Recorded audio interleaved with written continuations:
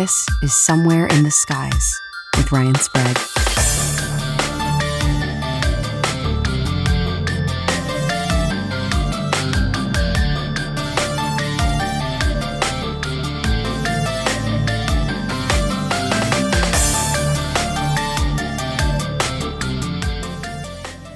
Hey guys, Ryan here. If you listen to the podcast on Apple, there's a very simple way for you to help out the show. Just click the Apple Premium subscriber button at the top of the feed, and you'll instantly become a premium member, where you get all the same rewards as our Patreon members do. Early access to all main episodes and bonus episodes and content. Join our Apple Premium subscription today, and thank you for your support.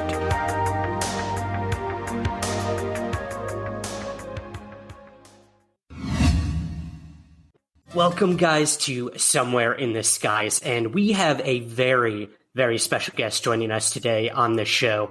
For any of you who watch The Late Late Show in the United States, or possibly Comedy Bang Bang, one of my favorite shows as well, you will know him. He is a musician, a vocalist, a beatboxer, an improviser, but you might also know him from the UFO world. You'll know him as the person who asked two former U.S. presidents about UFOs. Literally a dream for any of us in this UFO world. And he actually did it. So we're going to talk all about those interviews with two former U.S. presidents, his thoughts and theories on UFOs, aliens, and all that stuff, and about his music as well. So let's not waste any more time. I'm going to bring him in right now. Here he is, guys. Reggie Watts, welcome to Somewhere in the Skies. It's just good to be back. Just kidding.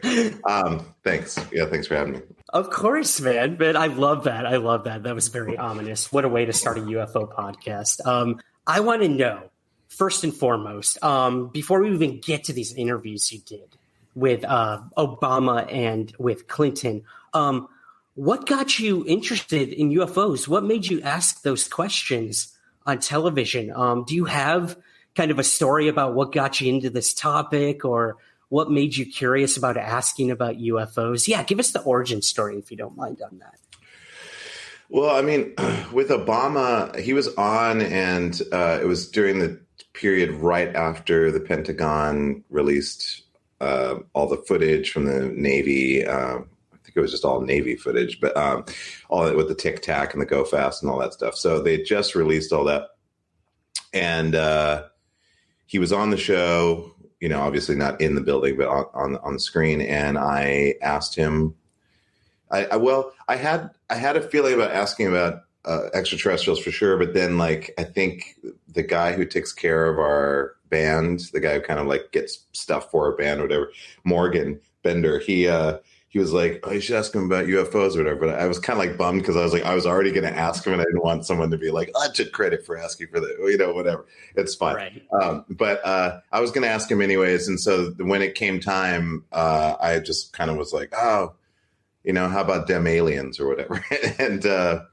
and I was just genuinely interested. It was kind of a lighthearted question. I wasn't expecting him to answer sincerely in the way that he does, because I guess Obama had never answered that question before.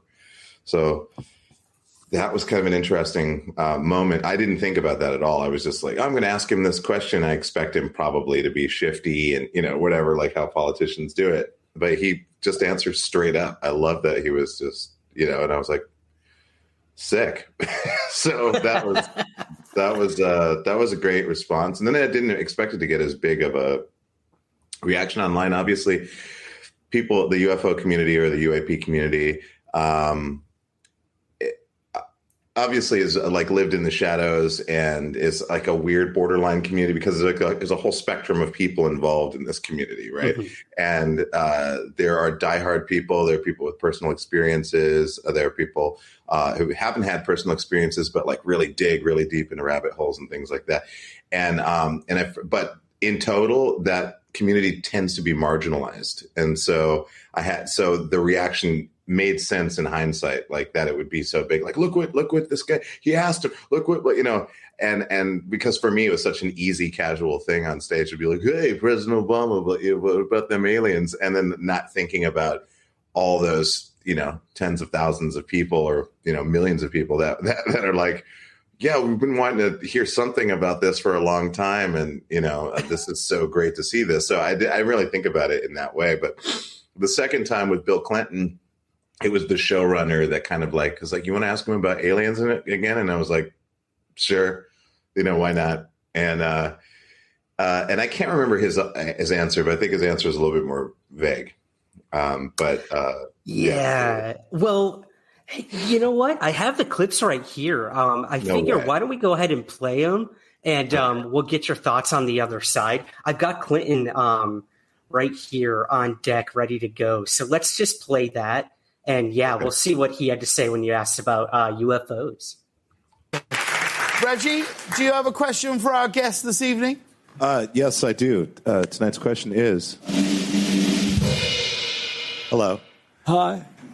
With the recent release of Pentagon footage of unidentified aerial phenomena and things like Project Blue Book and AATIP and all of these various things, in your former position and currently with the current information that's released, what's your viewpoint on what these objects that seem to defy all laws of physics are? Well, first of all, that's a legitimate question now. And the short answer, but not the most meaningful one, is I don't know about this. But when I was president and I had a chief of staff, John Podesta, who loved science fiction, we made every attempt to find out everything about Roswell. And we also sent people to Area 51 to make sure there were no aliens in a deep... because Area 51 is very important. Who do you send to Area 51? Oh, if I told you that. No, actually, I sent my Sandy Berger, who passed away, sadly, a couple of years ago, who was my national security advisor. But I said, we got to find out how we're going to deal with this, because that's where we do a lot of our invisibility research in terms of technology. Like, how do we fly airplanes that aren't picked up by radar and all that? So that's why they're so secretive. But there's no aliens, as I know. On the other hand, Hillary and I went to Hawaii in 2018 to the Big Island, where all the telescopes are on top of the mountain, including the Keck telescope, the largest in the world. And several countries have scientific teams there. So after we toured the telescope, we went down and met with them. And I said, do you guys argue about the likelihood of life in outer space? He said, we have huge arguments. I said, you do? He said, oh, huge. I said, what's the range? He said, there are those of us who think it's 85% likely and those of us who think it's 95%. He said, these are people who spend their lives doing this. He said, we think, in other words, it's very unlikely that there is not life. There are not a billion planets, a billion solar-like systems. There are lots of mysteries out there, which is why I think we should take good care of this planet. I think we ought to kind of hang on to it if we can. And I think... But I also think it should keep us humble. There's a lot of stuff we don't know. Ladies and gentlemen, President Bill Clinton. Yeah, man. So that was pretty cool. Two things I want to kind of ask you about with that one. The first being Area 51. Like you said, Skunk Works. I mean, us in the UFO field know the lore, the history behind this deeply, secret military installation in Nevada, where supposedly they work on UFOs, back engineered craft from recovered flying saucers, stuff like that. What are your thoughts on Area 51? Have you ever heard the stories about Bob Lazar the dude who said he worked there and all that. What do you make of that whole mythology within the UFO world? Well, I mean, I grew up. I grew up. I'm an old person. I was born in 1972, so I grew up during the age of the awareness of Project Blue Book. In fact, there was a television show called Project Blue Book, and then there was also a show that many of your listeners, well, actually, some of your listeners might remember, called Salvage One. Which was about a team of engineers and science enthusiasts that decided to build a rocket out of a junkyard. And eventually, so the whole show was about them, engineering this rocket and then eventually, blasting off and going to space. Nice. But so there was a lot of, and science fiction was huge in the 70s, obviously off the tails of the 50s and the 60s, bringing science fiction to the imagination of so many people. So hearing about Roswell, and about the crash, potential crashed UFO, it all went along with my reality at that time with Project Blue Book, and my fascination with alien abductions, because there were shows kind of like on, during my childhood that would have been, about people's recounting their tales and with sightings and potential abductions and stuff like that. So I was the kid that was in my backyard in a lawn chair staring up at the stars at night, hoping that I would see something. And so in regards to Area 51, obviously, like in the 90s, I was listening to Coast to Coast radio, and they would talk about, things going on at Area 51. And of course, all the stories about, then there was like movies like Fire in the Sky, all these movies about aliens or, Close Encounters of the Third Kind, thinking about Area 51 and also learning about skunk works and also growing up on an Air Force base in Great Falls, Montana, Maelstrom Air Force Base. I had the good fortune of seeing, the SR-71 and seeing the stealth coating up front and, just real close. I was literally like 3 feet away from an SR-71 as a kid, just like with a small rope, and like, a guy standing there at attention, like, guarding at different points of the airplane.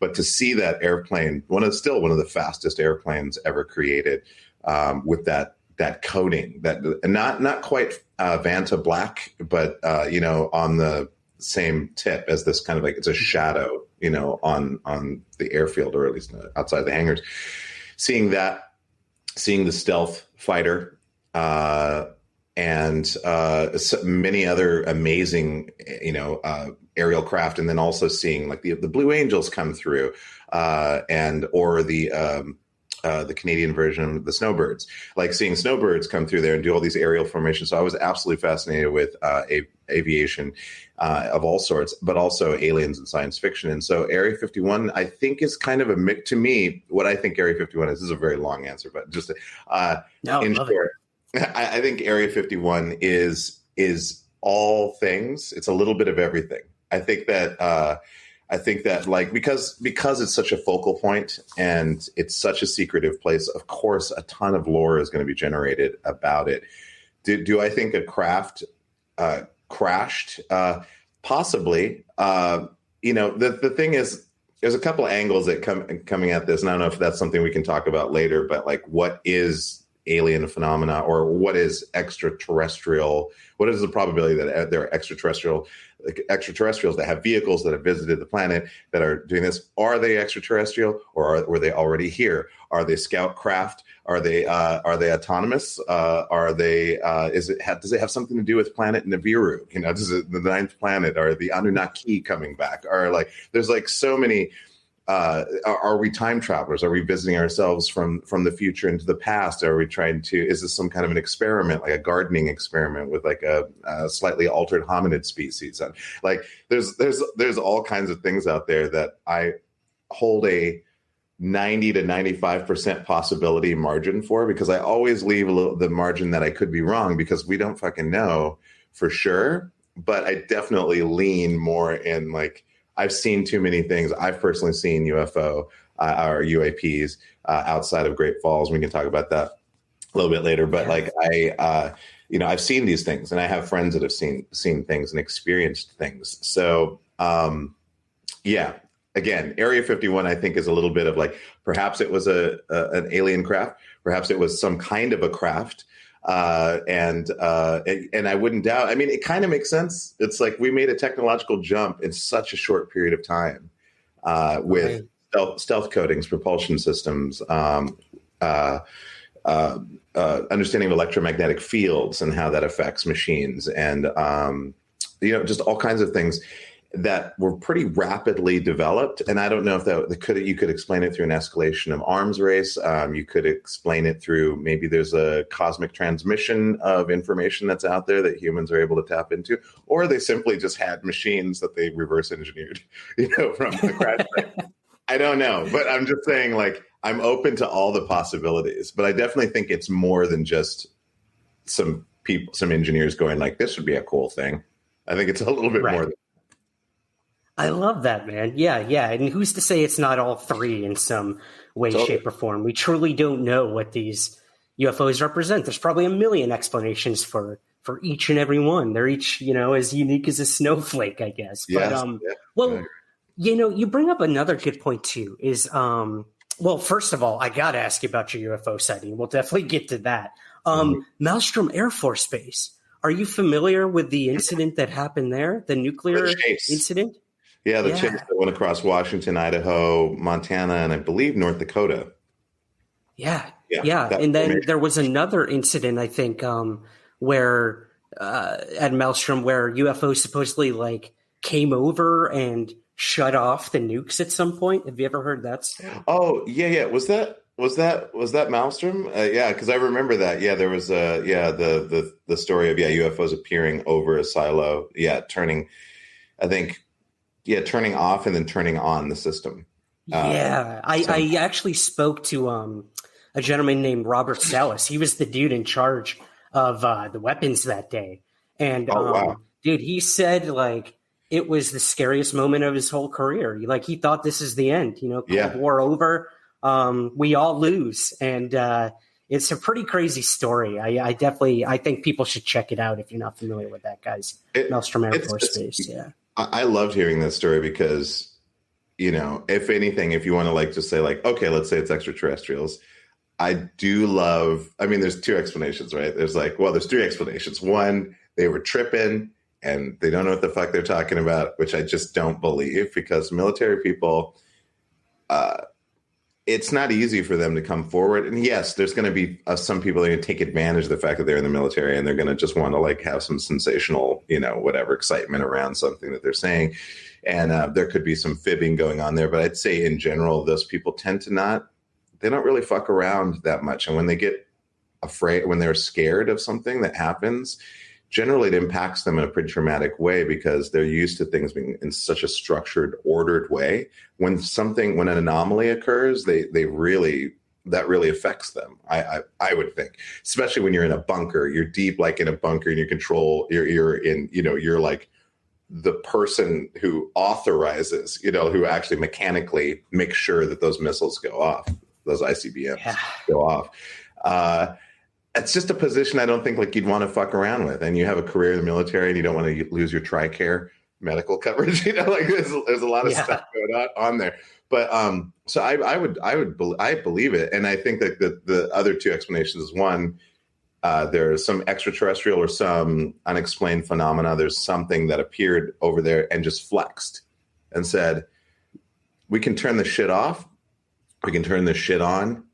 Basically, get your shit together. This isn't the priority. Nice. That to me is the message. This is not the priority.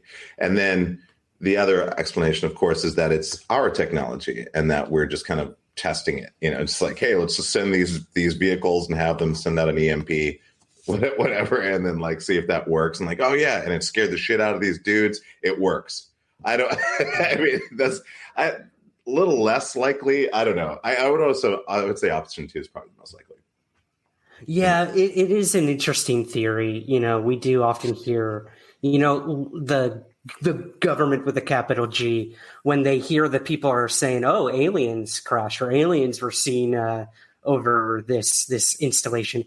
let the public think it's aliens. Just let them think that, it is an interesting game. I think we play with intelligence agencies and whatnot when it comes to all this. So yeah, you do have to wonder. Well, what do you think about Clinton when it comes to UFOs, Reggie? I mean, we know that Hillary was really interested. Podesta was obviously very interested.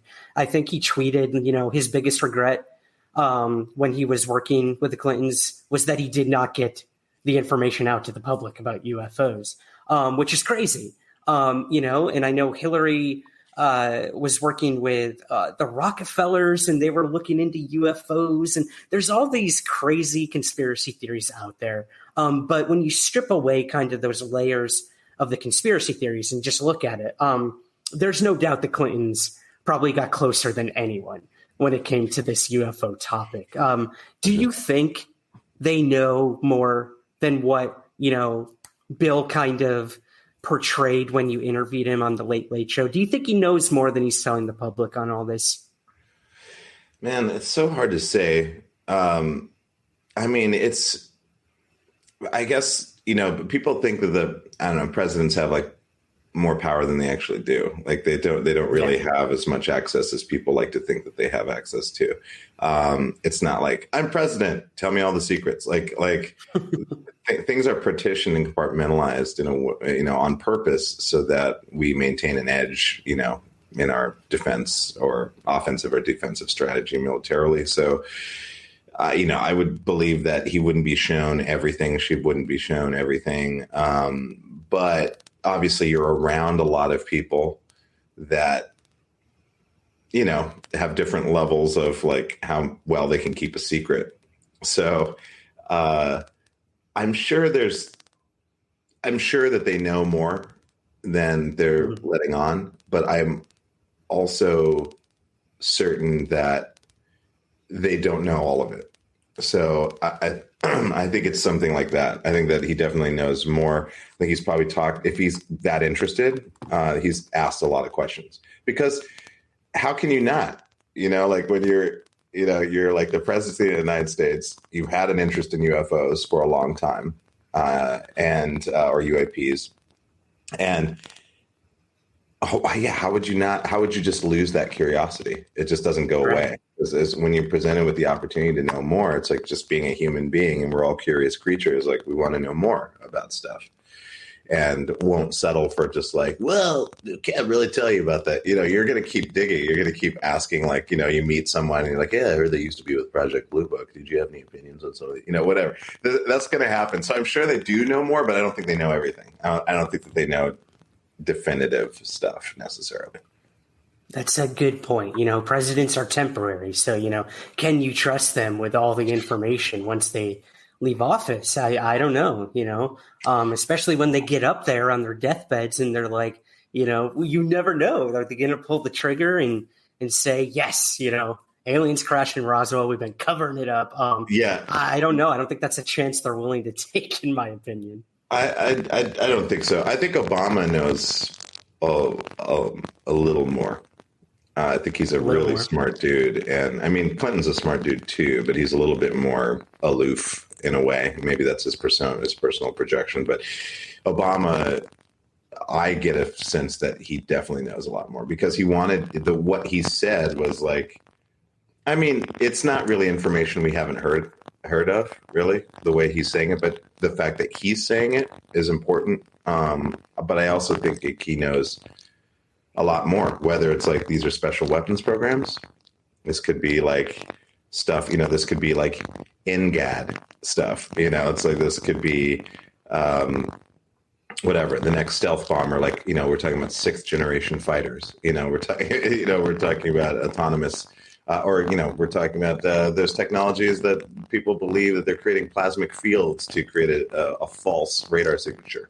You're able to project plasmic fields, which is kind of like, oh, that's interesting. It creates a physical presence. It shows up on radar. Is that what we could possibly be seeing at the Go Fast and the Tic Tac and stuff like that? Is that some of that plasmic projection technology? Is that why it can go from air to water at the same rate of speed? Because it's not really truly a physical thing. But who knows? I don't know. But I have a feeling that he knows more than Clinton would. necessarily. Interesting. Well, you mentioned Obama and his thoughts. Let's go ahead and play the other clip, Reggie, and get your thoughts on the other side on that. I'll go ahead and play that now. All this talk about dem aliens with the what are they, UAFs or whatever they call them, all the footage and everyone talking about it. It's like, what is your, so I know close. that doesn't necessarily mean aliens. I'm an idiot. It's just a UAF. But I was wondering if you have a You were theory on the about spot. that. Yeah, that's true. But He doesn't know what he's talking about. when it comes to aliens, there's some things I just can't tell you on air. But you'll tell us off air? Great. No, look. The truth is that when I came into office, I asked, right? I was like, all right, is there the lab somewhere where we're keeping the alien specimens in spaceship? They did a little bit of research, and the answer was no. But what is true, and I'm actually being serious here, is that there's footage and records of objects in the skies that we don't know exactly what they are. We can't explain how they moved, their trajectory. They did not have an easily explainable pattern. And so, I think that people still take seriously trying to investigate and figure out what that is. But I have nothing to report to you today. Okay. Unless, that. See, here's the question. Reggie might secretly be an alien, right? You remember in Men in Black? And so when he asks all these questions, he's deflecting. Think about it. You are not the first person to have this thought. Do we know what he looks like behind those glasses? Right? I mean, his eyes might blink in the wrong direction. So that's a question that everybody can think about. Reggie, is that correct? 100%. It's absolutely correct. I don't know, man. I feel like he was the one deflecting there. He got serious for a second, and then he turned it on you and started going with the comedy. What do you think? Well, you could see that he was trying to discern, decide how much he should say and how he should say it. There was this a lot of what should I? Because he wanted to say more, but he wanted to say, as much as he could, I guess. I don't know. But there was definitely, it felt there was this feeling of, just he wanted to say more than he was able to say, for sure. Yeah, I know. Which is really interesting because, Obama was around when supposedly this AATIP program was going on. Yeah. So you do have to wonder. You mentioned Project Blue Book earlier. I'd love to get your thoughts on this to kind of wrap up the presidents and UFOs. Between Project Blue Book, that ended, I believe it was in 1969. They said, there's nothing to see here. We can explain almost all of these things, and they're not posing a threat to national security. So we're not going to look into it anymore. And then they said, we're done investigating UFOs. The U.S. Air Force is done doing this. And then we come to learn that there was actually a secret Pentagon program called AATIP that had been running. Now, do you think between that gap between Blue Book and AATIP, there was all this weird UFO X-Files stuff still going on in the government? Or truly was this, decades-long gap between investigating UFOs with the U.S. government? I just can't imagine them, I don't know, just going we know all the answers, all this explainable, we're done. I don't think that that's true. I think that there's probably an organization that just continues collecting these stories, and they keep archiving them and putting them in different categories, and just so they have all the information. Maybe there was a gap in an actual official department that analyzed the information, that went and investigated the information, perhaps. But the fact that, Lou Elizondo and, whatever, this guy coming out and saying AATIP, I was the head of it, blah, blah, blah, and no one's denying it. It was an actual thing. It's in the black budget, whatever. It was part of that funding and so forth. But also, it's the government. So you just don't know, is it like convenient timing? They're releasing this stuff. Is there a reason they're releasing this information? Is there a reason they're, corroborating these stories from Navy fighter pilots, radar technicians, all that stuff? There's that too. There's that side of it. It sucks because it's I'm not naturally a conspiracy person, but I'm definitely a rationalist. And we also know as human beings, as just having a circle of friends or a crew of people when you were growing up, just like the behavior doesn't change. Human behavior is human behavior. And if people want to keep stuff secret, or if they want to keep a myth going, or if they want to project something, they want to keep a certain air about things, they craft disinformational techniques in order to keep us thinking, keep us guessing. So, and some people say Elizondo is a plant, that he's a little bit of a shill, that he's kind of running interference in the community because there are UFO experts that are kind of refute his his intention, his intentions. So. Hard to say. I think that there's definitely data collection the whole time. Obviously, any story, it just kind of got brought in and got put into its category, and they just keep building that library of experience. And then some of it can be explained because they were running programs in a certain area at that time, so they can that gets nixed out. We were running whatever, these high speed whatever drone things. That's not us. That's not us. That's definitely not us. That's interesting, but we don't have a record of that. I'm sure they're doing that. At least. Yeah. Or we're doing that. Yeah. Good point. And they keep saying, it's not Russia, it's not China, it's not these other superpowers who are trying to keep up with U.S. technology, but and then they're saying it's not ours. So, I know. What is it? That's the real question. It's funny to me because it's I don't know, man. I've been listening to this book by, I guess is it a compendium or is it a collection? It's, let me see, where is this? Yeah, it's this book that I've been, the Anunnaki Chronicles. Yeah, Zachariah Sitchin. Okay.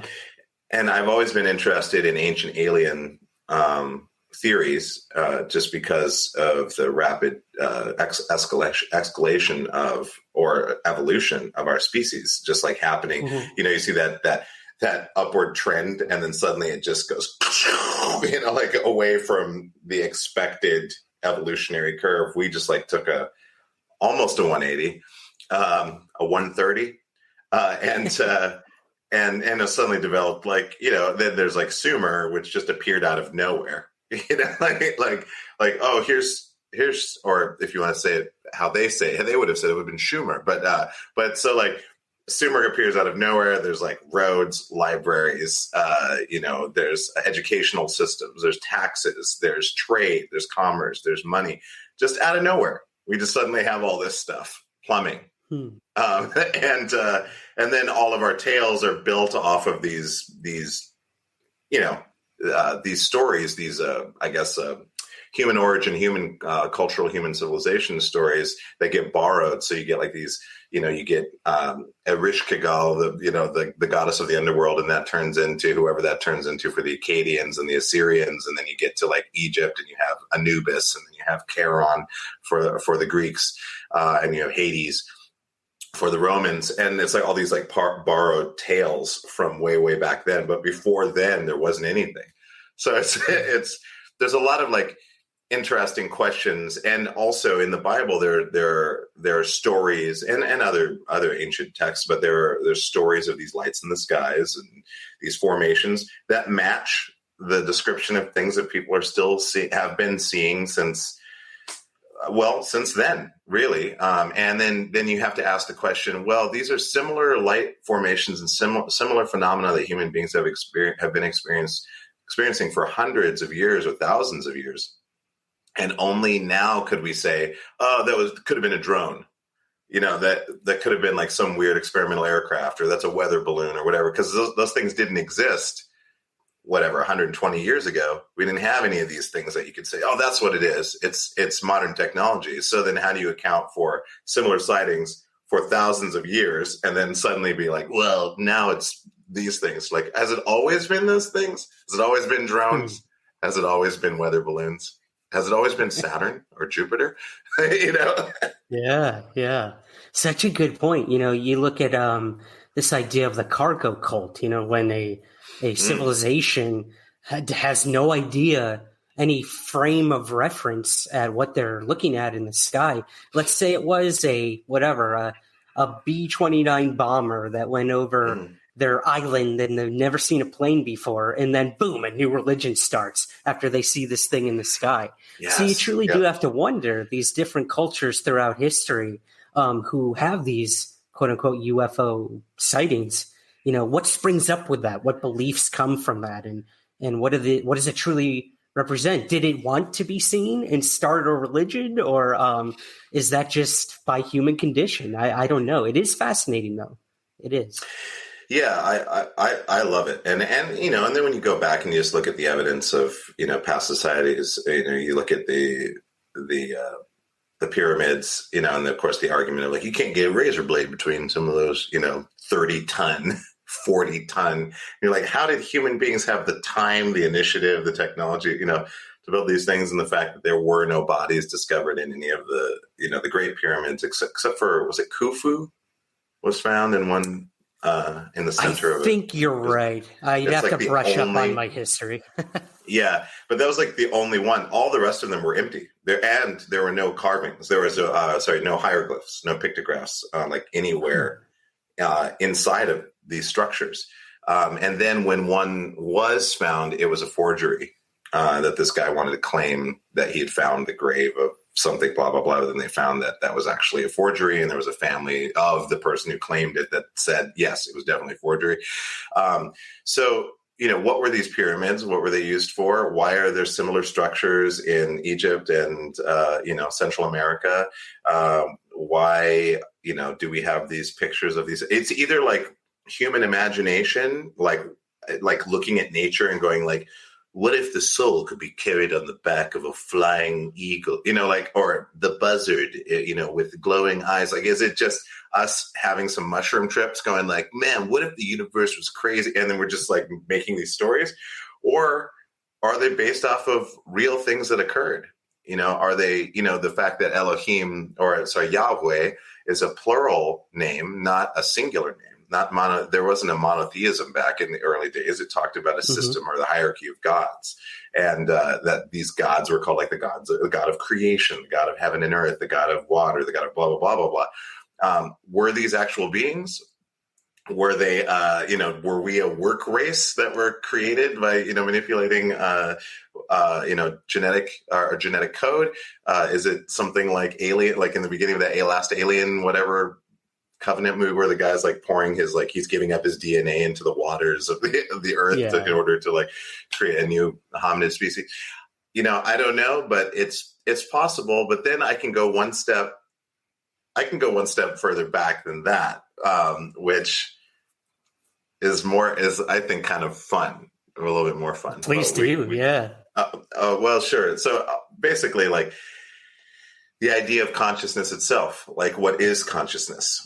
And is consciousness, is it a collective consciousness? Are we living in a holographic a collective conscious universe? Is this some kind of a simulation of sorts without necessarily thinking about computers and the matrix and everything? Like a simulation of sorts, like consciousness running the game of consciousness in order to strengthen the idea of consciousness and awareness. And in which case, if that's true, and all possibilities, as we learn in physics, at least, theoretically, we talk about many worlds, multiple dimensions, variable possibilities, choose your own adventure style. Like if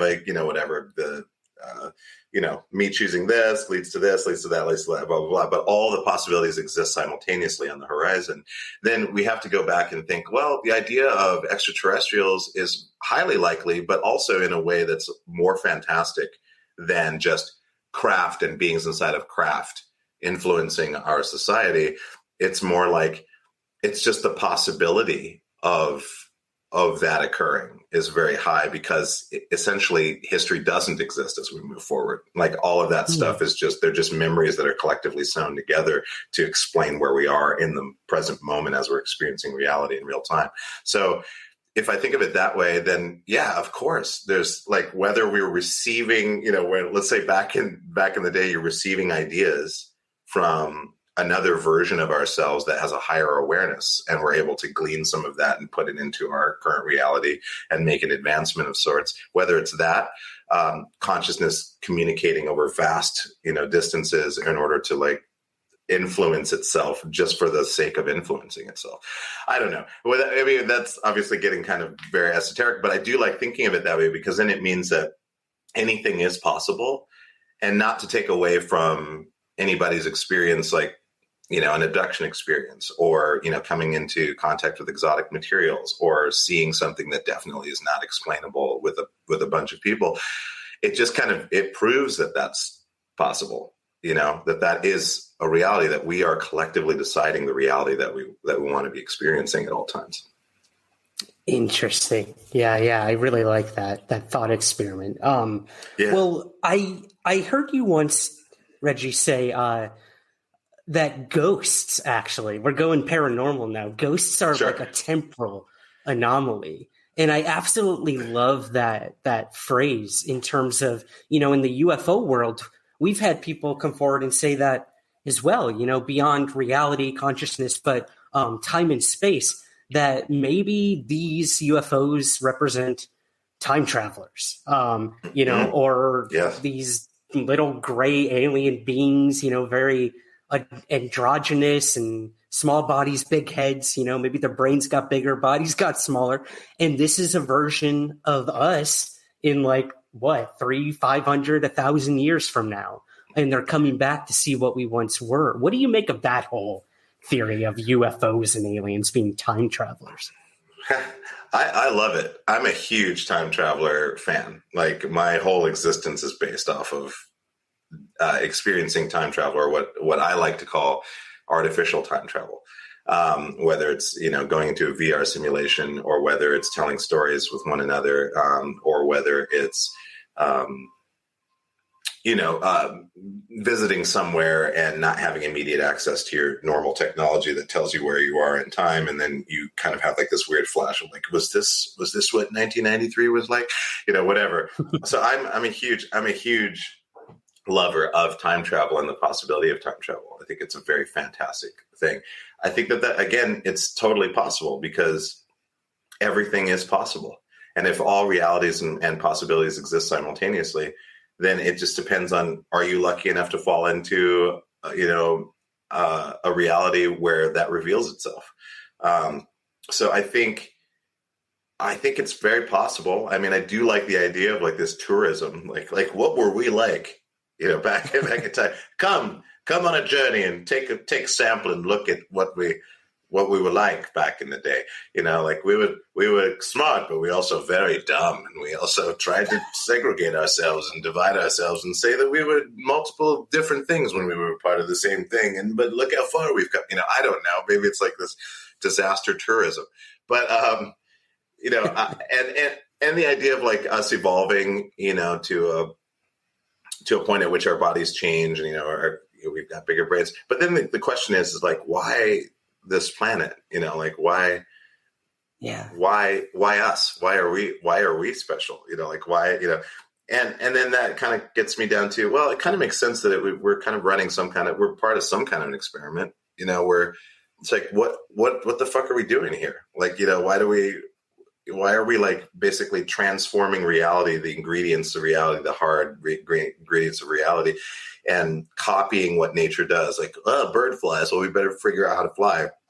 Well, you see how centipedes move. Maybe we can create a thing like that. Oh, here's a tank. Oh, okay. All right. Well, here's you see how tough beetles are or whatever. They have that chitin on there. It's like, well, what if we created armor for ourselves? Like everything we do, we're just rip-off artists. The human species is a big simulation species. We just rip off everything around us. That's all we do, because we want to be that. We want to experience it. It's like, well, I want to be able to go underwater and, for months. And it's like, well, let's create a boat that enables us to live under there. But So, or space. We want to go out into space.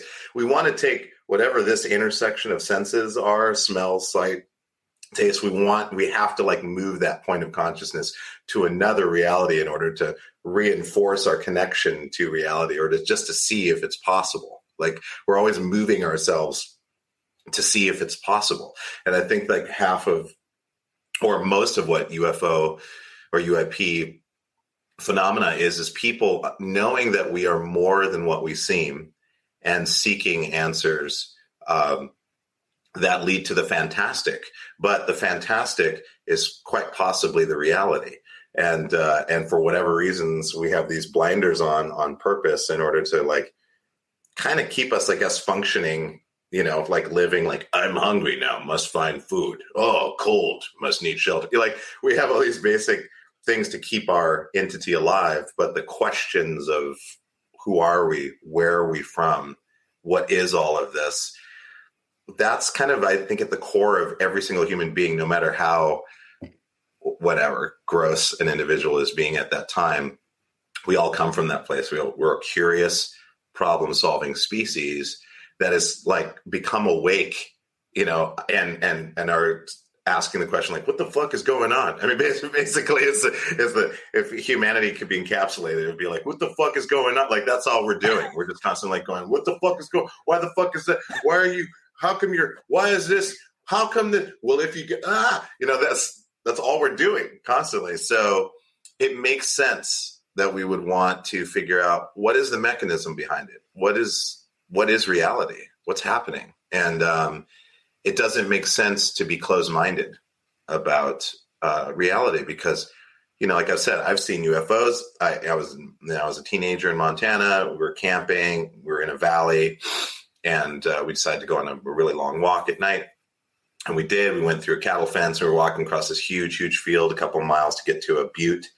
And halfway across that journey to the butte, I looked down this kind of system of plateaus, and I saw 3 lights, and the 3 lights were kind of moving, but kind of at different distances, from each other as they moved. And so I knew that most likely they were separate things, individual things, individual craft. And then at one point, one stopped, and you could see a bright light kind of appear under it, and then it turns off, and then it starts moving again.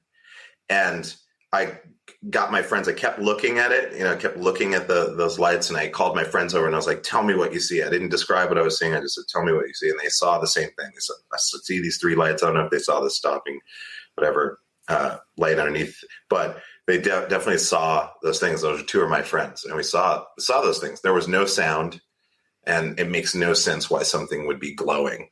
Like, why would the Air Force create something, or whatever, these craft that are glowing, and are they the same exact craft that were being chased across in 1950s, by squadrons of fighter jets that are scrambled to follow these objects across the Canadian border? Like, why hasn't that design changed? I don't know, but there's just like, seeing that, I was like, wow, to see something like that is crazy. It does a crazy thing to your mind, because you're like, if it is what I think it is, that's fucking insane that I'm watching, that I'm seeing it in reality. It's like seeing a magician do a trick for you in front of your face, and you're like, let me look at that. And you're like looking at the thing, and you're like, that's not it. How the fuck, like that trick where you're like, is magic real? In that moment, that fantastic moment, that's what it felt like when seeing that. I was like, I can't believe I'm seeing this. This is what I'm seeing. It is an unidentified flying object. It's definitely UAP. It doesn't say that it is aliens, but I'm definitely seeing something that makes no fucking sense. Also, it makes no strategic sense at all. Like, I don't know why you would create craft like that. Like, I don't know what that gets us, other than like, aliens are attacking. Oh shit, everybody's afraid. I don't know what that gets you either. I think you just want to make an efficient weapon that could infiltrate enemy, aerospace or whatever space, and then just like inflict what it needs to inflict and get the fuck out of there. I don't think it has anything about it being glowing. But anyways, all that ranting and raving to say that I know that feeling. I know that feeling, and it's fucking crazy. It's amazing. That's awesome, man. Yeah, so many people say, you know, having a UFO experience is euphoric in you know, lack of a better term. Or for some people, it's terrifying. Some it's beautiful. You know, I talked to a mother and a daughter in Michigan who saw the same triangular-shaped UFO over their home. You know, the mom saw it first, told the daughter, come out, come see this with me. Daughter comes out, and they're looking up at this thing, and the mother's looking at it, and she's like, oh, my God, I feel this is so awe-inspiring. It's amazing. It's like, you know, it's white. It's bright white, and it's so bright, and this is amazing. It's angelic. And she's like, wow. What do you think? What do you think? She turns to her daughter, and her daughter, dude, she's on the ground in the fetal position, like covering her ears and saying how unbearably loud the UFO was. When the mom said it was completely silent. And then the daughter also said it was slick black. And they're like, interesting. I didn't know what to make of it, man. When they told me this story, they're having like completely different perceptions of supposedly looking at the same thing. So then you also have to wonder, like, is this UFO or whatever source is behind it able to change perception, or is it amorphous in some sense? I don't know, but I think you're right. There's some sort of disruption to reality when it comes to these things, and people experience them so differently. You know, I'm sure your friends took something completely different away from that experience than you did. You don't know how someone will carry on with their life after something like that, I guess. Yeah, it's impossible because, you know, there are instantaneous rationalizations that happen, you know, that are, you know, is your brain trying to protect itself? You know, it's running every scenario of what it could be. And some people choose to reduce it to something mundane. You know, there's that phenomena that people talk about where if there was a party happening, you know, in somebody's living room or something like that, and someone stepped into the room in a gorilla costume and waved its arms and then walked out and closed the door again, a lot of people wouldn't think of it as a big deal at all. And some people might not even remember it. And there's something that happens when we see something so unexplainable or surprising or whatever it is. There's an instantaneous rationalization because they're like, well, it can't be what you think it is, because or what you fear it is, let's say, or what you're hoping it is, because it's just probably not what it is. And so some people just kind of go like, I register it. Yeah. And then just kind of like let it go. Whereas other people will be like, holy shit, that's the thing I've been looking for, you know, or that's the thing that because I've been looking for it, it resonates to me. You know, there's like something about it that's giving me information. Whereas other people will be like totally terrified instead of curious. So it totally makes sense. I mean, what do you expect? It's, you know, most of the things, people get surprised at the dumbest things, you know, and when I say dumb, I just mean like the simplest things, you know, they're like, oh shit, that's, you know, I mean, look at like, you know, those healers or whatever, you know, that are just like, now you're healed, you know, and people are like, oh, I'm healed, you know, and they're just walking around for a while and their doctor's like, yeah, you made your injury worse. But like, you know, like people will believe or disbelieve things based on the availability that they have of self-awareness in that moment. And I think, you know, that's a wonderful story, but seeing that craft, it makes sense. Some people are going to be like, holy shit, this is it. You know, oh, this is them. Other people are like, it doesn't exist. I'm out of here. G school blank. I don't know. You know, like, you know, it's like, I'd rather not. And then like people ask them about it later. They're like, I don't know what it was. Let's not talk about it. You know, whatever. Yeah. Like of course, everyone's going to react differently. Hey guys, Ryan here. The Somewhere in the Skies podcast is a labor of love every week. And with that comes many different costs to keep the show running. That's where our Patreon campaign comes in. You give what you think the show is worth. There's different rewards available all the time, including shoutouts on the show, early editions of main episodes, bonus episodes and content, and very soon, monthly patron hangouts, where we sit back and chat all things UFOs. So I hope you'll consider becoming a Patreon subscriber today. To learn more and to join, visit patreon.com/somewhereskies. Thank you for your support and keep looking up. Well, Reggie, I've got a couple listener questions. Yeah. If you're willing to stick around, we've almost been going for an hour, so thank you. Thank you for your time, man. No problem. This first one comes from one of our Patreon subscribers. They get priority to ask our guests questions. And this is from Ondeg. And they ask, what does Reggie, does he have a theory about what UFOs are? I know we briefly touched on that. But do you think it's possible that they could have been here, Ondeg wants to know, longer before us? You know, there's this famous line from the X-Files, I think, where, you know, in like the second episode, the weird, spooky government agent guy is like, Mr. Mulder, they've been here for a very, very long time. And I remember watching that as like a 12-year-old, and that like gave me shivers. I'm like, wait, what does that mean? Like before us? What do you make of that whole theory that maybe we're not even the Earthlings per se? We just came on a comet here and hitched a ride and came to Earth, and there was something here before us. I don't know. Does that make any sense to you, that theory? Of course. Yeah, of course it makes sense. I mean, it makes sense, again, in the ancient alien hypothesis. Yeah, it would make sense. I mean, I just wouldn't be surprised. I mean, we hear about things like Lemuria and Atlantis and these civilizations that existed before us. You know, I do think it's possible because the universe it's just too insane.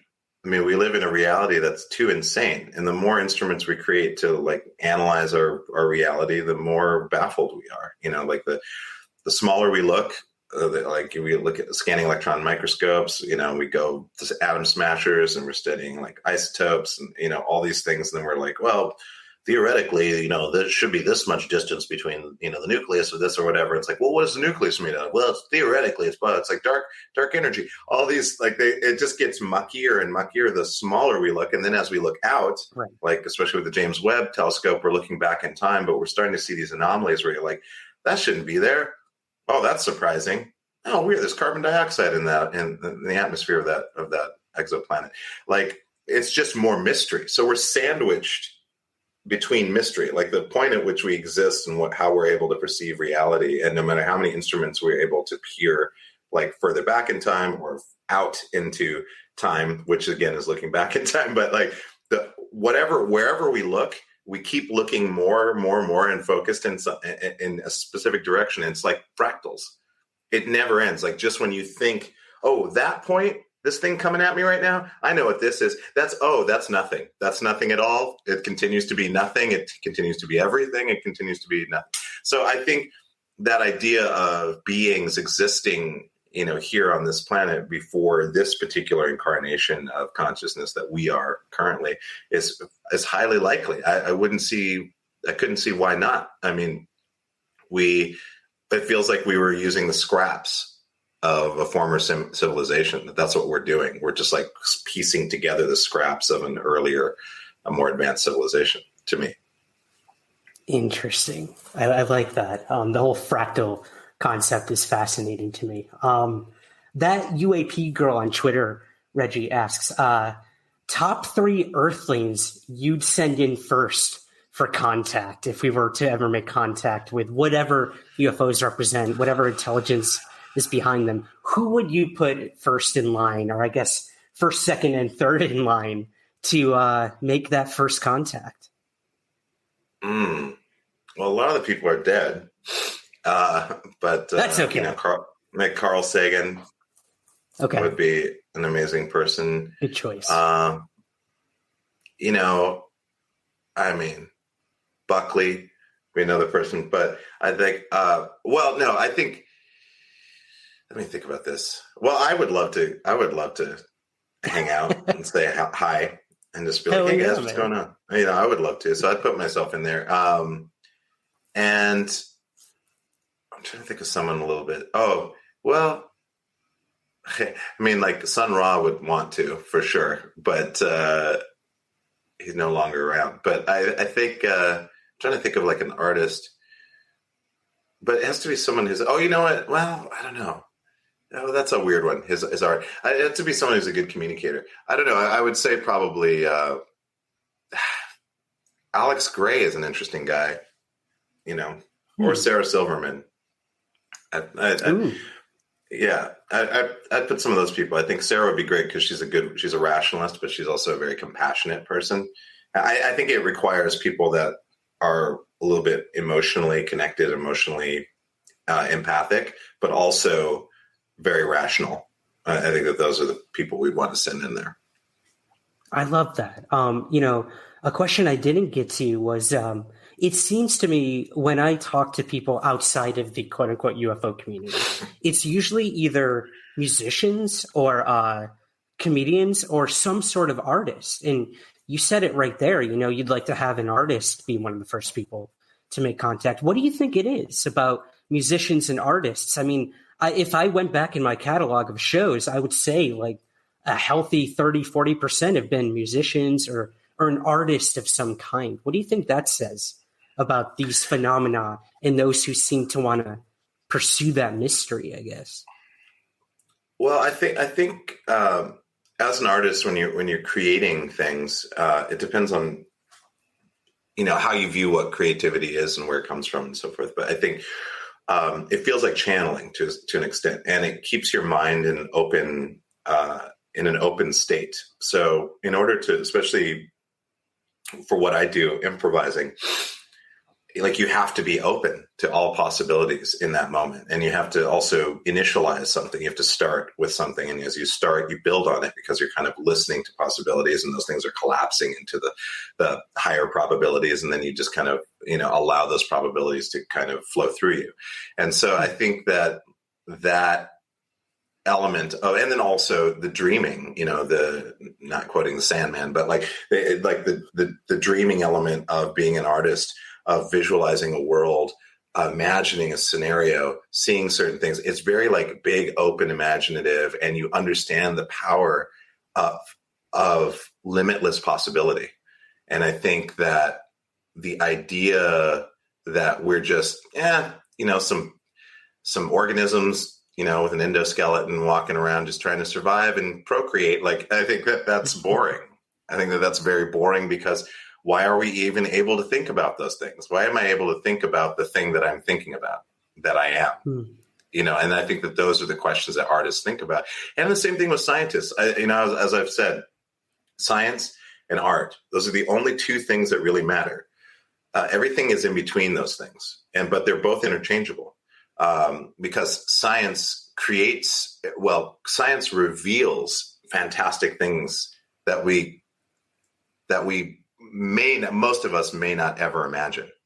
Mm-hmm. Artists are able to tap into and project concepts that might be real. So the two of them together, it's great. It's like, it's empirical, but it's also visionary. And, but the empirical evidence also, which is great about science, is that they don't say that they know anything for sure. It's like, we just know what we know in this given time. And this is the consensus of where we're at right now.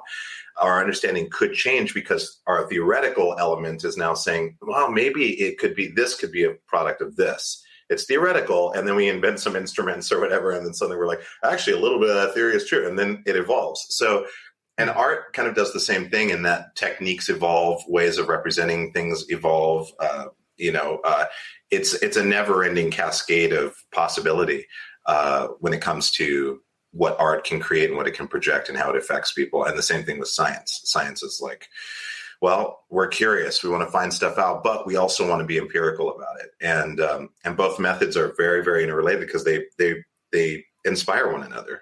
Spaceship design is inspired by earlier science fiction writers. Science fiction writers write about certain formations of hierarchical society or non-hierarchical society. And then suddenly down the line, there's a civilization that starts using some of those ideas or whatever. You know what I mean? It's like they all influence each other. So. I love that. Yeah, it's like a choreographed dance. We need both partners, the realists and the dreamers, for it to continue. Yeah. Got a couple music questions for you, Reggie. Ooh, nice. Let's go. Joss Horror on Instagram asks, have you ever sampled any sound from UFO or alien movies? for your freestyles and loops. By the way, I love your work, and thank you for talking about UFOs, Josh says. Oh, sick. That's awesome. It's my pleasure. It's one of my favorite things. No, I have not. But I do a lot. I take a lot from science fiction movies. Like, so sometimes like in my sets, I'll be whatever, doing my thing. It may not be musical, but sometimes I'll pretend I'm in like a giant like mech suit or whatever. And, and so I'm just like, or a jet, where it's just like,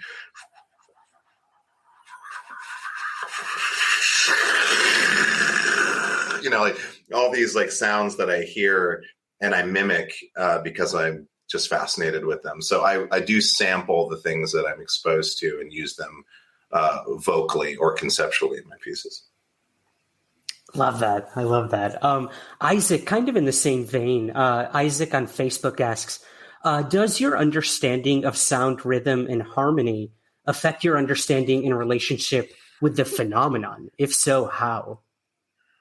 I think it does because, again, we're just an intersection of frequency detecting sensors, and we're an intersection of those things. So most of us have all of the senses. Some of us don't, or some of us have lost a few of those senses, but we have enough of them that we can still localize ourselves in space. And so I think that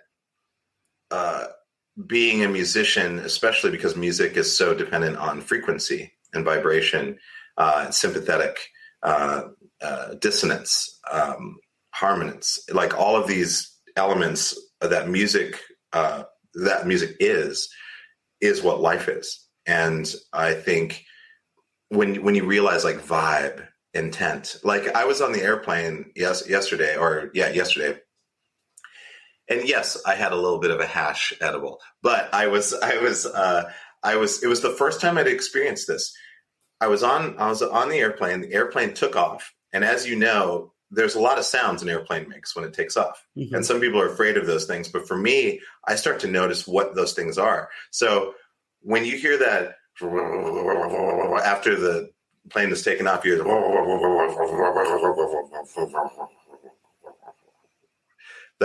that's just the landing gear. It's the rotation of the tires after it's left the tarmac. They're still rotating. And then as the landing gear go in, you hear the speed roll off until they're finally stop rotating. And I felt that. I felt it through the floor because I was closer to the front of the plane and the front landing gear. I felt when that wheel stopped rotating. And then I knew the flaps were coming up because the plane started to feel a little bit different. Then all the noises. And then here's the incredible thing. The guy next to me was sneezing and I wasn't wearing a mask. And I was like, oh shit, this guy's just sneezing. But I knew that it wasn't COVID. Well, okay, I 98% knew. In my head, I knew that it wasn't because I knew that it was allergies.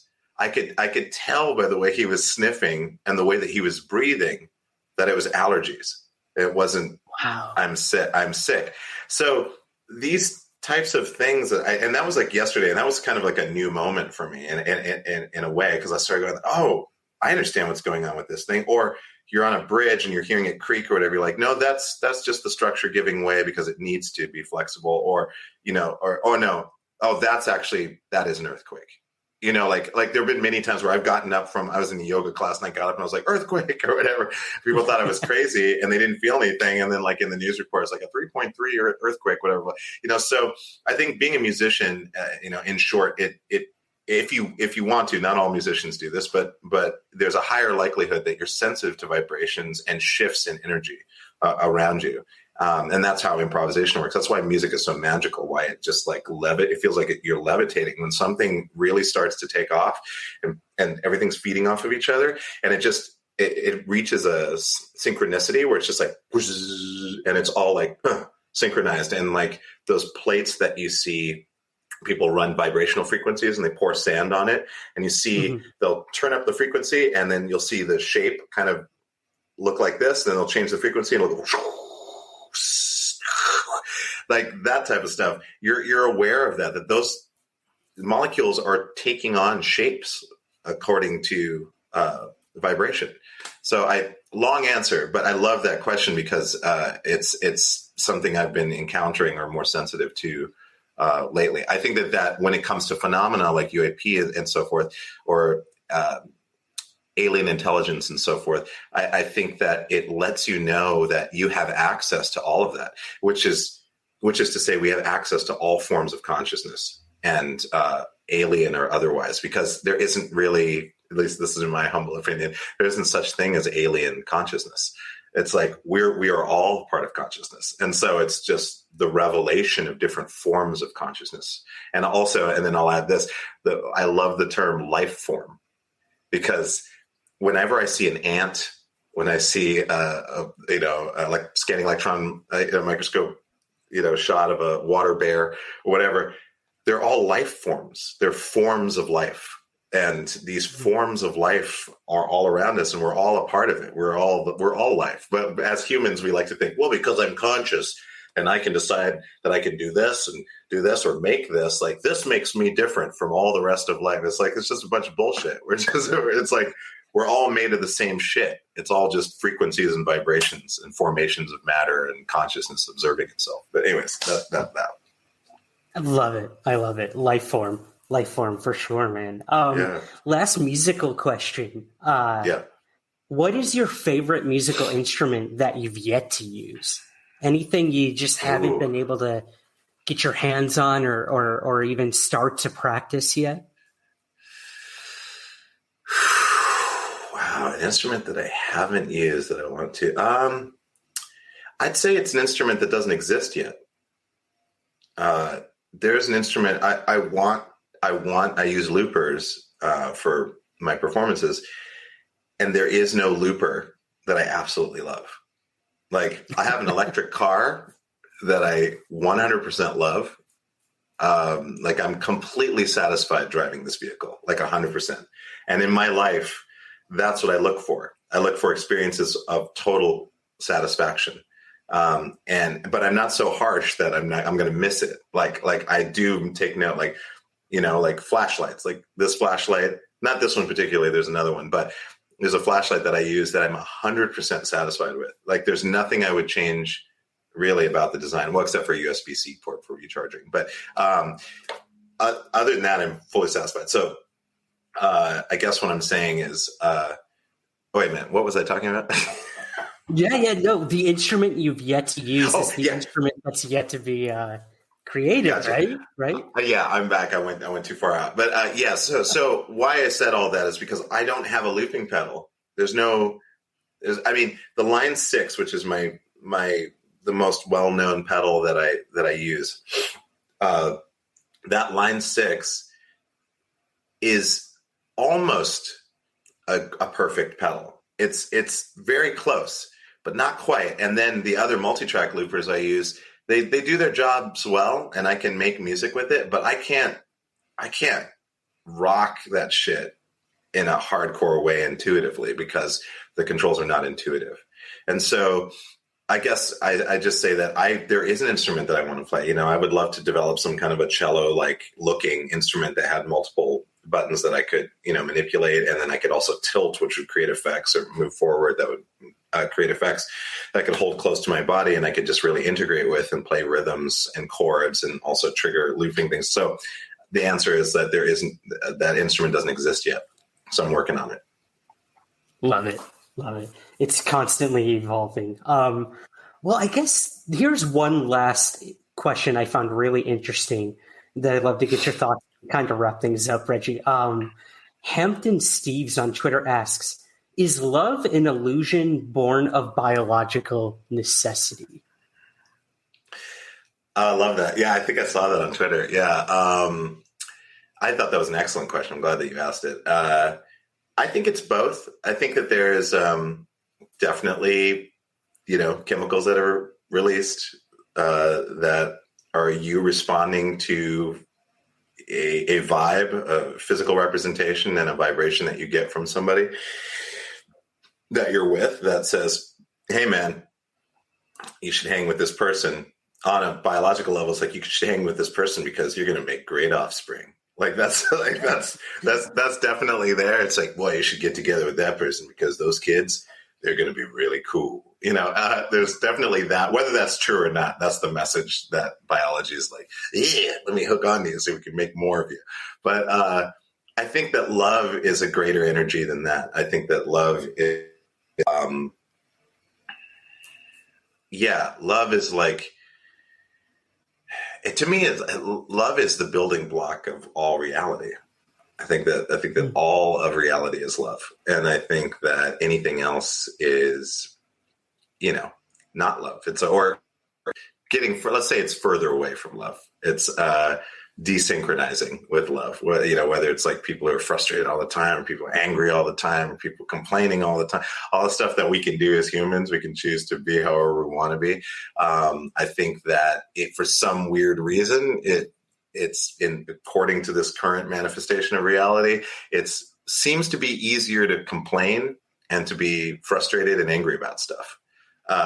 And it's harder to just be like, you know what? Like, I think Sarah Silverman, I watched a thing on Instagram that she did. She had this realization that I thought was pretty great, where she woke up, and this is probably, some version of this is in Buddhist and Taoist, writings, but she woke up going like, nothing matters, everything sucks, or whatever. And I understand that thinking, like, nothing matters, then, why are we even here? What's blah, blah, blah, blah. But then she kind of like took it full circle, and she was about to do a show, and she does kind of like what I like to do before a show, which is like, people say, like, what do you do before a show? And I'm like, I don't do anything. I just like fuck around with people until it's absolutely time to get on stage. And then as I'm approaching the stage, I say to myself, you know what? None of this fucking matters. Just fuck it. Like that's my attitude. I go on stage and I just go up there and I just do what needs to happen in that moment. And I think that that's kind of the thing that you arrive at when you're like, oh, all this shit that I'm so, I do it every day with the news cycle. I need to take breaks. I really honestly do. But I'll do that with it because I'm like, no, this is moving in the wrong direction, and then I'm just thinking, how does this affect my general outlook in life? Like, am I really going to like ruin my day with shit that ultimately doesn't matter? Because as long as I'm being the best person I can be, and I'm trying to project that in the world around me, wherever I go, I'm trying to do my best wherever I go. And other people are doing that, and we're recognizing that in one another. It's like, oh, this person's trying. Oh, this person helped this person with this thing. Yeah, they have totally different ideologies, but they both fixed that plank that was loose in the fence. These are things that I live for in life. And so I think that love is kind of everything. That's like the constant that's there if we want to listen to it, but it's easy to forget and to get lost into all the dramatic things. So your life can feel like a constant crisis, or you can be in what I like to call a solution-based mind state, which is like, you can be affected by something, you can process the emotion of something, but create a solution so that doesn't occur again, or less likelihood, of that occurring. But just be in a solution based, because otherwise, if we're all just like, oh fuck, everything sucks, it gets us nowhere. And then we're 80 years old looking back on our lives going like, God, I was really healthy and I had a perfectly functioning body, and look at all that time I wasted like fucking around with me being just disappointed about shit when shit was mostly fine, but helping each other was the important thing. I love that. I absolutely love that. Well, looking towards the future, Reggie, we're scientific breakthroughs, technology. Like you said earlier, we had this huge boom back during the industrial age, obviously, and with space exploration. And now we're living in a world of, where quantum physics is becoming more of a reality, and looking at the UFO topic that way as well. With all of this happening at a rapid pace, do you think we'll ever truly know what these UFOs or UAPs are or represent? Do you have hope that we'll ever know the truth about what all of this stuff is? Or will it remain a mystery for forever? I know you always say life is, always happening. Life just keeps happening. Will we always live in the mystery, or will we get those answers? What do you personally feel? I think we will, and on some level, we already know. I think it's like, but it's nice to have that certainty. I guess that's something that we as humans we love. We love like knowing something. We love a certainty. But I think that. For me, I think that it's I'm interested in something I call the paradoxical state, which is being aware of all infinite possibilities and being aware of the absence of those possibilities simultaneously. Because in that moment where those two things intersect, I call it it's a paradoxical state.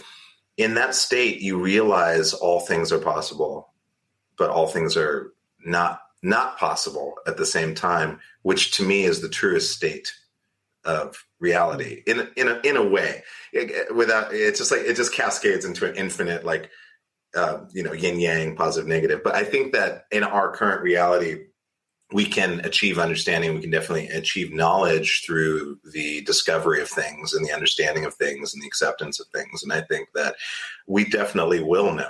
We have to. It's a phenomena, right? It's something that observable. And I think that we definitely will, because if it exists, then it's reproducible or it's re-experienceable.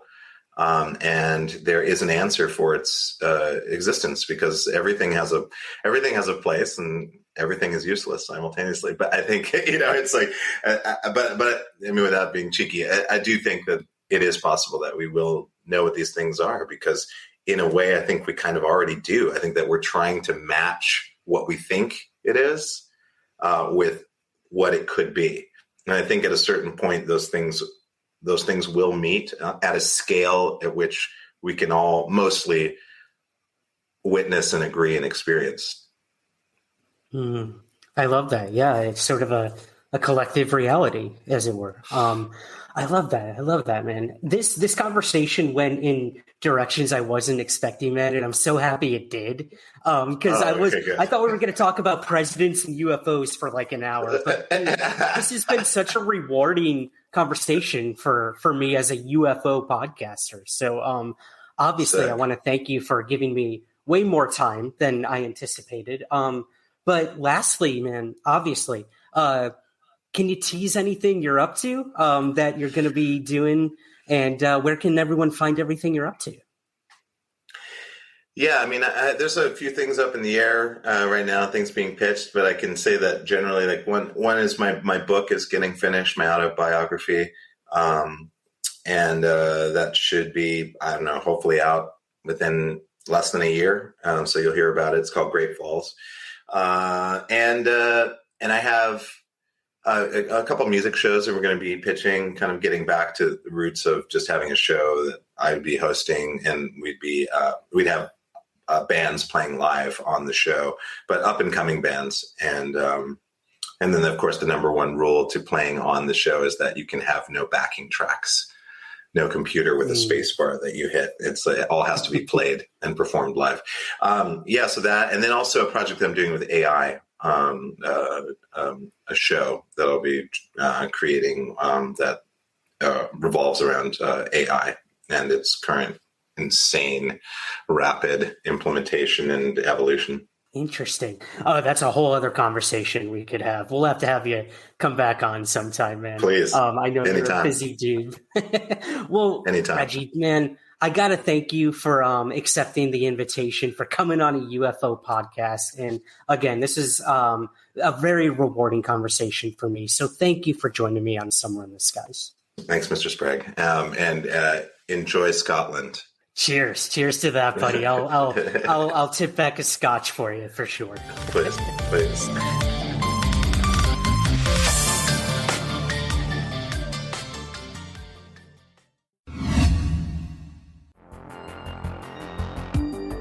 The Somewhere in the Skies podcast is free to listen to every week. But if you would like to help support the show, we have a very active Patreon page where you give what you think the show is worth. In return, you'll get early access to the main show, bonus episodes, and priority to ask our guests your listener questions. Your support truly makes the show continue and grow. So, to learn more and to join, visit patreon.com/somewhereskies.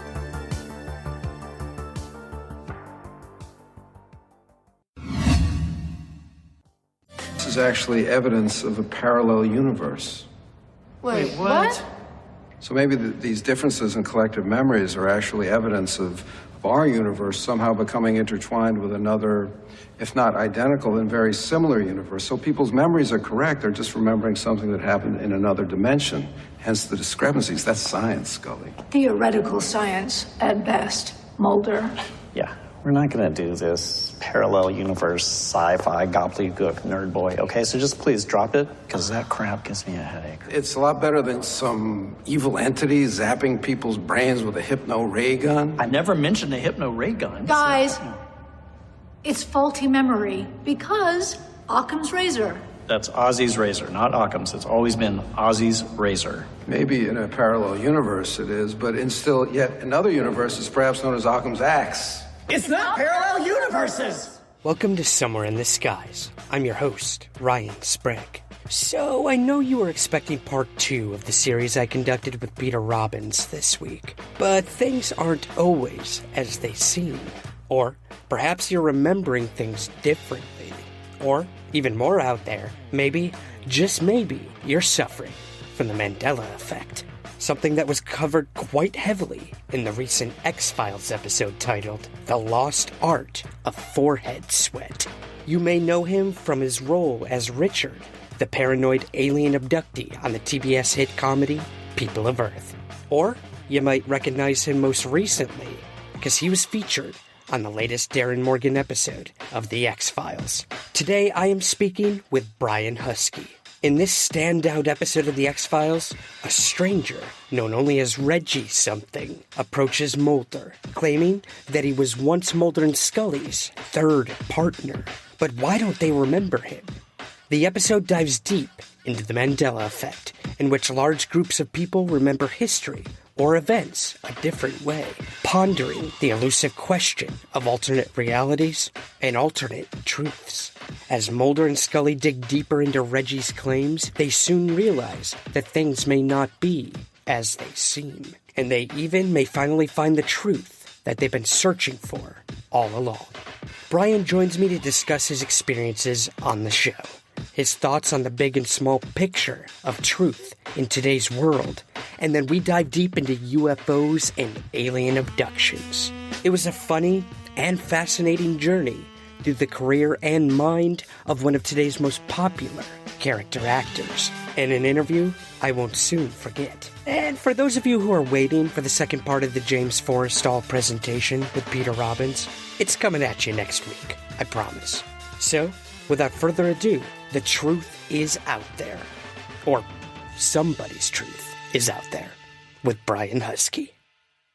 Brian, thank you so much for joining me today on Somewhere in the Skies. Oh, no problem. Thanks for having me. Of course. We were going to try to do this in person. We're both in the LA area, but, circumstances permitting, I had to make my way back to the East Coast. So Skype is always a great way to do this. Let's cross our fingers. The connection stays and we'll get through this together. Yeah, and maybe you can get some sponsorship from Skype, and just from now on, even if you're in the same room with people, you guys can just Skype from different laptops. Exactly. There's so many times where I've been in the same room with my girlfriend and messaged her over Facebook. It says a lot about where we are today in society, for sure. Or just your relationship.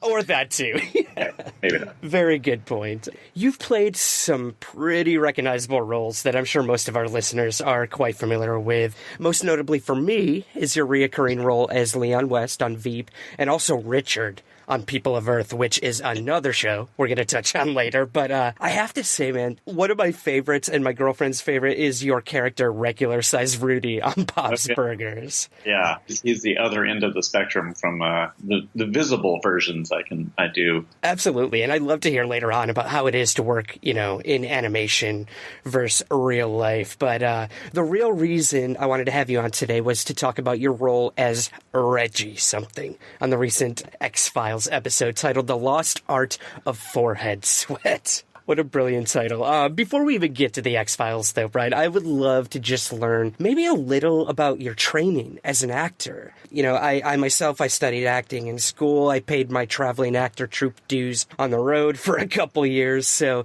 getting to hear from other actors is very rewarding. And I know you worked with the Upright Citizens Brigade, which is incredible. But I would just love to hear how your interest in acting first began, and I guess sort of your path to brought you where you are today. Well, I've always wanted to do comedy in some way, shape, or form. And if anybody's heard other podcasts, I feel like people are like, this guy has like one story and that's the only thing he ever tells. But it's like, this is like my origin story.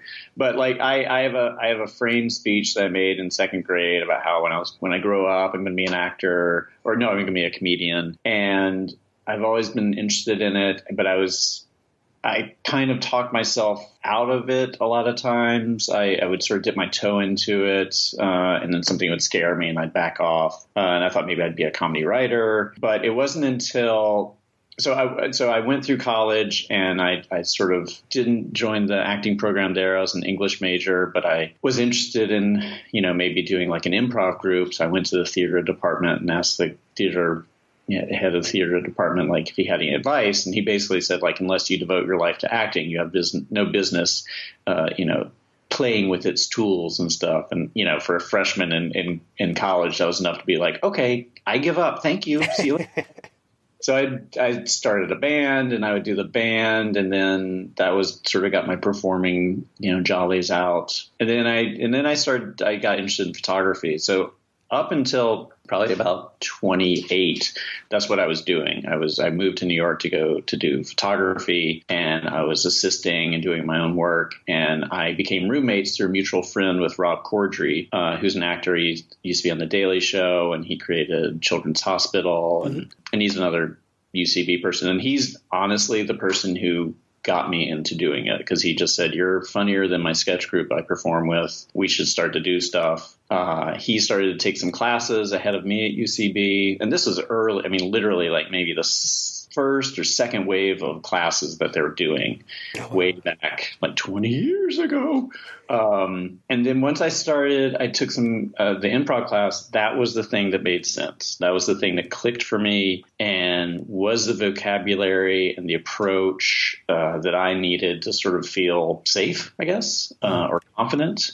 And honestly, like I've taken one acting class at the Atlantic Theater Company in New York, but everything else has just been improv, just doing improv shows and just trial by error, So, my acting training is literally improv through and through. And for, sometimes I did a show called Selfie, and we were discussing our respective training backgrounds. And a couple of the people on there were, British Academy trained, just had like tools beyond what I could ever imagine. And everybody was just like, well, this is what works for me, and this is what has worked for me. But I will admit, and I've said this before, is like, I'm kind of terrified of acting classes. So I found my comfort zone, and it seems to have paid off.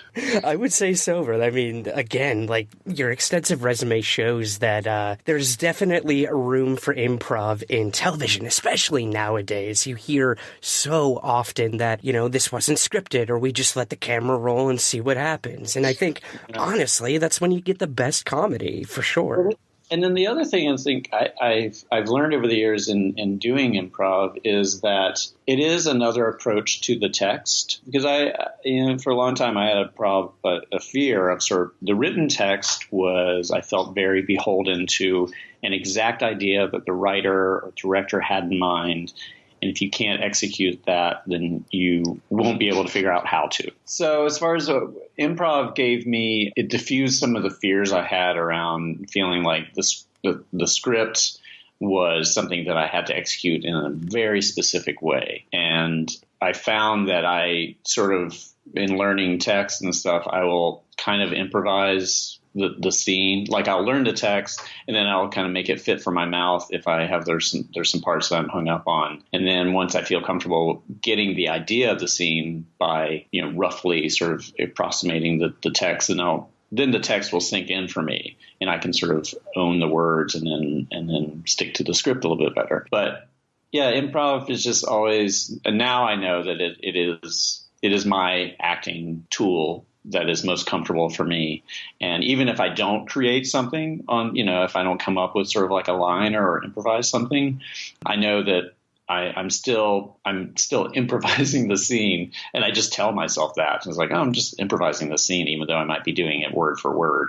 Yeah. For me, it just kind of like takes away some of the scary burden that I kind of put on myself, As I'm sure most actors feel that immense pressure. Yeah, I mean, the first time I did a part on House, and I discovered pretty quickly that they wanted me to say exactly what was on the page.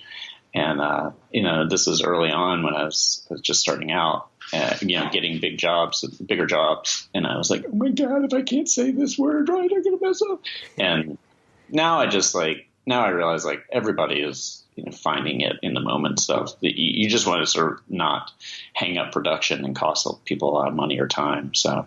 Yeah, that's a good point. That you're on strict deadlines at some point. You can only stumble through for so long. But yeah, I can imagine it's a very delicate balance from project to project. Right. So that's pretty cool. And improv is writing, Mm-hmm. And so if you sort of think in terms of like, all right, well, somebody improvised this script. They wrote this script at the time.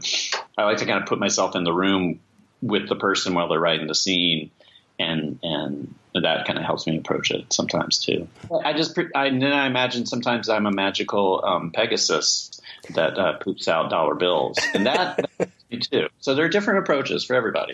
Yes, there are, for sure. Yeah. Well, I mean, fast forwarding to this past week, Brian, how did this opportunity to be cast in the X-Files come about? Everyone's dream as an X-Files fan is to get on this show. So I got to ask, man, how did this happen? I just got the audition through my agent, and I will give a shout out to Kumail Nanjiani because he and I had done a show together. And then I guess shortly after that, he did his episode last year with Reese Darby, the one about, I think it was Mulder and Fox versus the werewolf or something. Something like that. Yeah. One of the Darren Morgan comedy episodes. Yeah.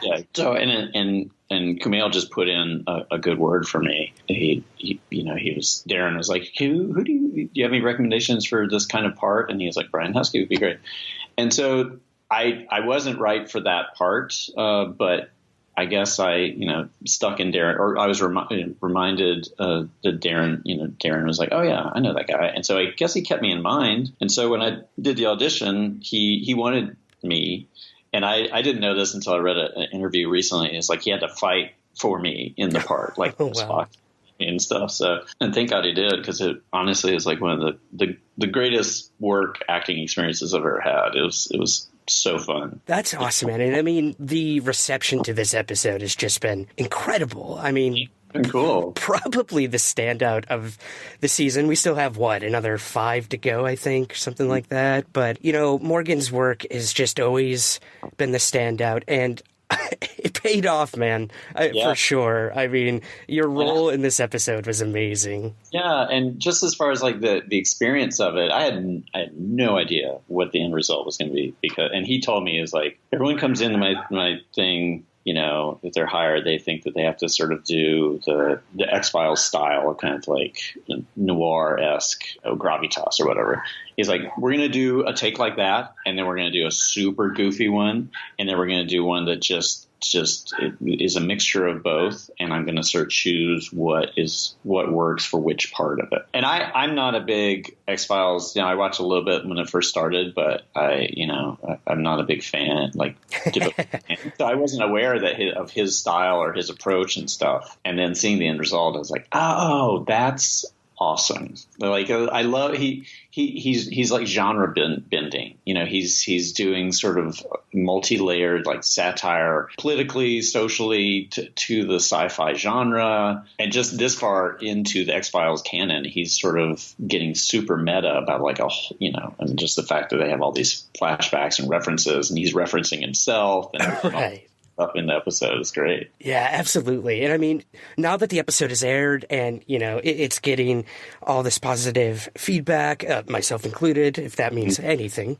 I think I've watched it at least 5 times now. But I'm sort of wondering, Brian, in your own words, would you mind kind of giving us the rundown of what this episode was about? I mean, you did summarize some of the, the themes that Morgan worked with. But for anyone who has either seen it or kind of wants the breakdown from somebody in the episode, would you mind giving that to us? Do you want the sort of synopsis, or do you want sort of what maybe the larger? I don't know. Yeah. Let's do the larger picture, I guess. Okay. Yeah, I think the larger picture is this is a very apt and pointed criticism, maybe not even a criticism. I'd say it's sort of an identification of the polarization of our country and bipartisan politics. And then it is a direct criticism of Trump's, I guess, spearheading of that, or being the figurehead, instigator of a lot of this tension.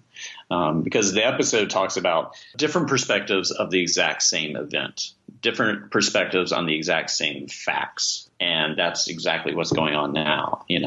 Like, facts do not hold the same intrinsic sort of power that they once did. Facts are malleable at this point. Information is malleable. Truth is malleable, which is interesting in terms of the X-Files, because there are, it is the truth is out there. It is the two people trying to sway the society as a whole, that there's more beyond just what they see in front of their face. And now that's gotten to sort of like a basic level of like, there's more going on than you're being told, but you're being told to only accept what you're being told. So that's the thinky version of it, I guess. Yeah, absolutely. And I mean, the I guess the less thinky version, the sort of more on the surface level, is your character in this episode is the third agent, as it were. There's Reggie, there's Dana, and there's Mulder. And we even got a new opening theme with you included in that. And this is sort of based around the idea of the Mandela effect, which plays a big part in this, which is kind of the catalyst for what you just mentioned with this big picture look at the episode. So I guess I'd love to hear kind of your idea of what you thought of when you read this script about this phenomenon known as the Mandela, or in this case, the Mengele effect. When I did the audition, you're just given the sides for, I think I was given the sides for 2 scenes, maybe 3 scenes. And none of that information about the Mandela effect, the Mengele effect, none of the sort of Trump criticism was in there. So when I read the actual script, I was like, whoa, this is far beyond what I imagined what would be going on. In addition, I was like, whoa, I have so many more words than I thought I would be having. This is great. But I thought it was great. I mean, like I said, I think it's a really, if it was just an episode that dealt with memory being sort of malleable and sort of people's perspective of the same event being, I guess, separated. I don't know. It's like if everyone, it's like a Rashomon kind of thing. Like everyone has a different view of the same event. That, I think, would just be a fascinating episode unto itself. But having this sort of political content behind it was really great as well. And I think the Mandela effect is plausible, just in that memory and perspective is fallible and malleable, and people are far more, I don't want to say self-centered, but your perspective on the universe is your perspective. Yeah. You can only, your lens on what the world is and your experiences is always going to be yourself. So I think that's just inherently true. I heard recently somebody said, like, it's impossible to have sort of objectivity about yourself. And I think that's true. Because even if you're like, no, I know myself, it's like, I know myself within the parameters of what I know about myself, or I'm willing to admit about myself. I mean, that's a prime example of, I've heard you in other interviews say, like, oh, I went into an audition and I think I did horrible. And then, months later you say you were perfect for the role. You got it. Like, that's a good example there of, like, looking outside of yourself. We only see this 2D version of ourselves. So you do have to wonder. Yeah, totally. And I mean, even in this episode, it was so cool that, supposedly your character created the X-Files. He got Mulder the I Want to Believe poster. These were really interesting. Now, these are episodes that X-Files fans hold so close to their hearts. These Darren Morgan episodes, even the pilot episode, you are now a part of in this reality.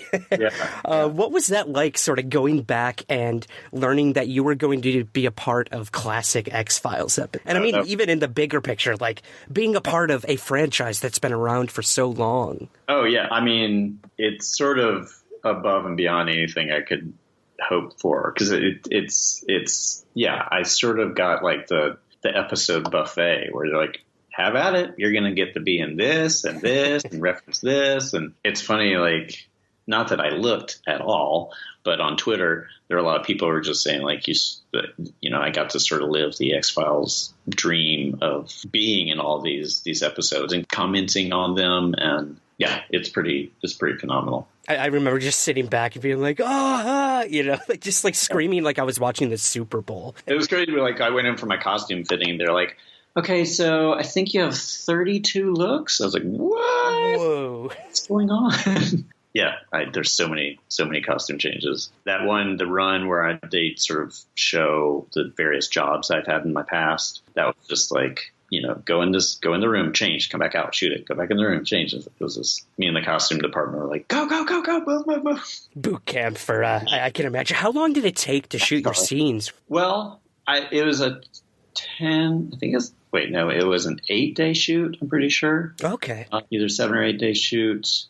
And I don't know, each one was different.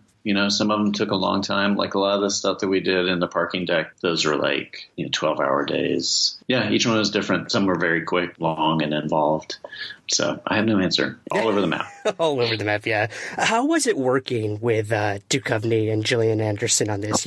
Again, they've become so. The show is them, and then this person. And your role was very big in this, which is another thing. As like a featured role, a lot of actors don't get that opportunity. You were like the bulk of this episode. How was that filming with like the two main stars of a franchise? Well, at first, I made sure that I rubbed their nose in it. I was like, I'm getting more screen time than you guys. So just know that. You're on your way out.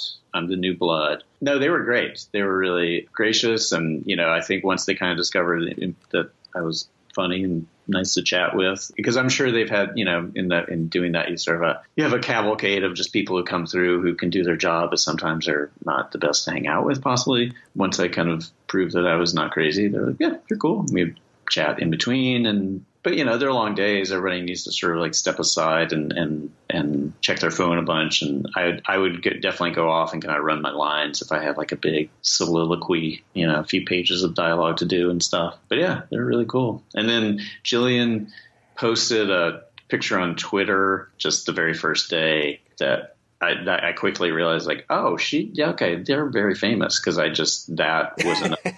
Like, blew up my Twitter. And as a result, a friend of mine who works at Deadline Hollywood is like, do you want me to write a story about you being on there? I was like, yeah, I guess so. Yeah, I guess let's do it now. Yeah. All of a sudden you get, 10,000 followers out of nowhere. Yeah. Right. Let's do it. Yeah. Oh, that's pretty cool. And that's good to hear, as fans, who would never have access to information like that. It's cool to hear that, like, they're so down to earth and they're there to do their job, and so are you. And I can imagine, like, vice versa, there are some people that you've probably worked with in Hollywood and whatnot who aren't that, accessible or inviting. So that's cool. Yeah. And I think it's also, at this point, they've been doing it for a long time. Yeah. Break and coming back to it. So I don't know. I mean, I always appreciate working with people who do approach it as a job, because ultimately, if you think about what we're doing, it's definitely not brain surgery, and we're not saving lives and all that, those kind of cliches. If people do have that kind of air of like what they're doing is, or they are more important than anyone else because of it, it's a turn off, you know. because it's just like, yeah, everybody has weird jobs. If you think about everyone's job, everybody's job is weird. So just like we're unusual. That is a good point, for sure. Well, I mean, sort of, wrapping up the X-Files talk, Brian, another big part of the episode has to do with the final case that Reggie, Scully, and Mulder supposedly solved together, and that was finally finding the truth. Wow, yeah. So we've got an alien that comes out on a Segway, and this entire vignette was unbelievably ridiculous, hilarious, very Darren Morgan. Let me tell you a great thing about the Segway, the little, I guess what it is called, hoverboards. Yeah. The actor who played the alien just brought that with him to. And he was just riding in the parking lot, and Darren was like, "Oh, that's great. I'm going to have you ride that over to them." He didn't tell us that he was going to do that, but I'd seen him before riding it, so I was like, "Oh, I just figured that they knew about it." And after we did the take, they like burst out laughing. It was like, we had no idea that was going to happen. It was really funny. Oh, that's really cool to know. Again, just the idea that Morgan's willing to be, open to whatever happens in the moment. I love it. Well, getting back to that, that idea of the truth, I would not be doing my ufological work here, Brian, if I didn't ask you your personal thoughts about UFOs, man. What the phenomenon, if there's aliens out there, what sort of stake do you put in these sort of things? We talk about this every week on Somewhere in the Skies.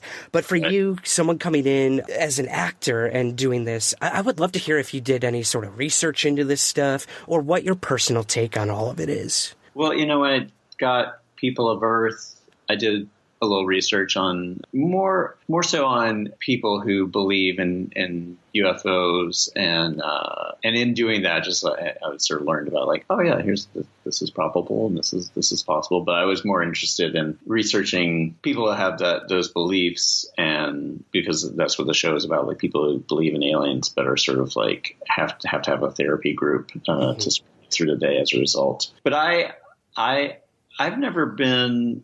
Here's my stance. If we are the only life forms out there, it's tragic, because I don't think we're doing a good job of it right now. Yeah. But the probability of that is so small. But where I sort of like have a separation is like, I don't know if the technology exists where they could come to us. And I say that only because I think I have, maybe in comparison to the technology that is out there, or the, like celestial awareness that's out there, I think I have a very caveman perspective and sort of limitation as to what I can imagine. That makes sense. Absolutely. Yeah. Yeah. It really is the lens you look through it from. Yeah. And, going back to the episode, it's the kind of the Darren Morgan episode is the kind of thing of like, I have my perspective on that truth based on the truth I have for myself. And someone else might have a very different truth based on encounters they might have had. And so it's bridging the willingness or the awareness, the openness, I don't know what kind of ness is going to be, to say like, oh yeah, now that is true. Now I have sort of proof of that. And the thing, I guess in doing my research, the thing that was very solidifying for me was, and I can't remember his name, but there was a Harvard professor who did a lot of profiling of people who said they were abductees. Mm-hmm. John Mack. Yes, John Mack. And for him to sort of put himself out there, as this esteemed institution and say like, I think it's true. I don't think these people are lying. I think there's a consistency in the narrative that they share and the sort of affect. And he's like, yeah, I'm a believer. So, that's that kind of thing of like, well, science will prove it. And that helped it. Absolutely, man. I think it's whenever that convergence of science and belief come together, when I think we'll finally know that truth that you guys discovered in your episode.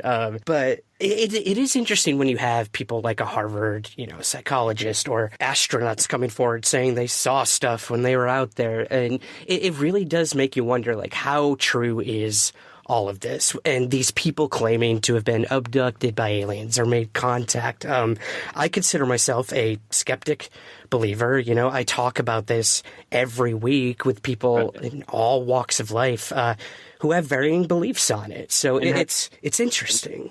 Have you spoken to people who feel that they've had encounters?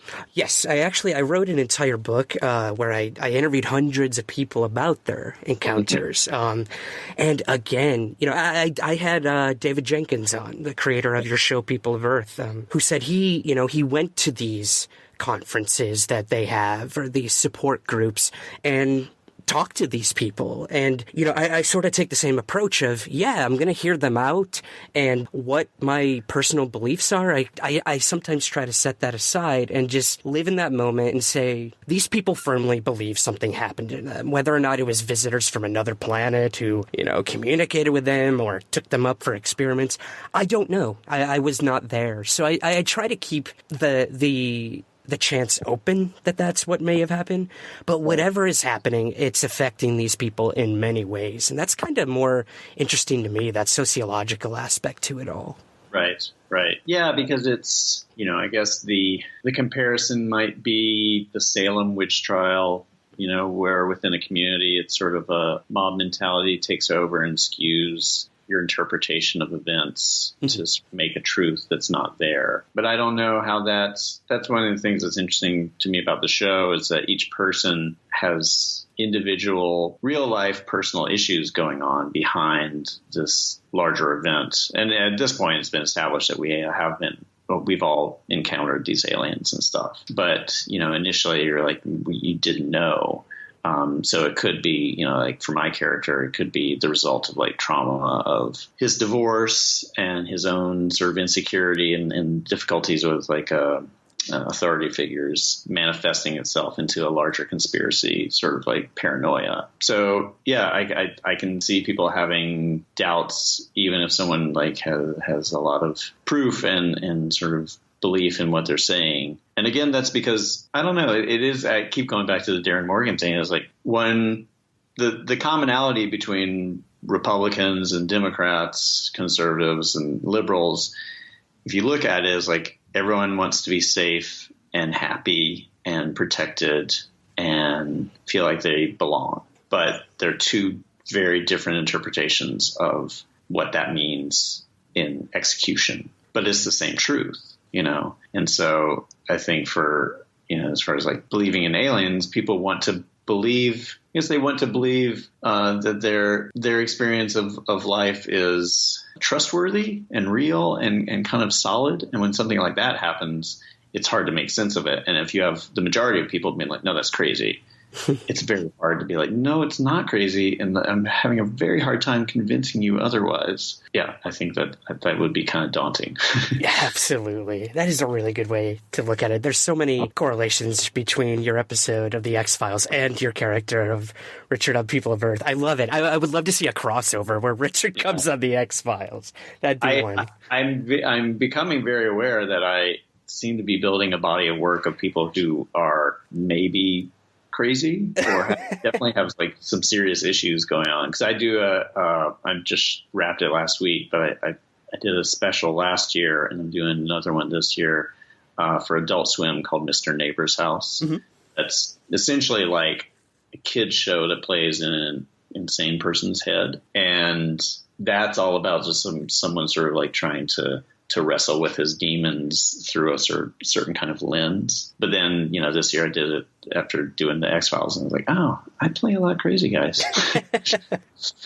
You're getting pigeonholed, man. Yeah, very limited. I went to just a sane guy who just wants to watch. That's when you hit us with like some huge big budget biopic. Be like, oh, okay. He's not just the crazy guy. Yeah, I'm just going to play a guy who serves coffee. Yeah. Very boring. After looking over your resume, Brian, I mean, it's amazing the amount of projects you've worked on. If there was one thing you could tell actors or writers out there about how to navigate such a respected career, what would that be? Wow. I'm hitting you with a curveball. What advice would I give? I would say that you try to celebrate every job or victory that comes along, even if it feels like, in comparison to someone else got a bigger job or whatever, it doesn't matter. Like, doing this is very hard, and you really have to kind of like have your own back and be proud of any momentum you get.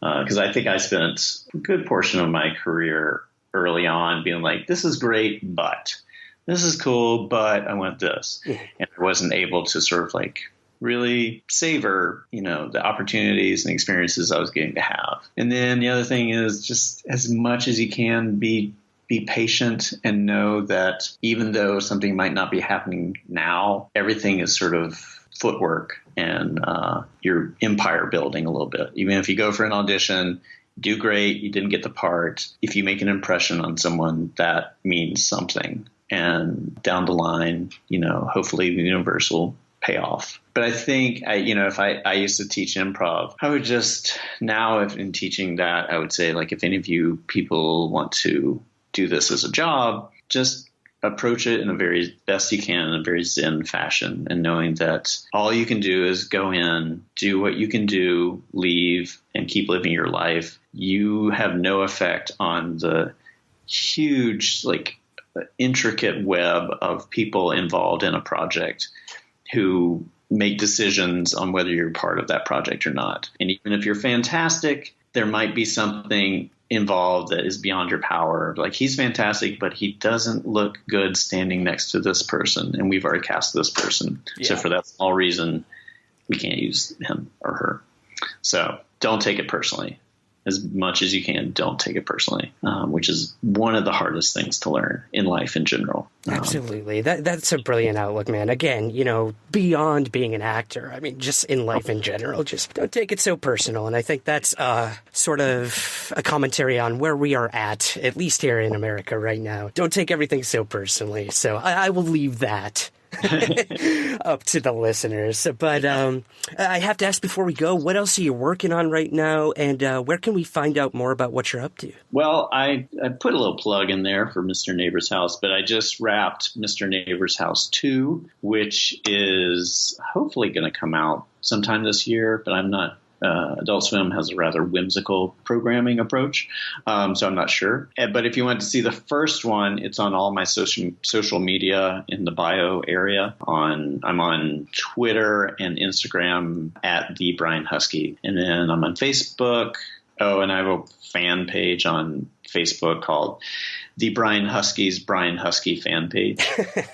And you can find out stuff there, but I'm not great at Facebooking. I tend to forget that it exists. So, yeah. I think most of us have at this point, but we'll keep trudging on, Mr. Zuckerberg. Brian, this has been awesome, man. Thank you so much for joining me today. Oh, I really appreciate it. It was really fun to try to babble my way through these big ideas because they were, there's a lot going on in the world right now, guys. Yeah. Hold on. Just hold on, please. We will get through this together. Cool. Awesome, man. Take care, and thanks again for coming on Somewhere in the Skies. All right, man. Thanks for having me. Take care, Ryan. You too. Hey guys, welcome to another episode of Somewhere in the Skies, and we're going to be taking a bit of a departure today on the show. These are the episodes I love to do where we get to kind of stretch our muscles and talk to people in all walks of life about UFOs, about the possibility of extraterrestrial life, or even the future of space exploration and going to places we've never been before. And for those of you who don't know, when I'm not a ufologist, a self-proclaimed term that we've coined here in the UFO world, I'm a playwright and a screenwriter, and I'm in that world of show business, and I absolutely love it. And you meet so many interesting people along the way, and you make connections you never thought you would. And that's kind of what happened with our guest today. Many of you know Andrew Sanford, who has been on the podcast numerous times at this point, talking all about UFO-themed movies and stuff like that. And he actually put me in touch with a comedian who we're going to be talking to today. And I'm super excited to have him on. We're going to talk about a new animated series that he has over at Comedy Central that just popped up and is making the rounds right now. So I'm super excited to talk to him. So let's not waste any more time. His cartoon or his animated series is called Maurice on Mars. And joining us today is the creator, and that is Tim Barnes. Tim, hello. Welcome to Somewhere in the Skies. Yes, thank you so much for having me on. And I'm so your life as a ufologist is so fascinating. First of all, I have to say I'm not used to hearing the term ufologist, and I love it.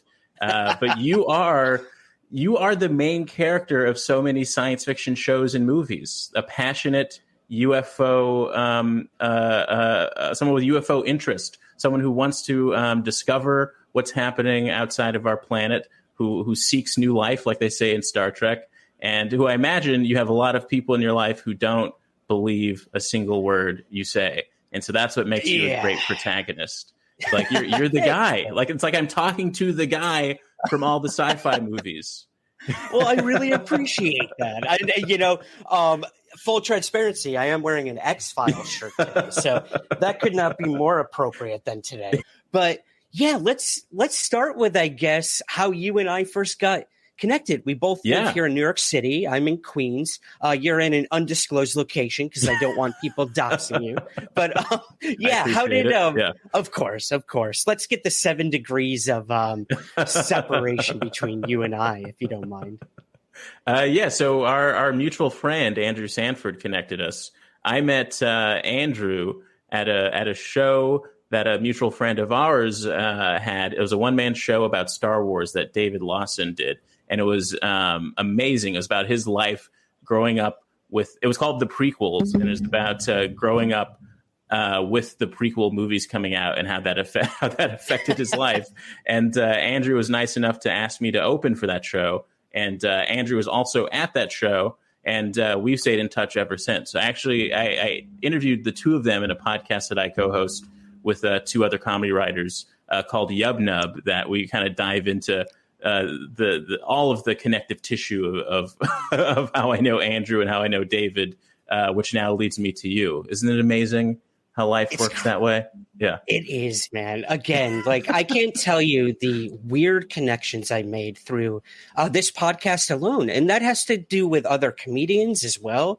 We've had people like Reese Darby, Kumail Nanjiani, Brian Huskey on the show, all because of their connections through like something they love, which is the X-Files. And some of them were even, I think all of them were actually on the show at some point, which is crazy. Yeah. So I'm waiting, man, for that season 13 of the X-Files. Maybe they'll give me a call. I don't know.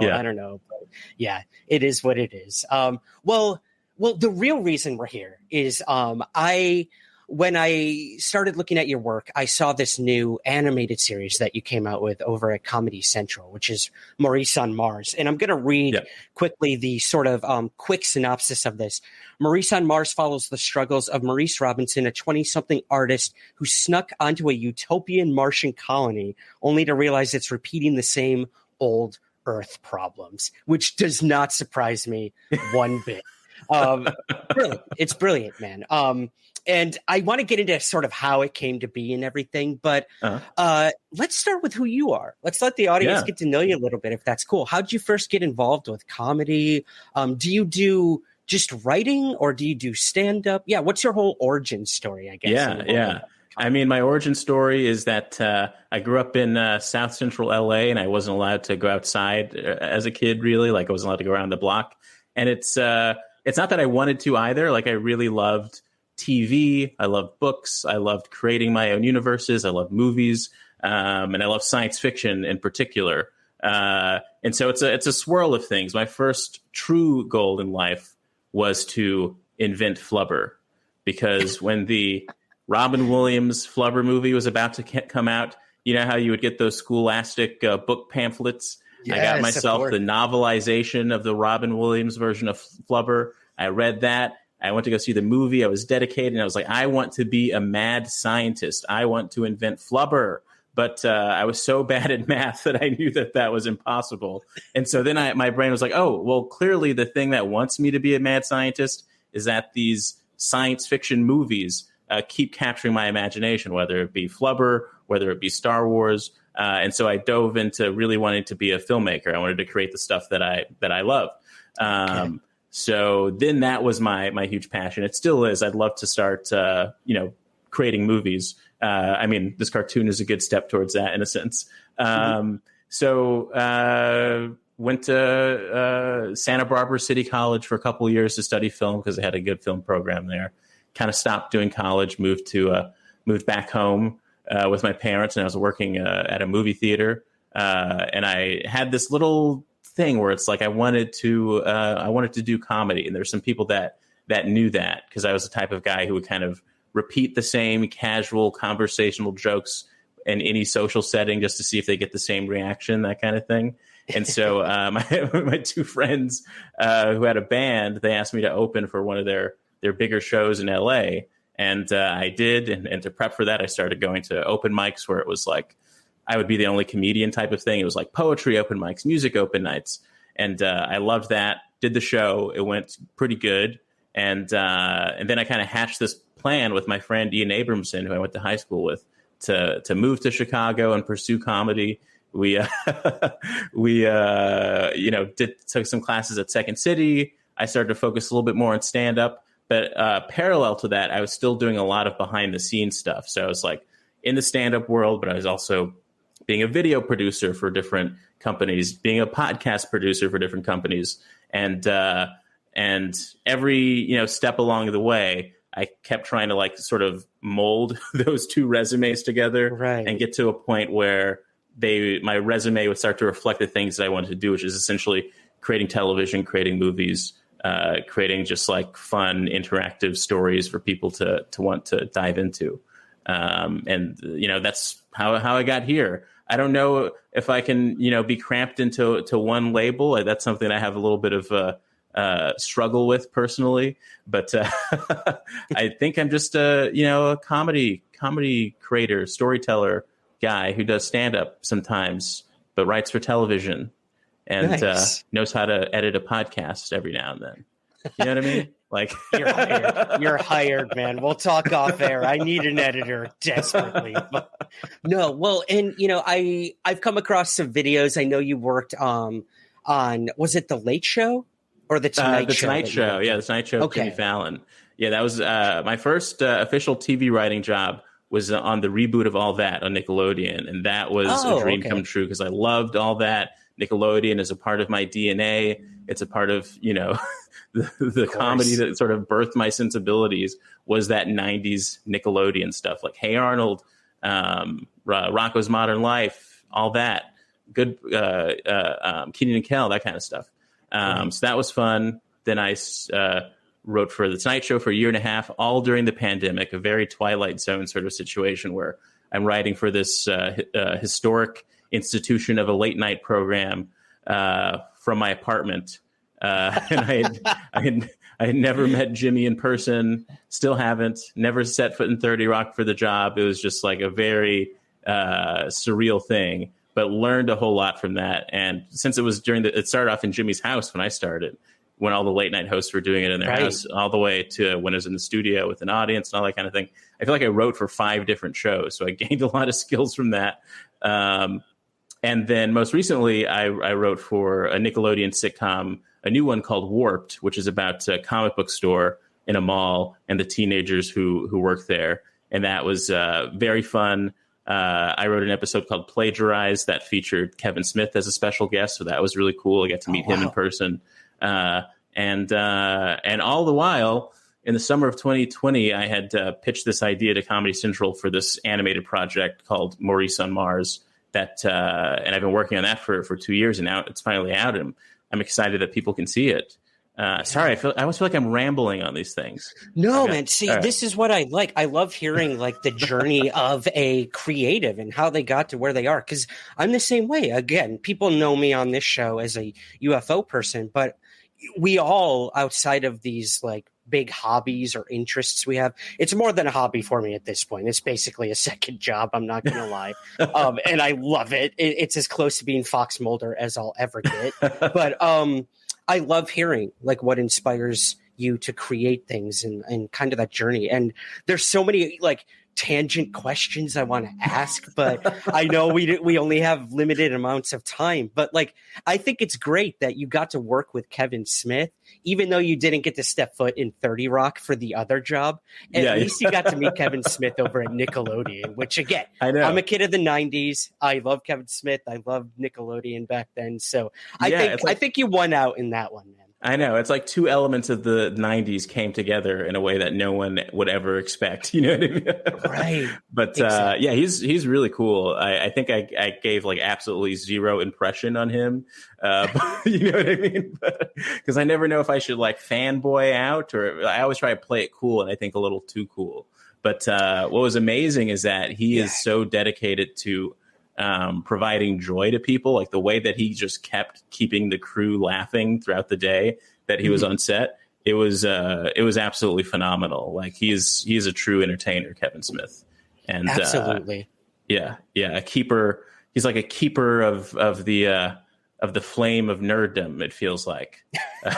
Yes, we're lucky to have him. Love him or hate him, love his work or hate his work. Like, you can just see the passion, and like, yeah, he made it to that level where like he can pretty much do what he wants, and he continues to do the things he loves. And you can tell that's in the world of pop culture and comic books, and it's amazing. It's amazing to see someone like him and the trajectory he's taken. And you know, I'm assuming you and I are kind of the same way. Like, if we ever reach that level, which would be amazing, and I think you're well on your way, my friend. You're well on your way.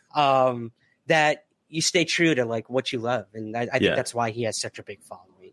Yeah, definitely. He's like he is a sort of a character in the same way that Stan Lee was. Like he's created an essence that is beyond who likely the true Kevin Smith actually is. It's almost like he's his own superhero, you know? Yeah. So it makes me wonder who's the real Kevin Smith or Kevin Smith? You know what I mean? Ooh, who's got the glasses on and who doesn't? Yep.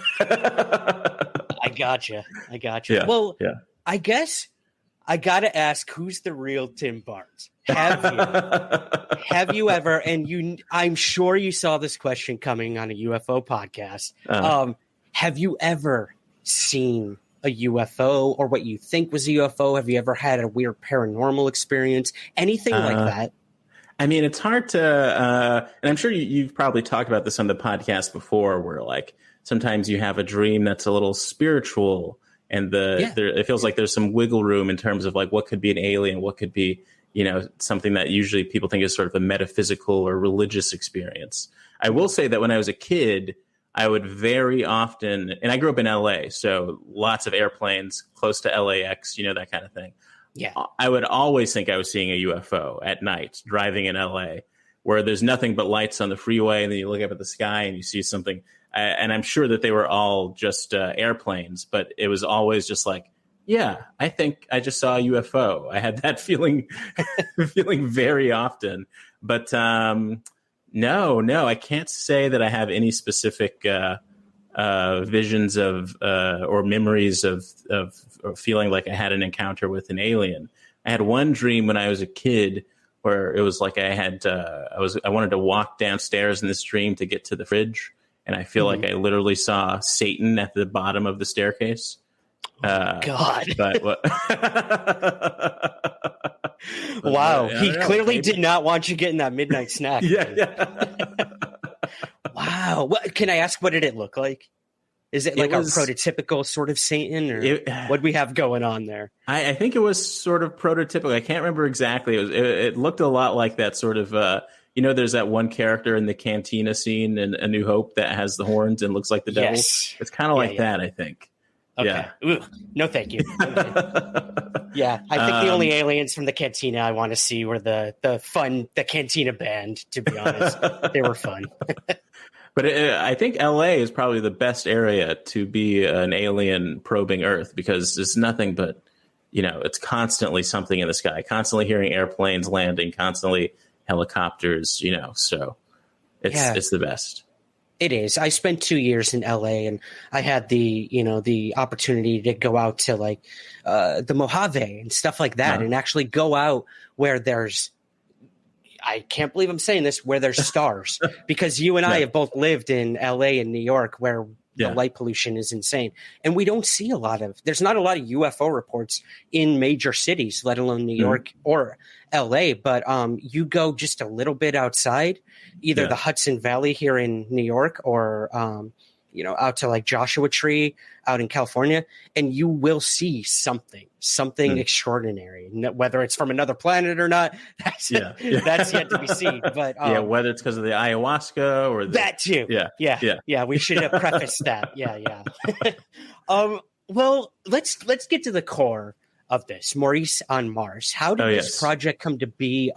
What kind of inspired you to tackle the issue of colonization? That's kind of the overall theme here. Yeah. What if we get to Mars? What if humans finally make it? And that is mirroring reality right now. Your series could not come at a better time, Tim. We're getting news, which we're going to talk about in a little bit, about we're almost there. We're there. We're getting audio from it. Mars is something that I think every speculative fiction writer, every science fiction writer is obsessed with, and it feels like a symbol at this point of either a threat or an opportunity for peace. And I feel like people have that same thing with aliens and UFOs too. It's either a symbol of like someone who's trying to attack us, to probe us, to experiment on us, or people who are coming seeking to help us. And so using Mars as that symbol. And I've always been a fan of Ray Bradbury, who wrote a book called The Martian Chronicles, which is a series of short stories speculating on adventures on Mars. And he also did a lot of stuff that tackled social issues with science fiction as well. He has a story in The Martian Chronicles about these black people in the South who pitched together money to build a rocket that will take them away from all of the dangers and the horrors of America onto a rocket to Mars. And then it's all about how the white people around them are reacting to this news.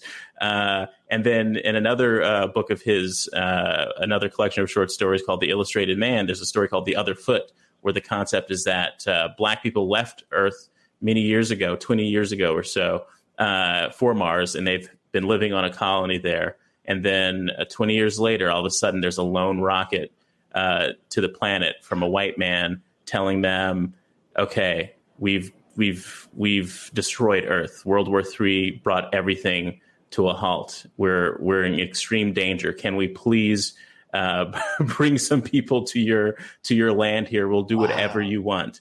So there's also a long history of like dealing with social issues. I mean, of course, with science fiction being a sort of mirror to what's going on in our actual world. And I had been going through this thing in the past 5 years or so, where reading all this news about Mars, seeing that all of these billionaires are planning, to privatize space, to kind of bring an element of capitalism and of our Earth experiences to other planets and to outer space, it became pretty concrete in my mind that we are going to be on Mars in about 20 years or so.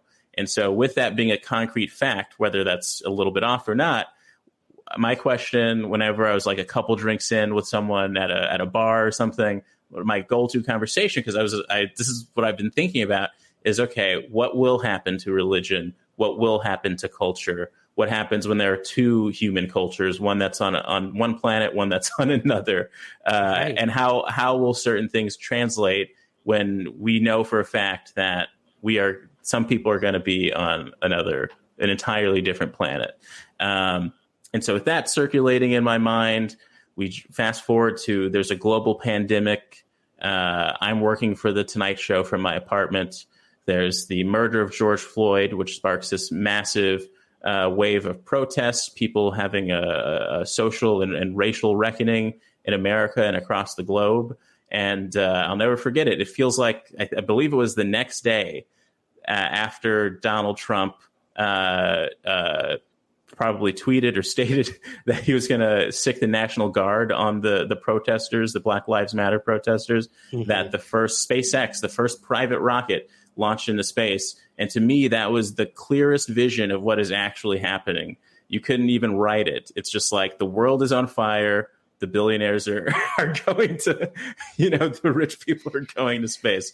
Right. And so around that time, Comedy Central was looking for specific people to create something in the animated space. And I kind of filtered all that stuff that had been swirling in my brain into this one concept called Maurice on Mars, which is, like you said, it's about a struggling artist who works at a coffee shop on Earth sneaks onto a Martian colony that's supposed to be a utopia. The only job he can get there is also at a coffee shop. And the idea is that to keep this a utopia, to make this utopia work, everyone gets a mandatory fact inhibitor chip that blocks certain Earth memories about things like war, things about all kinds of conflicts, so that you can keep the peace on this on this colony. But since Maurice snuck on, he doesn't have that chip. And so he's literally the only person who can see how this colony is just repeating the same problems. So he's kind of the only hope for actual change and peace on this on this colony. It's sort of a classic, tree of knowledge situation or question happening there. And it's also a parallel of an element of my own life. When I had first moved to Chicago to pursue comedy, I remember one of my first jobs was at a Dunkin' Donuts, a horrible job. And then I always had the night shift, so I couldn't pursue my dreams of doing comedy at night because I was stuck selling donuts. So it's also about that sort of tension that I think a lot of artists have, where you're not allowed to pursue the real thing that drives you because you got to pay rent, making lattes or whatever. So there's kind of a lot that I tried to pack into. It's only going to be 3 episodes, and they're all about 5 minutes, but I tried to pack enough in there that hopefully gets people interested. And if they want more, maybe it can become its own show, or, maybe I'll just write a series of novels with this character. Cool.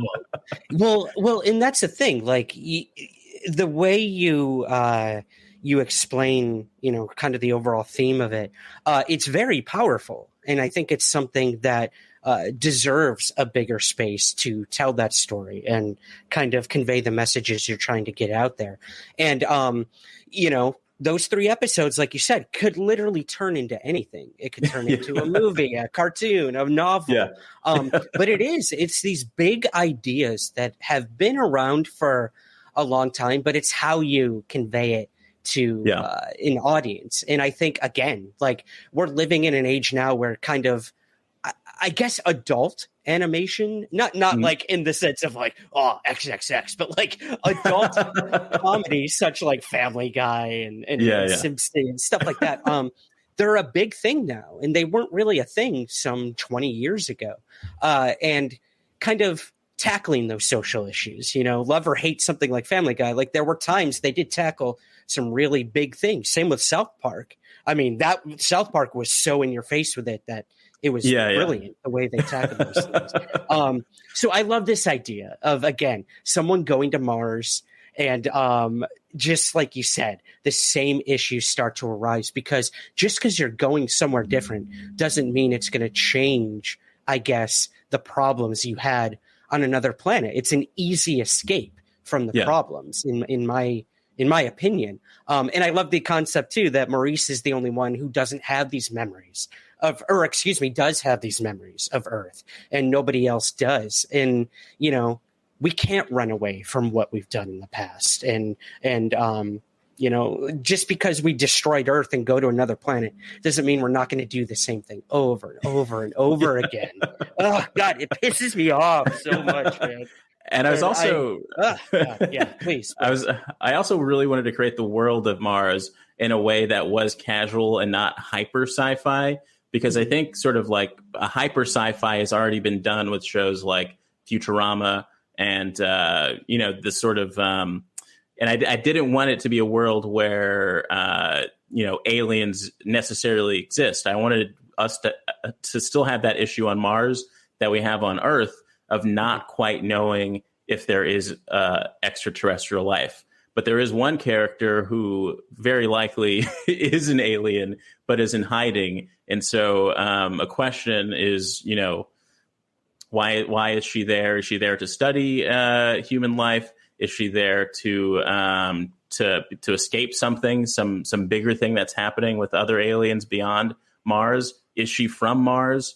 There are a lot of things to be explored there. But I didn't want it to be in that sort of science fiction lane where there are just tons of weird looking aliens everywhere. I wanted it to be a very grounded science fiction exploration of humanity, basically, and also funny. And I hope people find it funny too.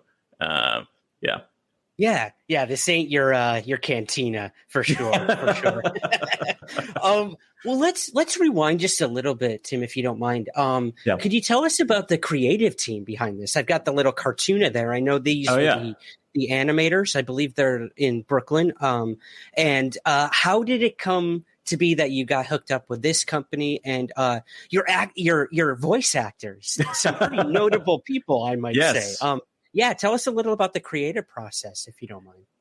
Yeah, it was a bit of a journey. There are a few different options of animation companies to work with, and I chose Cartoona because they've done so many different styles of animation, and I felt like I could. And as someone who's new to both writing for animation and creating something animated, I wanted to work with a company that was a little more experienced. And so that was like a big reason why I chose them. And knowing that they could tackle a lot of different styles gave me confidence that we could figure out a specific style for Maurice on Mars.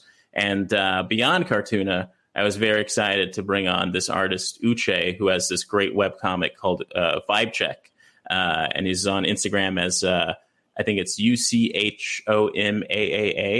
And he creates these webcomics that are so funny. I think he has a very unique style. So we brought him on to design the characters. And I think you can see an element of that in the look of all the characters in Maurice on Mars.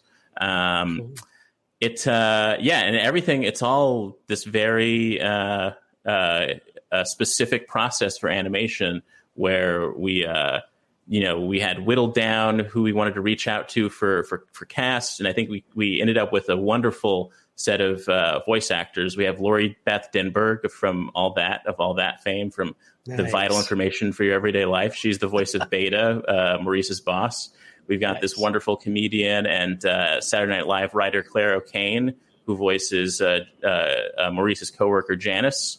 We've got this great comedian Sean White, not the snowboarder, the comedian, to voice this character who's like a combination of Jeff Bezos, Elon Musk, and Richard Branson, and his name is Braxton Tusk. And so he pops up every now and then. And I do not want to meet that character. We've got Ashok Kondabolu. I used to produce a podcast that he would co-host with his brother Hari Kondabolu, and he voices this sort of Martian hipster. His name is Alistair. And finally, we have Joe. He's the regular in the coffee shop. He's always reading a weird, different book. And he's voiced by one of the greatest comedians of all time, Dwayne Kennedy, a Chicago comic who I think should be a household name. He's just the funniest person in the world. Some of the funniest lines in all 3 episodes are things that he just ad-libbed while recording. And I think he's just like, it's the best. He's the best. His character's amazing. And so with animation, it's the first thing you do is you get your cast. This was recorded in the height of the pandemic, so we sent specialized mics to each actor, recorded them all individually, one at a time. So we got different styles of them saying different lines. And once we compiled all of that, the first thing you get is the radio play. And that's just the audio, maybe with a few sound effects, and gave some notes on that. And once that's locked, that radio play gets sent off to the animators. And before it actually starts getting animated, there is a storyboard. So a storyboard artist draws images of what each shot will look like to match the radio play. And that gets edited into what's called an animatic. So there's levels of notes and approval for each of these steps. Mm-hmm. And the animatic is just those images playing alongside the radio play. Lock that down. You send it to the animators. You get one cut of it, send some notes, get another cut, send some notes. You say, can I get a blink here? Can they smile here? Can, his hand do this? That kind of thing. Wow. And I learned a lot about just having to be super specific with my notes, because there was only a certain number of rounds of notes that I could give. And I am so blessed that Comedy Central made me completely unaware of the budget. So I'm sure that there probably were a few times that I, especially on the first episode, where it's just like I'm kind of wiggling with what's technically within the means, Right. But since the first episode, especially, like I had to just be hyper focused on being as specific as possible with my notes, knowing that there's a limited number of times that I can rev this machine until we get the locked episode.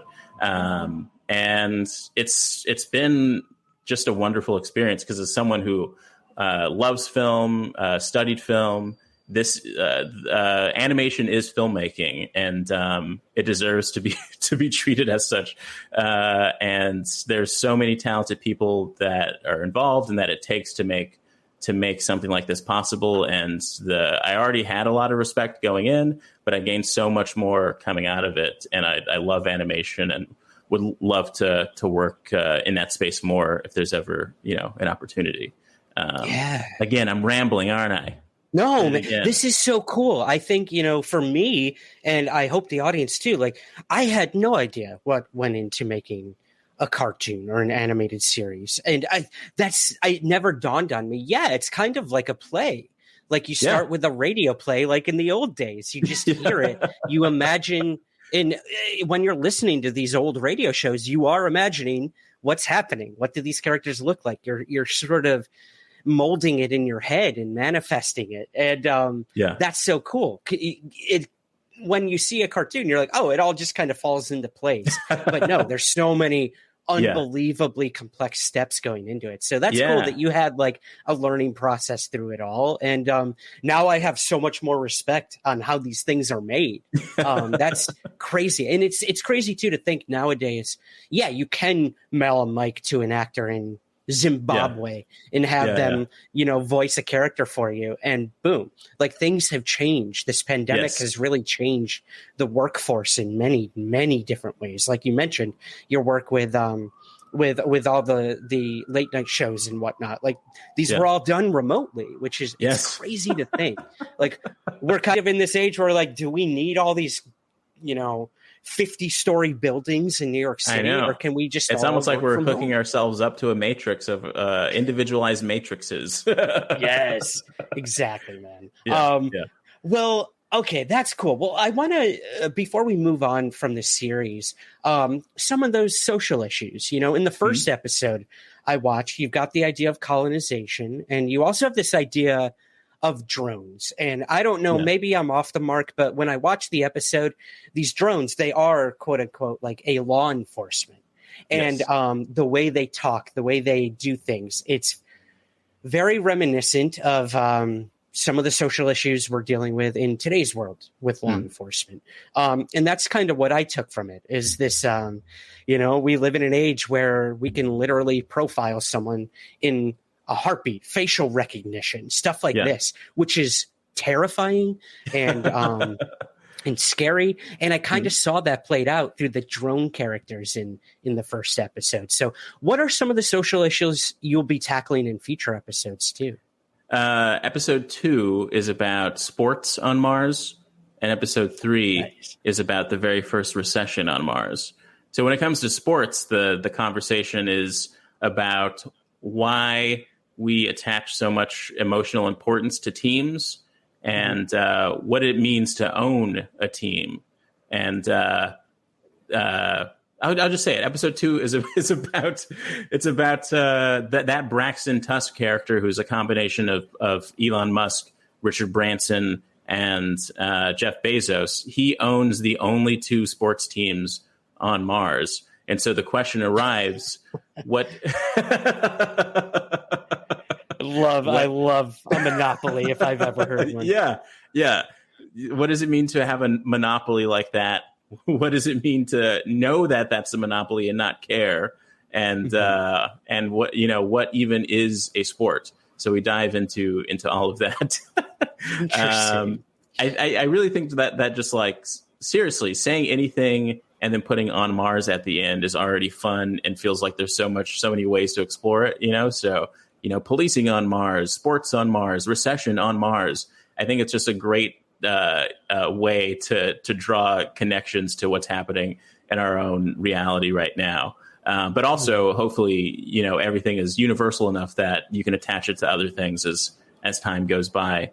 And I just naturally find so much humor in I mean, it sounds horrible. Like the world is horrible, but I think like many comedians, it's in those tense societal issues that a comedic eye can point out certain ironies and still make it funny, but still make it, something that you can think about in a way that you wouldn't have otherwise. And so that was a big goal for Maurice on Mars.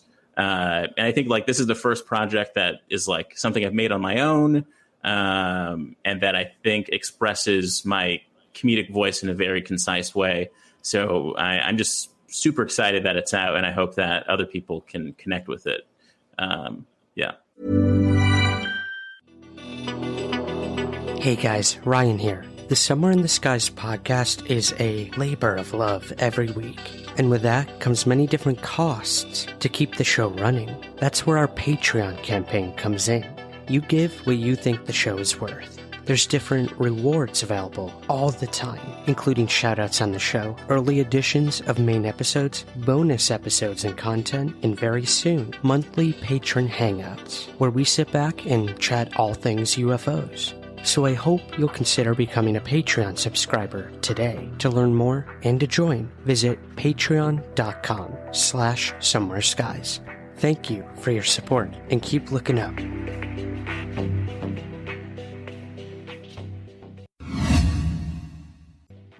And we should mention, you are in the show. You do play Maurice, right? Yeah, we didn't even mention that. I know. I do play Maurice, and I, as vain as that may seem, I do think of him as someone other than myself. And like, if you look at all my emails, whenever I give notes about him, I say, "Can Maurice do this? Can Maurice do that? Can Maurice say this?" Because I have to separate him from myself. I think I would be absolutely insane if I were,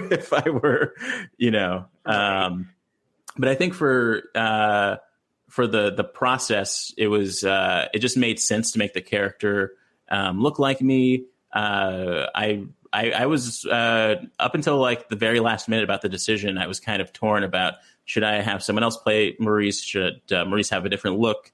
But I think with this all, like I was saying, being so condensed in what is my actual comedic voice, it ended up making the most sense to make Maurice look like me. But he's much younger than me. He has a little more hope than I actually do. Yeah, he's an all around sweet guy, that Maurice. Yeah, I love it. Hey, a lot of people who listen and watch my podcast, they sometimes think I'm playing a character. And to an extent, yeah, we're all performing in some way, shape, or form. So I'd like to think of myself the same way. I come off very optimistic on the podcast, and then I unrecord, push stop, and I'm like, oh God, the world is a horrible, horrible, scary place. But hopefully the aliens will come and save us all someday. But hey, there's our transition. There we go. Yes. Are the aliens going to save us, Tim? Before we get to that question, what do you think? What are your personal thoughts on alien life? Do you think we've been visited? We have thousands of people claiming they've seen UFOs, or they've encountered beings, or even been kidnapped by them. I mean, this lore goes back centuries, decades, if not centuries at this point. But what are your personal thoughts on these bigger questions of, are we alone? And if we aren't alone, what would that mean for our planet if, they did come and land here one day, or we did get to Mars and find, holy crap, they've been here for, billions of years. Those are a lot of big, broad questions I just asked. I know. Yeah. What do you think about alien life? I think there definitely is alien life. I think it's foolish to think that that there isn't. And so I'm naturally just always interested in that question of, like, when we discover this alien life, how that will affect everything. Because I think it'll be a situation that's similar to the discovery that the Earth isn't flat, or that the sun doesn't revolve around Earth, we revolve around the sun. I think we tend as humans to have this very selfish view of things, and I think there is some danger in how, the classic "the day the Earth stood still" situation, of how we will react to the discovery of alien life. I also don't think it'll be oddly, after the experiences of the last few years.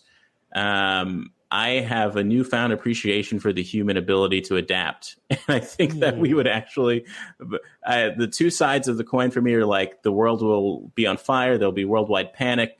Religions will have to shuffle to figure out how they're going to deal with this new knowledge. Do you try to convert the aliens?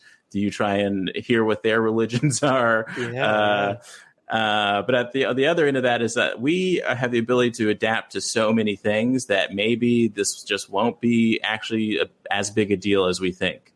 I mean, the fact that the sort of UFO revelations from the government came out during this pandemic, it was like the height of just not knowing how to take any information in.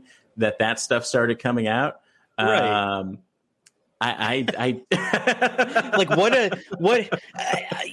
the fantasy prone part of my brain is like, okay, what is it going to look like when the government finally admits UFOs are real?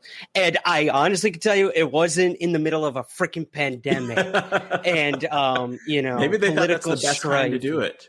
Maybe. Well, hey, that's a lot of people think. They're like, okay, we've thrown everything else at them. Like, if we're gonna tell them that we've known for decades aliens exist, something crashed in New Mexico in the 40s and we got bodies, like, now's the time. So I don't know. Maybe they're slowly getting there. I know. And we got a Space Force now. Like, so many things happened in the last few years that we're in the height of misinformation and just not knowing how to take anything in. That, like, I genuinely want to know, like, maybe Donald Trump had some weird information that was like, maybe we should have a Space Force. I don't know. I don't know what it means. So I definitely have this overall feeling that we are preparing for something. If I were to put my conspiracy hat on, I think the government is trying to prepare us for something. I just don't know exactly what that is. But maybe, I think there's alien life. There has to be intelligent alien life, the equivalent of ourselves or higher. But, I want to meet, I want to see an alien cow. I want to see an alien, we're so obsessed with the intelligent part. Like, I feel like we don't like an alien bird or, let's talk about those. Like, I'm sure, has life technically already been discovered on a microscopic level yet on Mars or anywhere else? I'm sure it has. I mean, there have been several times now where astrophysicists or astrobiologists have claimed that life has been found. That there, we have the lake beds that have been found on Mars where they believe that ice and water had been there for centuries and that there was most likely life there at some point. And then you've got these little tardigrade things that are kind of just making their way through interstellar space. They can survive literally in any climate. And those are not from here. Those are extraterrestrial. Now, I don't know how much more people need to really, I mean, they found like microbial stuff in rocks on Mars, like in the 60s or 70s or something. But it's not enough, Tim. And I think that's what they want, that Martian. They want that intelligent, sentient life. But hey, if we've discovered microbial life somewhere, those are the building blocks up to what we became on our planet. So hopefully it's out there somewhere. But yeah, man, I'm kind of with you. I've been studying UFOs my whole life since age 13. And I'm no closer to any answers of if we've been visited by something, if that's what are piloting these claimed UFOs that people have seen. But I can say, of course, I believe in alien life. It has to be mathematically. It has to be out there. So, yeah, a lot of questions. There's also the switcheroo theory, right? Yeah, please. The from Mission to Mars. Remember that movie? I think Don Cheadle was in it. Where the idea is that Martians left their DNA on Earth in order, and that we kind of so we're the aliens somehow. Like there is this idea of panspermia, they call it, where we were seeded somewhere else in the universe, and we just happened. The meteor fell on Earth, and that's where we came out of the ooze and evolved into the beautiful. I guess I'm using beautiful very liberally, creatures that we are today. But But yeah, you do truly have to wonder, are we alien to our own planet? That's a big, profound question to ask, and brings up a lot of societal questions too. Like, what if we do find those aliens? How will that change the way we perceive ourselves? When we see a creature with 1 billion arms or legs or something like in the movie Arrival, like something so what we never expected. Like abstract. Yeah. Yeah. And then we look at each other and like, wow, your skin's like 2 shades lighter or darker than mine. And we're like having riots and wars over this kind of shit. Like, come on, look at this. Look at this thing in the sky. Let's work together on this, please. If there's one thing I agree with Ronald Reagan on, it's we have to come together and realize we're humanity, So I don't know. Big questions. You mentioned the government. I'd love to put that conspiracy theory hat on for just a second. We have gotten in the past few years word that there was a secret Pentagon UFO program and that they were looking at all these military UFO videos, stuff like that. Crazy. And then we learned that they're creating a new Pentagon UFO program. And there were just congressional hearings on UFOs. Again, dude, this is like my dreams coming true in a time where like so much is going on that no one's really paying attention. But what do you think governmental wise, if you had to put on that conspiracy theory hat, why now? Why are they doing all this? We have a crisis, not a crisis. We have a full-blown invasion and war going on in Europe right now to deal with. And then we have, by the way, these UFOs our military are seeing, they're not Russia, they're not China, they're not ours. What the hell are they? That's literally what our government said. So what do you think? Why are they doing this all? And if I'm trying to think of unprompted. If I'm trying to think of a practical reason, perhaps this is an agreement that the governments have to say, we're all spying on each other, but we don't want each other to get in trouble because we know that's the deal. We're never going to stop spying on each other. So let's just say that we don't know who. That's really interesting. Yeah, we do. We have to admit, like, we got drones over in Russia. Come on. We got satellites. That's how we know what they're doing. It makes perfect sense. Yeah. But I really don't. I don't know. My brain goes to, and you have this brain as well, where you're always constructing plots and. Like if I were to make a movie or, my brain goes to the idea that there is intelligent life and the heads of our governments are always making deals with them because they know that we can't handle the level of intensity of things. So maybe there's a space Illuminati, maybe there's an alien. Nice. What do Marvel they want from coming us? to life? Yeah. What do they want from us? Maybe they asked us to start draining the oil out of Earth because there's something they'll get from that. Maybe it turns into a nice cookie or something once all the oil gets drained out. That's it. We've solved it. That's it right there. I love it. Well, water too. Like a lot of these UFOs are seen over our oceans, and a lot of people are like, do they have an interest in our water? Is that a source of like propulsion for them, or do they need it on their planet so they're taking it? Like we don't know, but you're right, there are these connections you can make, and I agree. I do live in that world of like creating movie plots, and I think it's actually it hinders my perception of the real world a lot, because when this whole Russia thing first started, 2 days in, I'm like, world's ending.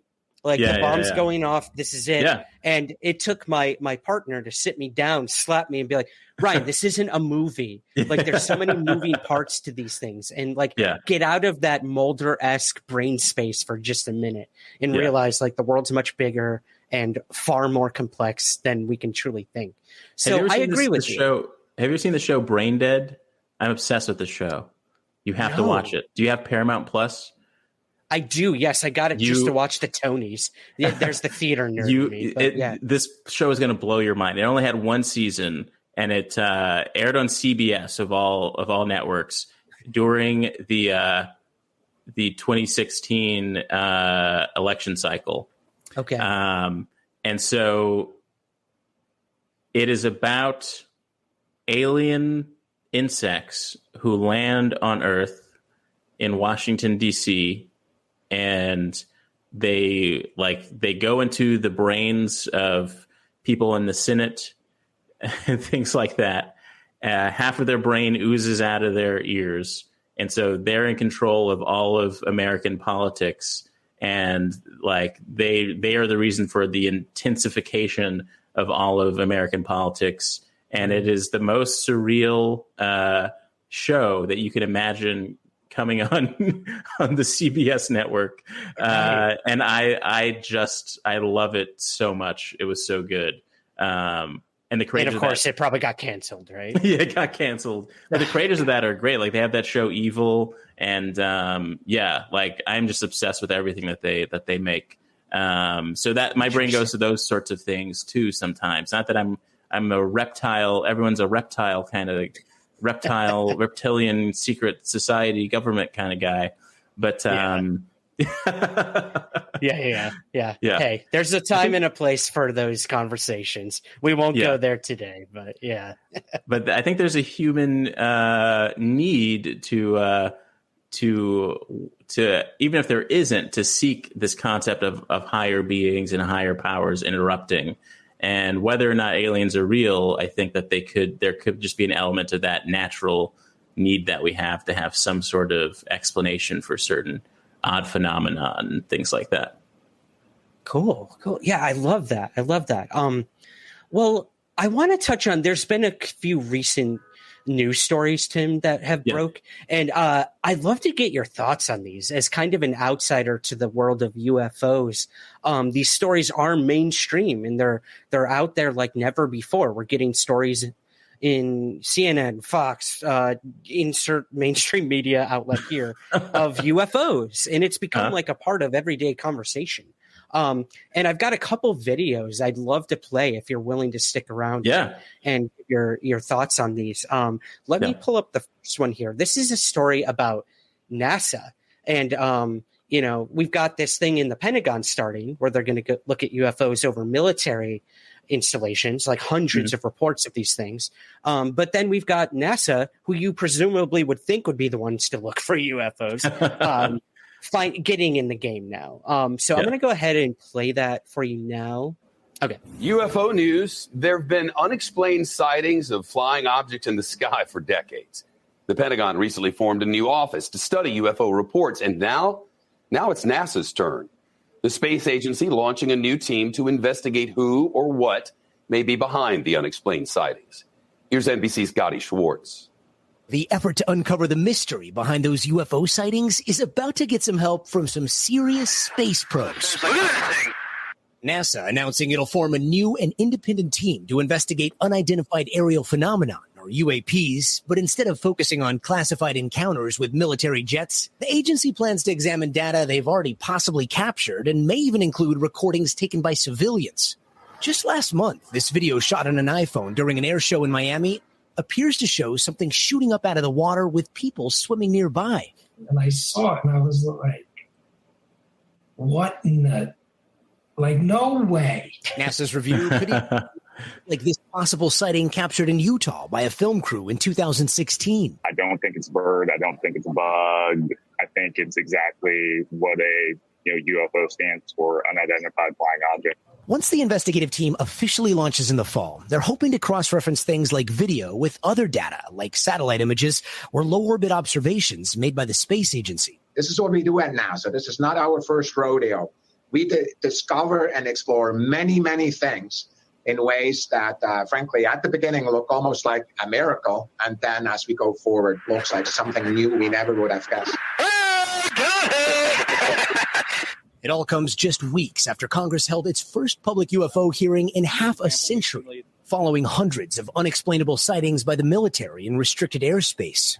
And while most of those are expected to remain classified, including at least 11 near misses with military jets, more everyday Americans, baffled by what they've seen, are now hoping NASA could soon provide more public answers. Do you have enough data to say what these could be? At this moment in time, we do not have enough data to really conclude. Does that mean that it's not extraterrestrial life? I'm a scientist, and if somebody asks me, is this extraterrestrial life? Frankly, at this moment in time, the simple answer is the right one, which is I don't know. So that, what are your initial thoughts on that? NASA's finally getting it. I love that last part. I'm a scientist. So the most objective answer I could give is I don't know, which I love.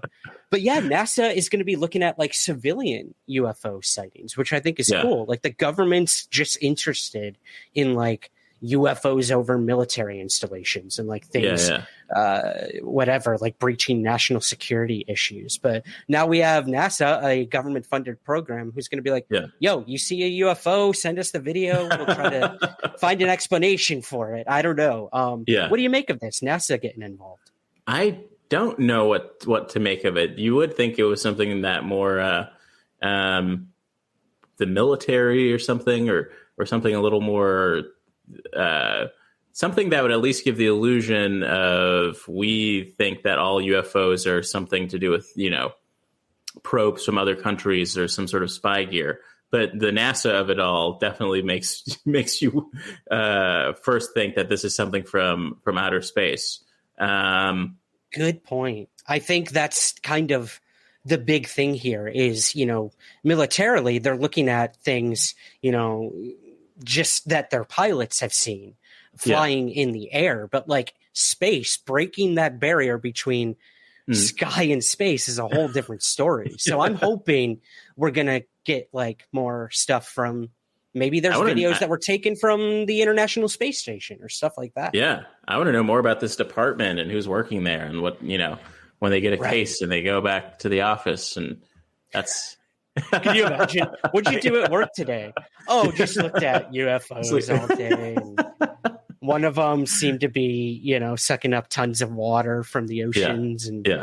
I can't imagine. I cannot imagine. One almost that video said too, like the Pentagon, 11 near misses, which is terrifying. That like pilots have almost, or even like civilian airplanes have almost hit these UFOs, no matter what they are, whether they're like an interstellar craft or like a drone, like people could potentially get hurt from these things. So yeah, they probably should figure out what the hell they are, in my opinion. Now, is there also a theory that these UFOs could be, can they be us from the future? Is that not a theory? Dude, okay. I think you are a psychic because that is our next video. You are the king of transitions. I'm going to go ahead and play our next video. That is what we call synchronicity, ladies and gentlemen. Let me pull this one up, and then we will definitely have something to talk about on the other side here. A lot of stuff in the papers over the last couple of weeks.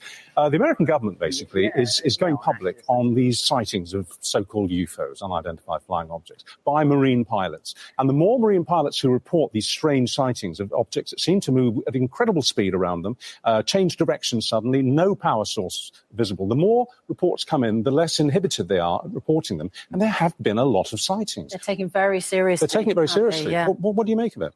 Absolutely. I think it's interesting that the US government has made this public. The report is out. There have been over 100 incidents. They're calling them unexplained aerial phenomena, UAP.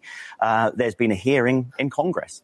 Of course, there weren't many answers to the questions because that's the whole point about the phenomena is it's still very much unexplained. But I think it's a good thing that there are discussions being had and that this information is being made available. But what's your private theory? You must have one. Do you think these are things from realms beyond? Do you think they're something to do with development of secret weapons by China, Russia? I don't think it's the development of any state nation or non-state organization, not at all. I think when you see the video footage, it is quite remarkable. It does seem extraordinary as to what these machines are capable of. There is no explanation for it. There are several theories about could it be something that has been developed, in a classified program, but then why would this information be made public? Absolutely. If that were the case. Is it some sort of uncrewed, sort of robotic type object from another civilization? Is it something, I heard one theory where a pilot was talking about potentially in the future they've developed time travel. Is it something that's come back from the future? So there are all these theories going around about what they could be, but ultimately we do not know. Ding, ding, ding. So, again, I can't believe you brought that up. Tim Peake, one of our... Whoops, hold on, sorry. There we go. There we go, man. Exactly what we were talking about. Us from the future. This is a interesting concept, and to hear someone like Tim Peake, one of our leading astronauts on the International Space Station, bring that up was really interesting, because a lot of people just think, oh yeah, it's ET, or it's something from another planet. But there's all these other theories out there. Could they be interdimensional? Could they be us from the future? So what do you think? Us from the future, why? Why do you think they would be coming back to visit us if that is the case? I would almost argue that more interesting than it being us from the future. If it's us from the future, it's probably a tourist thing, or like you get a tourist experience of the past, or they're just trying to capture certain things. And the question is, at all those spaces that you do, that people document these unidentified flying objects, what is so interesting about these spaces that you're seeing them if they're coming from the future? I'm not necessarily sure, but if they're coming from the past, if somehow this technology existed with beyond our knowledge in the past, and let's say you're Russia or something, and you're trying to get a glimpse of the future so that you can control certain things in the moment, I don't know. For me, that's the more interesting potential for time travel with unidentified flying objects. How do you feel about it? Have you talked about it on the show before? Yeah, so there's this really interesting case back in 1980. This happened in Suffolk, England. There were 2 NATO bases, joint military bases, one owned by England, one owned by the U.S., and forgive the ambulance here in Queens, if you can hear it. So 2 joint military bases back during the Cold War. So we were over there ready if anything got really heated and whatnot. And this UFO was tracked on radar and then went into this forest, which was it was called Rendlesham Forest. It was between the bases. A UFO landed in the forest. So then you had all these military personnel, some like 70 plus officers, that went out and actually investigated what the hell is this thing that just landed between our military bases. And when they got out there, man, and there's been a handful or so of the officers who have come forward since this happened and said straight up UFO. Like it was like triangular in shape. It had weird lights. It was sort of just hovering there. And some of them, including the deputy base commander at the time, he went out there with a tape recorder and was recording what was happening in real time. And he said that this UFO that was hovering, it pierced a beam through the bunkers on the base and affected the nuclear ordnance that was being housed there at the time, which is insane. And this is available. You can listen to the audio recordings of this. I might even put it in right here if people want to listen to it. It's a little startling to hear this thing happening back in 1980 and these officers being like, holy shit, like what is going on? Like, is the world about to end? Are these aliens? Is this Russia? Like, what is happening? So one of these guys says that he touched the craft. It got so low to the ground.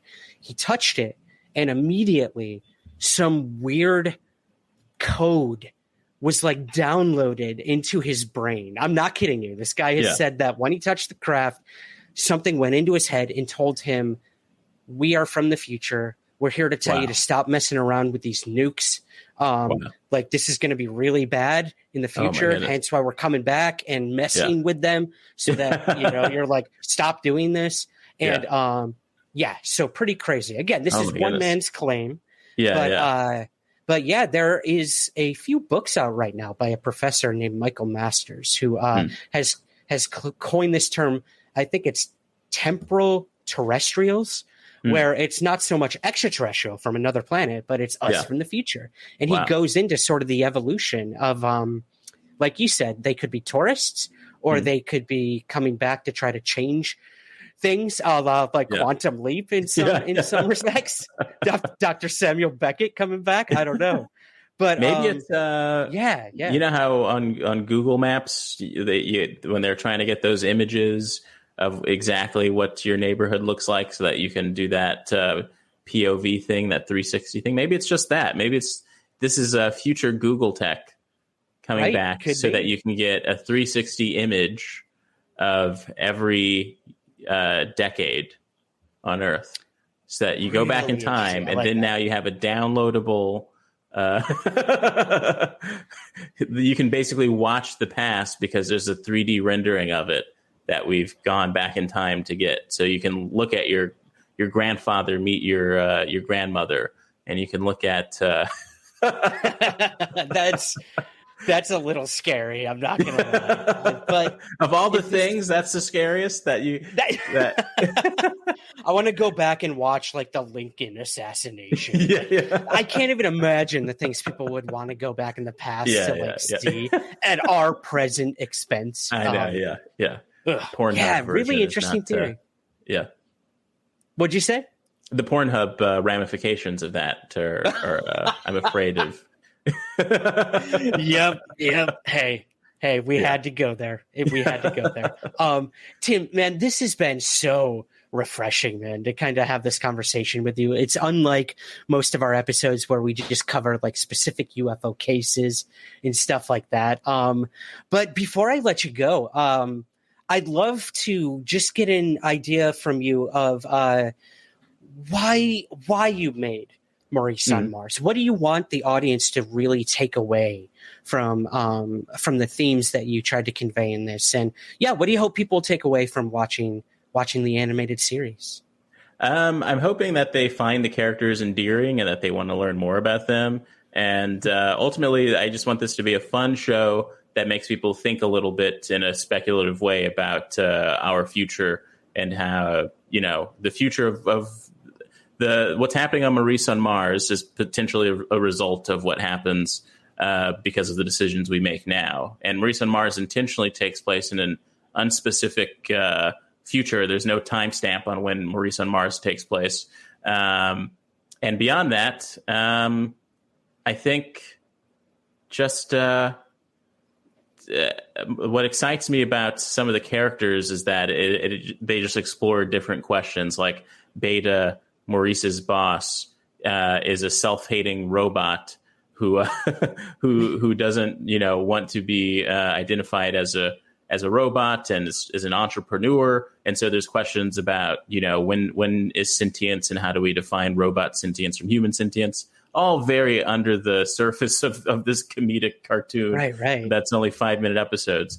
But and even just like if there were to be more, we definitely would explore a lot about alien life, what it would mean to coexist with aliens, things like that. So ultimately, I just hope that if there are people who enjoy science fiction and enjoy science fiction cartoons and enjoy a certain casual, low-key comedy, that this stands out to you and that you might want more.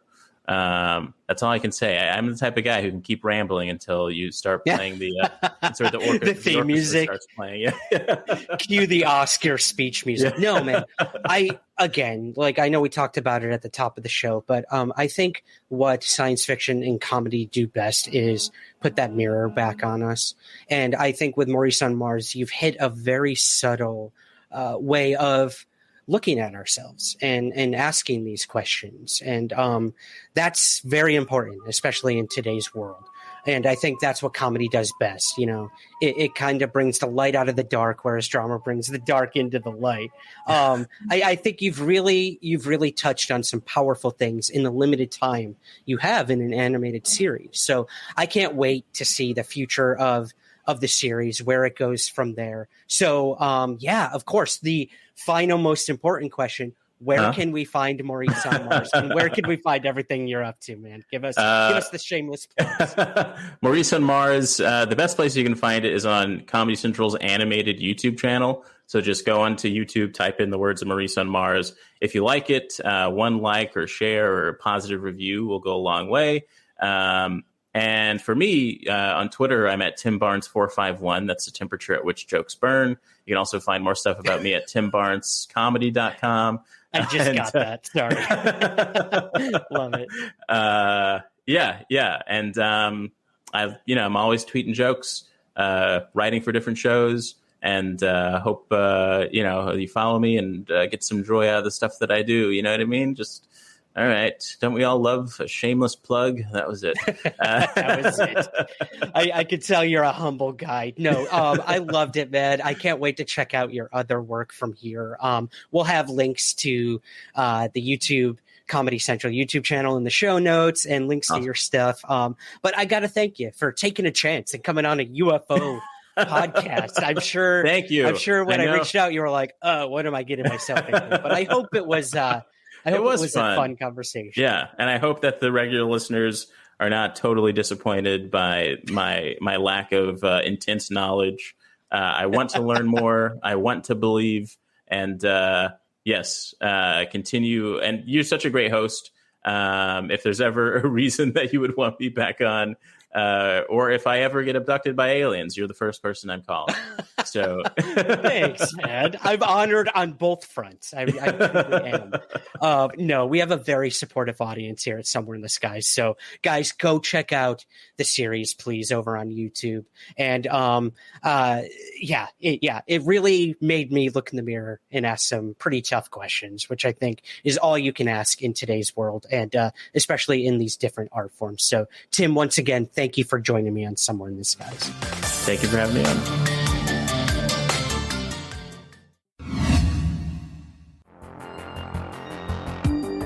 The Somewhere in the Skies podcast is free to listen to every week. But if you would like to help support the show, we have a very active Patreon page where you give what you think the show is worth. In return, you'll get early access to the main show, bonus episodes, and priority to ask our guests your listener questions. Your support truly makes the show continue and grow. So, to learn more and to join, visit patreon.com/somewhereskies.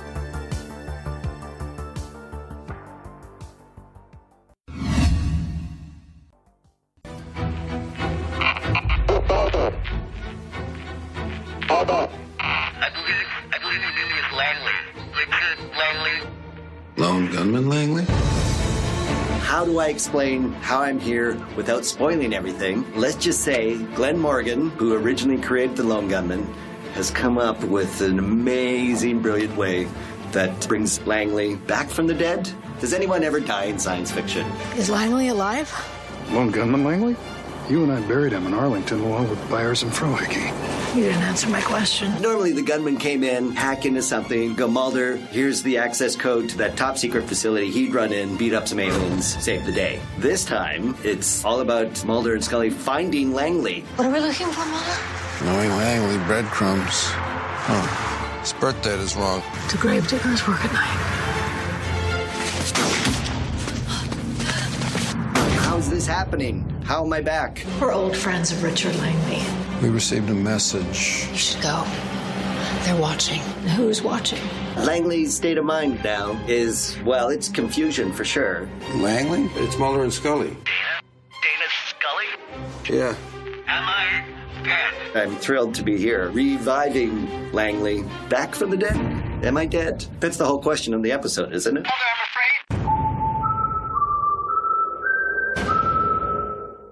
Welcome to Somewhere in the Skies. I'm your host, Ryan Sprague. Today, I mark one off the old bucket list. I am speaking to one of the nicest actors out there about his recent appearance on last week's brand new episode of The X-Files. You know him as the long-haired, bespectacled conspiracy theorist hacker, Richard Ringo Langley. That's right, I'm talking to Dean Haglund. We talk all about his return to the show, his thoughts on UFOs, and we even discuss the future for the X-Files and the Lone Gunman. So, without further ado, here's my conversation with Dean Haglund. One of the most memorable X-Files, I should say some of the most memorable X-Files episodes, came in the form of the Lone Gunman. Everyone knows it. Everyone agrees. I'm sure for the most part. So, every week we waited to see if they'd show up to help Mulder and Scully in their pursuits, and the same could be said for the current season. And today we have one of the gunmen here to discuss his episode this past week, and that is Langley himself, Dean Haglund. Dean, thank you so much for joining me today. My pleasure. Thanks for doing this. Absolutely. I know we're almost a day apart time zone-wise, so... and I know you're probably getting barraged, so thank you for taking the time to do this. My pleasure. Well, I mean, a lot of feedback. Your episode is aired. That episode was titled This. We will definitely get into that. A lot of feedback, and it's been very positive. This is the X-Files back in true form in many ways, and that included your character making a very unique return. So before we get into the episode itself, I'd absolutely love to just maybe hear how the experience was finding out that you were coming back again, man. I know we saw you briefly in season 10. We can definitely touch on that, but this was you, man. This was just you. So I'd love to hear what you thought about when you read this new script. Well, it was even before I read it, I was told that Glenn Morgan was back. And, of course, James Wong and Glenn Morgan created the Lone Gunman. The Ramon shirt, all of that was in the very first script back in season 1. So I knew that not only would it be cool, but he has a handle on the whole Langley character and the gunman because they created it, right? So it was going to be fantastic. But, of course, the question always is, really? How are we going to come back this time? It's like... I couldn't wrap my head, like, how was he going to do it? So I was excited to read it, just like everyone was excited to see it. And, of course, it was brilliant. And Glenn has always had such a wide variety of interests.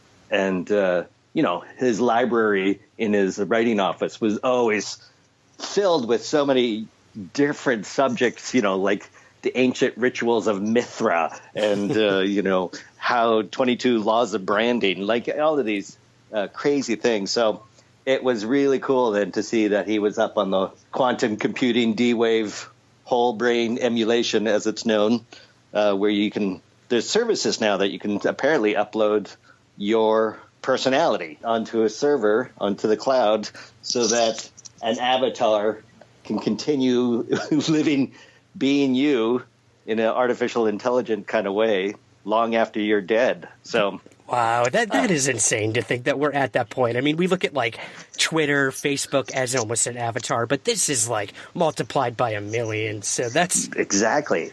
Gosh. And so it's the actual services that they're out there as we talk. We're providing you pay to get your personality somehow emulated by an artificial intelligent system, and then that emulation then continues on your social media platforms, right? So even after you're dead, you could still be theoretically posting on Facebook and Instagram and all that sort of thing. Oh, wow. I know, right? I don't even know how to comment on that. I know, right? So that it's not that big a jump to go, well, if you have that done voluntarily, could you have that done involuntarily? And then your genius is then, mined and utilized for nefarious means. Well, how cool is that? That is pretty cool. I mean, well, then let's kind of dive into that, Dean. I mean, spoiler alert from here on out, if anyone hasn't seen the episode yet. But your return to the show this season was much, much more prevalent than the season 10 miniseries. So let's go through this, if we could. If you could maybe just give us a primer on how they brought you back, how this differs from what we saw in the comic books by Joe Harris, which was ingenious. But what did Glenn Morgan decide to do with this one? This was pretty awesome. It was awesome. So the idea that then Langley, along with theoretically, I say, Steve Jobs and all of these other geniuses, after they die, are uploaded into a cloud server that is like, in the monologue, I say it's like a heaven I designed. But including my friends who are New England Patriot fans are quite pissed So for that joke, that was Glenn Morgan, by the way. That was great. Yeah. So we create this world, or we're trapped basically in this world, and I manage a way to hack back to real world into Mulder's phone to tell him to try shut down the server. But of course, there's a backup. Spoiler alert. You don't have to watch it to the end now. Yeah. So that leaves that open too. So, there is now theoretically a sinister virtual world that's worse than the syndicate of the X-Files of old, So this idea of layers, the whole thing with the X-Files was there's always layer upon layer of conspiracy and all these different shadowy characters that would come up from time to time that would, have this ability to keep going deeper and deeper. And so Glenn just added a new layer, this virtual world that seems even more crazy and dark than anything that we'd seen previously. Absolutely. And what I thought was really interesting is, we sort of got used to this with the season 10 is that the episodes in between are sandwiched by Carter's, mythology. What I thought was really interesting is that what we all as viewers, not knowing like you did what was coming next for episode 2, is that this does tie into the mythology pretty interestingly. And I'm sure this isn't the end we're going to see of sort of what Glenn Morgan was going for with this. So I guess my question would be, what do you think of the whole shift in the X-Files? We've had over a decade since the show, left the air, and now we have this entire new conspiracy that's happening. How do you personally feel about where the show has headed? And what are your thoughts on that? Well, I think I like it, actually, and I think it was necessary for the natural growth of the show. I think there's going to be a lot of potential for exploration, too, which Chris has always said, there's more stuff than ever that's relevant to the X-Files. So I think, even though there was the thank you fans and everything at the end, that Easter egg at the end of the first episode of season 11, where he sort of made it sound like it was all over. And Jillian said she's out, too, but she said that before. I think this new layer is really a fascinating way to go. And it seems rich for potential exploration. Absolutely, yeah. I mean, we could literally go anywhere at this point, which you're right. The X-Files has always been very ambiguous in terms of, like, what the rules are. It's a show that sort of broke those boundaries time and time again. That goes with the Lone Gunman as well. So, it's fascinating. And I think it's exciting for viewers who have been following it for so long to be like, we do live in a new generation. Some people don't know the previous X-Files. So, I think it's pretty interesting. In terms of... I like it. Yeah, me too, man. I was so excited to see where it was going. So, one X-File to another, approved for whatever that's worth. Totally. Well, I have to ask, how was it, being in Australia and having to fly back twice now for the revivals of this show? How has the filming process been? I know it was probably different for season 10 and this new one. How was that, man? Stepping back into those shoes, into those glasses. Oh, it was great, actually. Yeah, like riding a bike, really. You never forget. The season 10 was a little more fun because it was the three of us. David, Mitch, everybody was there. A lot of the same crew and all of that. For this one, because I'm all on the phone, it was Glenn, the special effects guy, and maybe 3 crew members. And it was first thing in the morning, 6 a.m. So I got up at 4:30 in the morning. My ride was there at 5, and then hair and makeup. And then 6 a.m., we start shooting. And so all of that you see, is like in a small room before a lot of the crew. I didn't see David or Jillian at all because their call time was 8:30, and I was done by pretty much 6:45, I guess. Ooh, that's a professional right there. Well, that was always the thing. We were, particularly the gunmen, we were often, last on the call sheet after they have done UFOs and alien blood and, all sorts of special effects. The last thing they wanted us to do to sit there and not know our lines or screw around or anything like that. So for the sake of the crew, over the 10 years of shooting the X-Files, Bruce and I would always make sure we had our lines down, word perfect, ready to go from take one. Just because you saw how dog-tired these, crew of 200 would be after, staying up all night. And the production values were so huge back in the day. And so because I was so used to that, I came to set, knew all my lines, word perfect, way to, everybody was like, oh, yeah, I think we got everything. Oh, that was fast. Well, that's a wrap on Dean, everyone. Okay, well, we'll say hi. And then I was like, well, I was going to wait around, but then my driver said, no, I got a whole bunch of other people to pick up. So you either stay out here all day or I take you back to your hotel. Now I'm like, well, I'm not going to stay. What am I going to, it'll just seem weird. Some putts around, stalker. Yeah, exactly. Just looking on set. So I left it. I was back in my hotel by 7:30. Went back to bed. It's like it was all a dream. I can imagine. It was like it was like all a dream. It certainly was. It was like, hey, did I just do that? That was fantastic. Yeah. And then saw some old friends in Vancouver, and then flew back to Australia. So it went really, really smoothly. Wow. But I know, but it was great. It was like it's always like riding a bike. Like the characters, easy to get into, and there was no, how do I do this again? It was sort of like fast and dreamlike. Well, I have to ask, Dean, are you one of those people who, all right, so the episode aired, and immediately every website comes out with their own review, every viewer has their own opinion. Do you ever follow that stuff online, like as it's happening or the day after? How does that work in terms of you as an actor? Well, here's something I haven't told anyone yet. I haven't seen the episode yet. Wow. Okay. I know. We don't. Our cable package here in Australia doesn't have Fox on it. Okay. So we have to go and dig it up somewhere or download it illegally, which I am not willing to do because theoretically that's biting my own hand that feeds me. Right. So I got to figure out how to see it.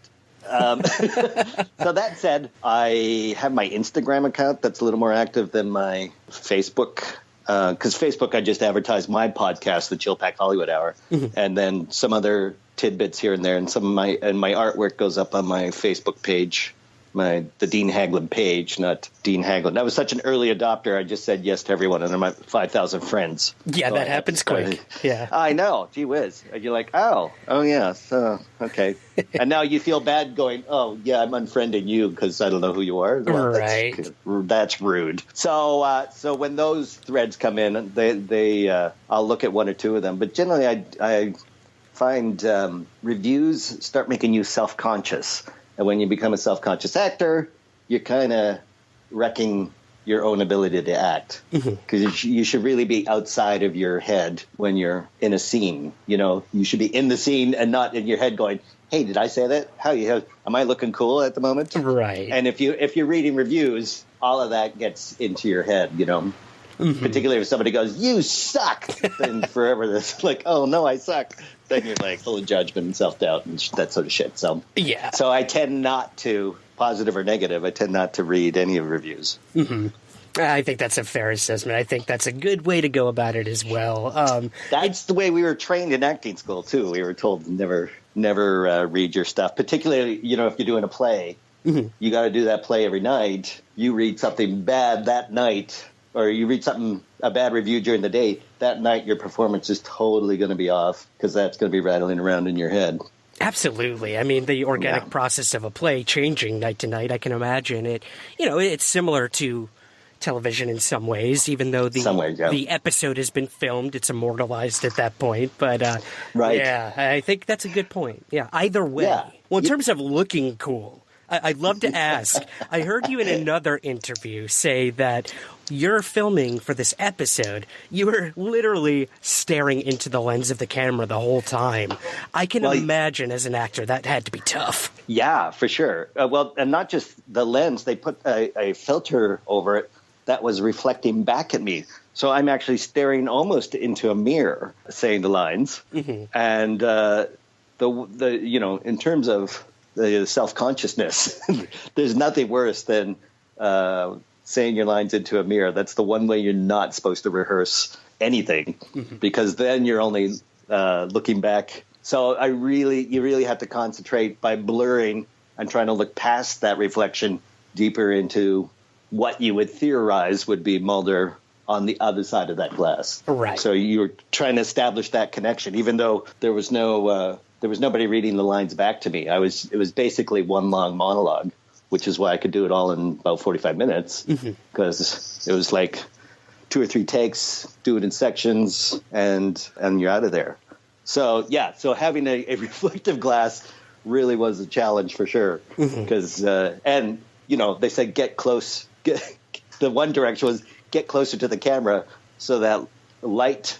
They just gave me a sort of a light bar frame around my face, so I was lit sort of flatly, and if I went too far back, I would immediately be too dark. So I had to be forward leaning into a reflective mirror and get all the lines down, not flub up while staring at yourself. So that's something they don't teach in drama school at all. I was just gonna say, it's like every actor's worst nightmare that they never prepared for. Well, that and green screen, right? Like, so all these special effects now that you have to just run around a big green room with a couple boxes here and there, and some guy chasing you with an X going, "That's a dinosaur." Right. This is, all of that stuff. I mean, theater helps for that because often you'll work with a minimalist stage or just a black box, but when you're supposed to be, scared of a giant monster chasing you that's going to be added later, you really have to depend on your imagination on that one. Yeah, exactly. I mean, I have a good friend who was recently in the... I won't say the name, but a very large DC property movie. And, he's theater trained, and that's how I knew him. And I asked him, I'm like, man, what was the hardest thing about, performing in this big budget, superhero movie? And he said exactly that. It's a whole new breed of acting, everything's green screen now. So they actually teach classes just on how to act with green screen. So it's interesting. Yeah.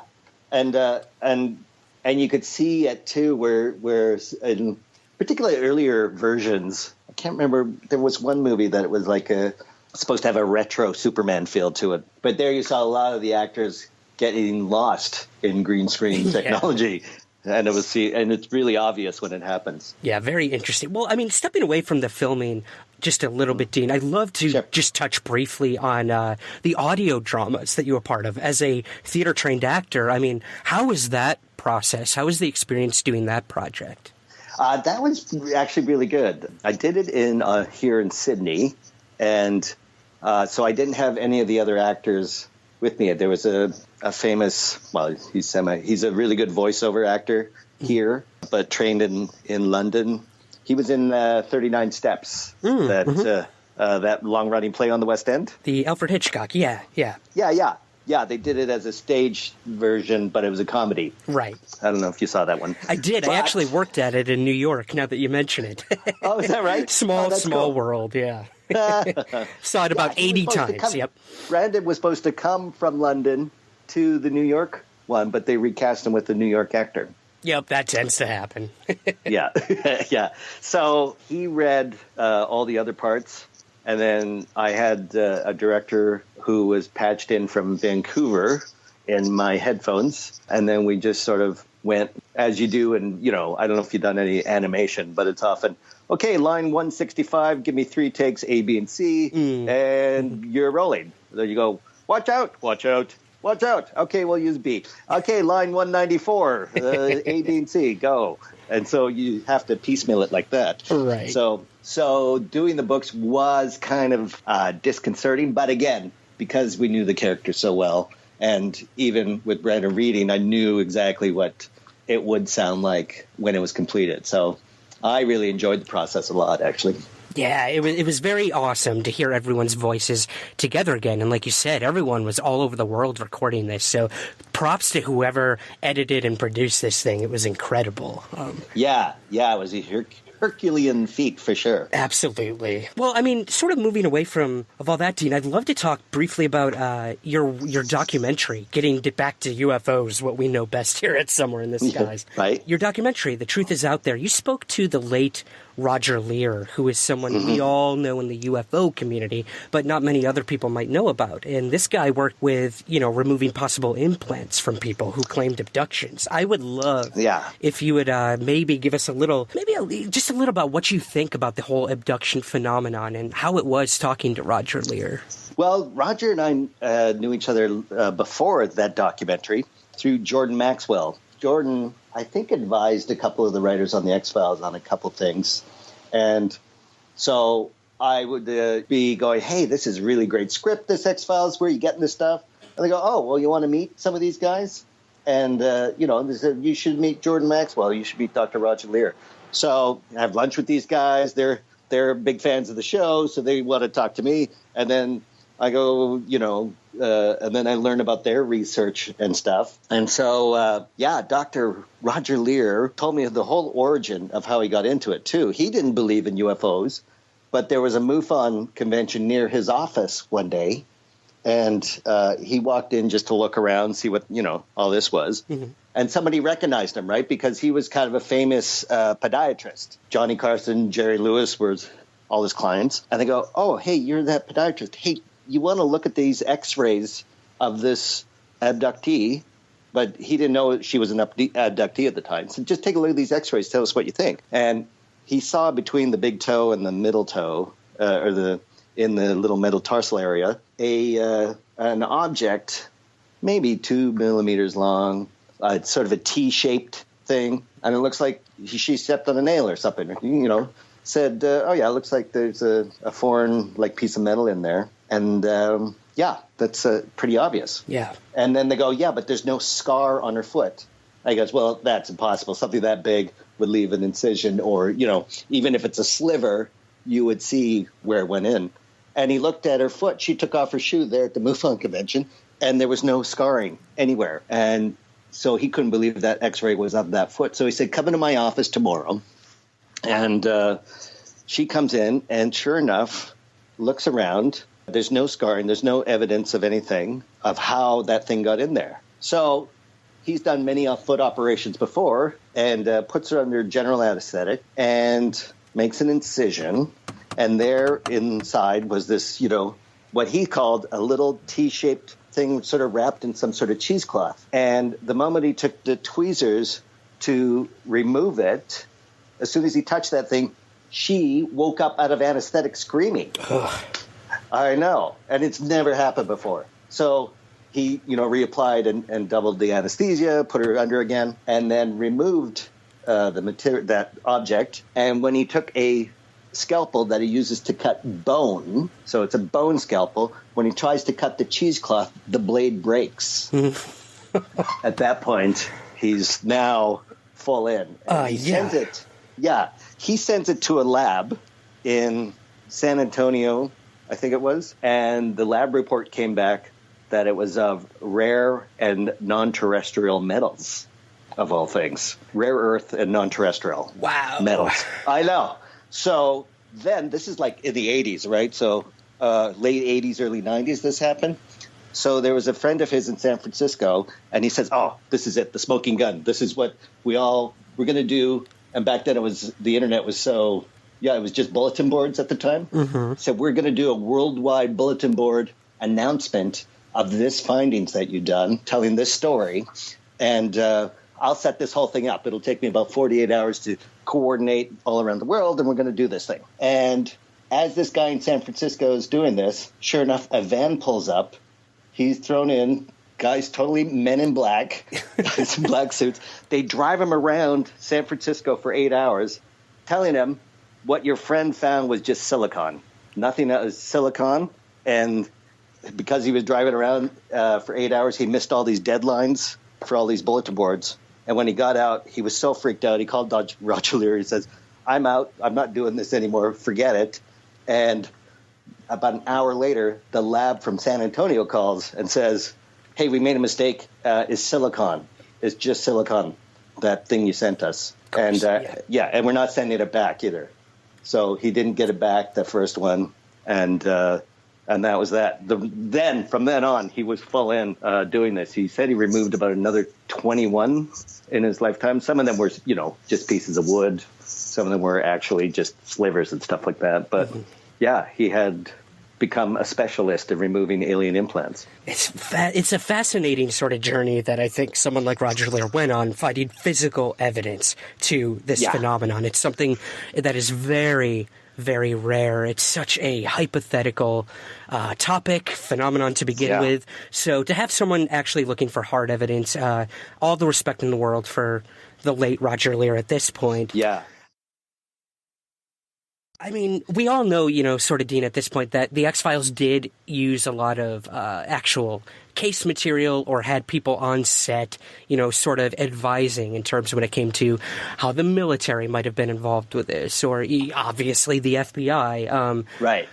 Did you ever come across anything, I guess, while filming or in the script or even with Lone Gunmen in terms of that? If the conspiracy, correlated a little too closely with what you guys were working on. We all know the whole 9/11 thing. I know that's a great example. That is a and the great spin-off. example. Yeah, absolutely. But that was I think that was a weird coincidence. If you're saying that, I've had when I still do stand up, but I was touring a lot while the show was on the air, and people would come to my comedy shows all around North America. And after the shows, sometimes there would be I work for the FBI. Do you want to come by the office? I went to the San Antonio office and got to sit in the head FBI. Or no, it wasn't San Antonio. It was El Paso. So there's pictures of me in Kevlar vests and wearing FBI stuff.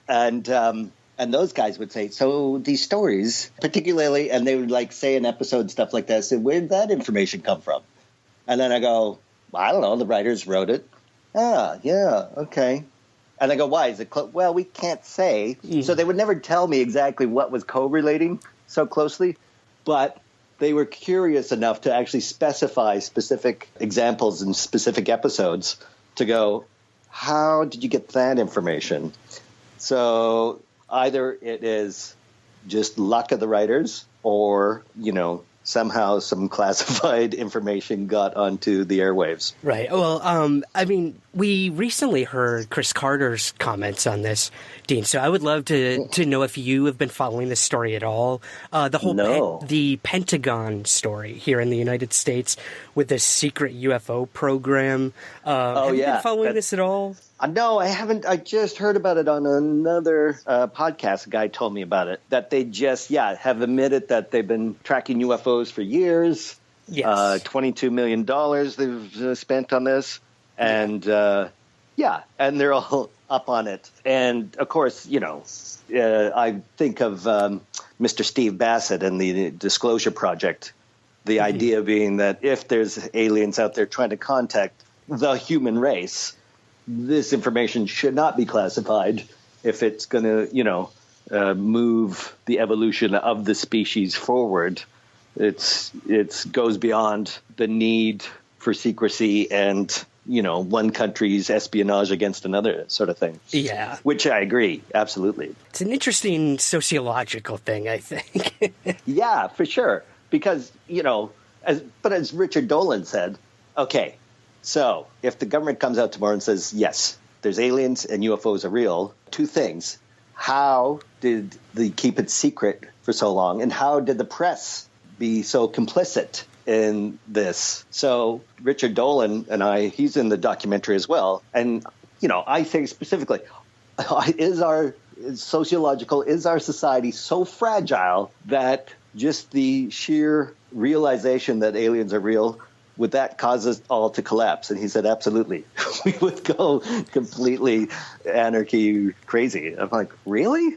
I can't imagine. But he seems to think that this is why all of the secrecy is kept in place, because of the fragile nature of the sociological fragility of the whole system. So I think it's more robust than that. But he seems to, from his research, and he's a learned PhD, so I'm not going to argue with him on that one.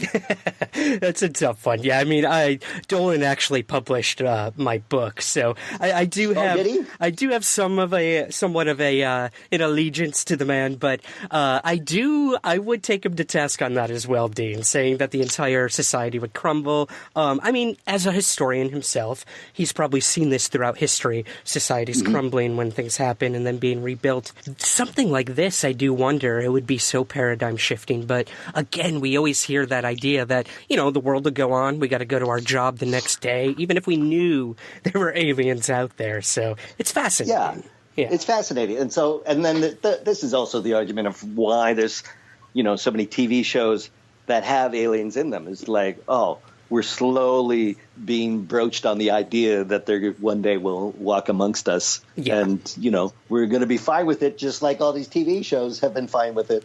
That it's not 1950s, we got to zap them with guns and, and War of the Worlds kind of thing. Right. That's a good point, too. Yeah. Well, I'm going to sort of put you on the spot here, Dean. I have to ask, as we're sort of wrapping things up, in all of your time with the X-Files and the Lone Gunman, what is the most memorable moment that you can say you had where it was like, this is it, this is why I did all of this for so long? Yeah, it's hard to single one out. It was all so fun, and there's oddly lots of laughs on set, considering how dark the show was. Yeah, it was always like, boy, we're having really a great time, and then when you see it all cut together, it's like, wow, this tone is way darker than what fun we were having on set. But it's really been the fan interaction that has been most memorable. Some real close friendships have developed from it. Being able to go anywhere in the world, literally, like just moving to Sydney and not having, miss a step, as it were. Having lots of friends down here, that's been amazing too. No matter where you go in the world, somebody's going to know you or know about you anyway. But yes, probably the most memorable was the week we shot the first episode that was just the Lone Gunman, because David was shooting some movie down in Los Angeles, and Gillian was going to be stuck in London for 2 more weeks at the beginning of season 5. So they said, well, what do we do? And they go, well, let's do an all Lone Gunman origin episode. So they wrote Unusual Suspects, and it was just the 3 of us leading the thing. And we got the big trailer. Tom brought his video game system, and we shared one trailer. So it was like the dorm room I never had. But, and it was really fun. And that was such a fun episode too. So I'd say that was probably the one that sort of encapsulated how the fun, the hard work, for sure, staying up till all hours, watching the sunrise, because you shot all night, and then the satisfaction too of having a really great episode come out of it.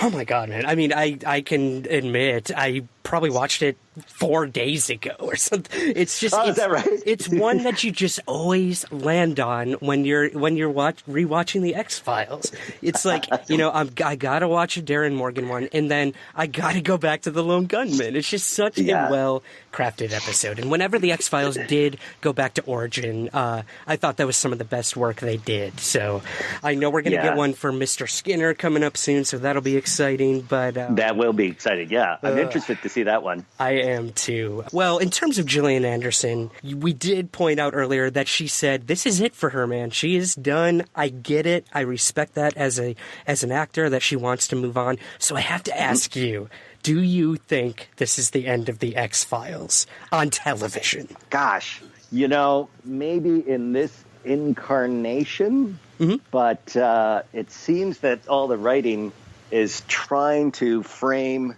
something so that it can carry on. Now, to say that this is already a plan in the works, of course not, because executives at Fox, now Disney, now that we're technically a Disney product. That's crazy. I guess.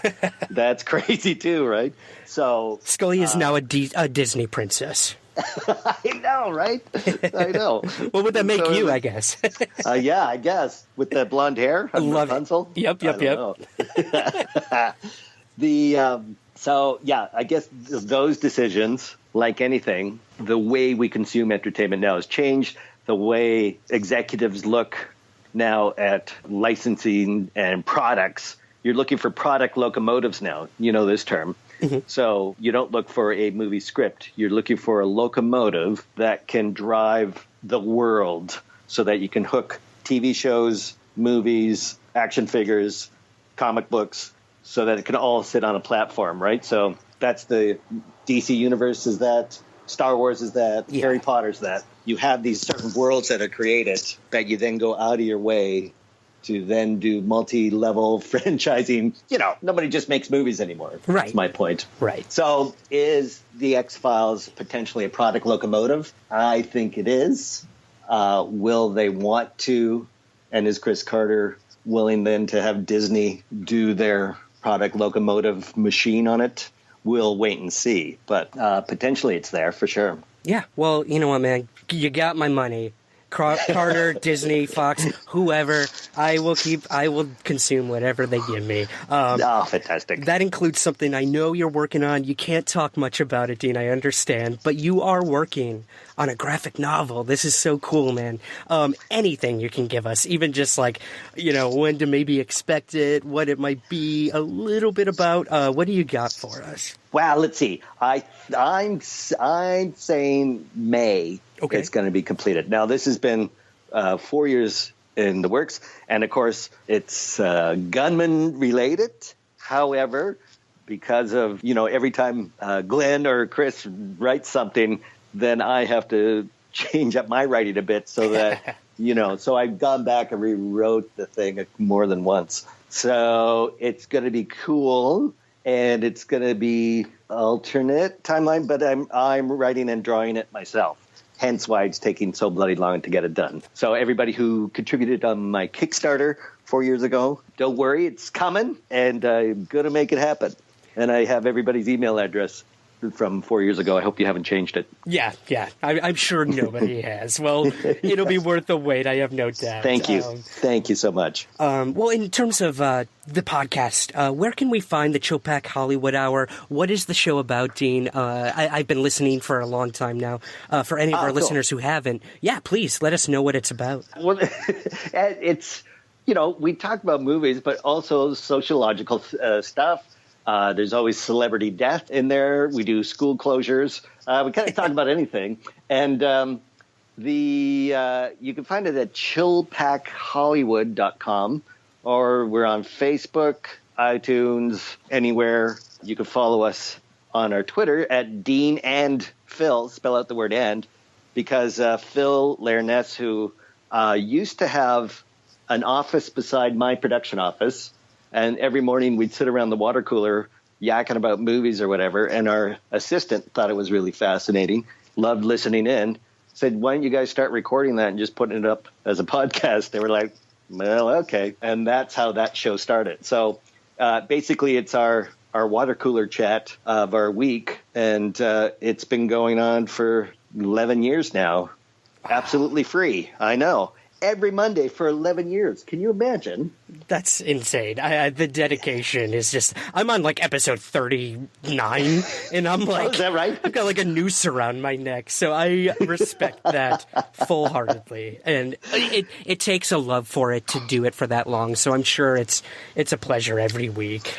Well, yeah, and Phil and I have, we've just produced a new movie called The Lady Killers, which is doing the festivals right now. We're working on other projects, so... It's also, we have our production meeting on the air, as it were. Mm-hmm. So we're talking about not just movies we saw, what we're reading, things that are influencing us, stories out there. You know, we're a lot on this, the Me Too talk. Mm-hmm. Phil is a violence prevention specialist who has been trained in that. So a lot of the ideas of misogyny and stuff like that are discussed. And every Monday, somehow a show magically gets on the air. That's awesome, man. Well, again, loyal listener, so everyone Thank go you. check that out. And as a recent transplant to LA from New York City, I'm always looking for stuff to do. And I heard you've got an installation going on here, man. Yeah. When can we look for that here in LA? Well, this is I had an art show at the Fine Arts Building on 7th Street in downtown LA of my artwork of when I was in LA, and when I get back, I give tours. Maybe, Ron, you want to go on this tour. It's of the historical vaudeville houses and movie palaces, the largest collection of them on Broadway, 12 blocks long. And so I do a walking tour, hour-and-a-half walking tour of downtown Los Angeles. And all of the really gorgeous movie theaters, I painted each one of them and put them in a book, which you can get off my website. And those pieces of art are now up at a salon in the Eastern Columbia building right at 9th and Broadway.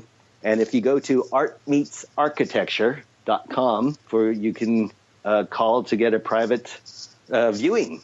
It's by appointment only. So it's on the 9th floor. You have to get past security and all that sort of thing. So if you want to see my artwork, you can just by going to Art Meets Architecture and call to make an appointment.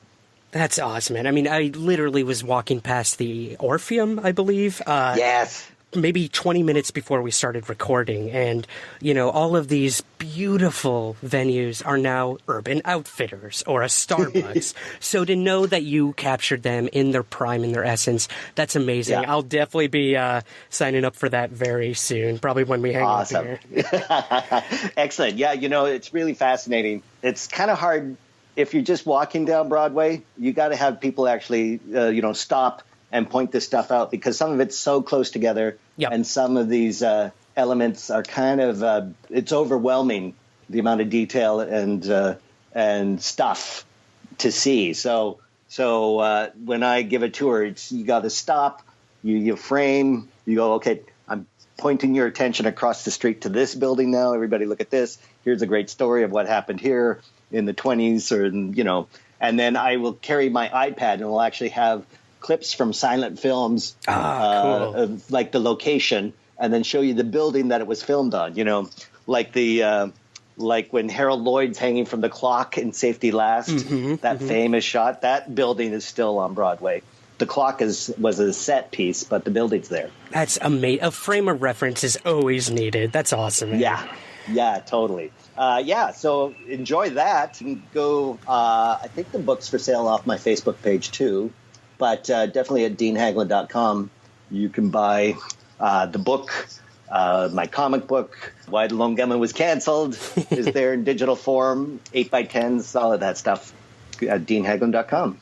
Perfect. A very interesting story indeed, why the Lone Gunman was canceled. So definitely check that out too. Well, Dean, this past week's episode of The X-Files, it was an indication of where we are, both story-wise and, finding the true essence of The X-Files again. And I can't wait to see where the show might be heading and in what many consider maybe final installment. Who knows? But who knows? I'm also super excited to see what you've got going on in and out of The X-Files and Lone Gunman. So, again, thank you for joining me today on Somewhere in the Skies. Thank you, Ryan.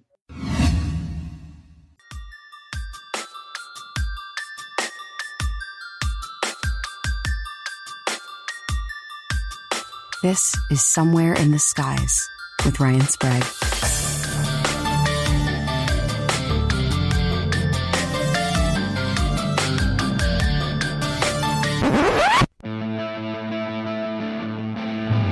Half white, son of a black man.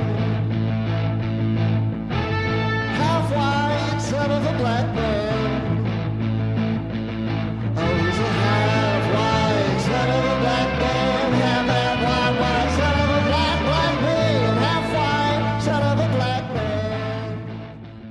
So you're probably wondering what that song was all about. Well, this episode is a mashup of sorts. For the first in-studio interview, we are joined by my good friend and colleague, Andrew Sanford. Andrew is a writer and performer here in New York City. As a writer, he has written a full-length graphic novel called Gwendolyn that was published in 2014. He has also twice been a featured writer in the 2014 and 2016 ABC Studios New Talent Showcase. When he isn't writing, he is the host of the popular current events comedy podcast, Half White Son of a Black Man. Today, Andrew and I have a light-hearted but deep conversation about the entire UFO and alien question. It was a refreshing and no-holds-barred discussion between a skeptic and a believer. Was one of us swayed either way? Find out right now. All right, guys, so this is a little different. We're going to shake things up this week, and we're going to be talking to a buddy of mine, Andrew Sanford. This is the first studio interview we're doing. I've been listening to Andrew's podcast for a while now. I've been featured on it. One of the funniest things out there. Andrew, thanks for joining me today, my man. Thank you, Ryan. With your sweet words and such. with your sweet words. With the words that come out of your mouth. They're all nice and sweet. Thank you, man. You were actually on the second. I think I interviewed you on the second episode. I think you're right, and we talked about aliens. Yes, we did. Yeah. I remember very specifically, actually, because it was something that I was very interested in. Is there was something that happened at the time that I can't remember if it was debunked or it was just something that was just proven to be kind of like a hoax in general.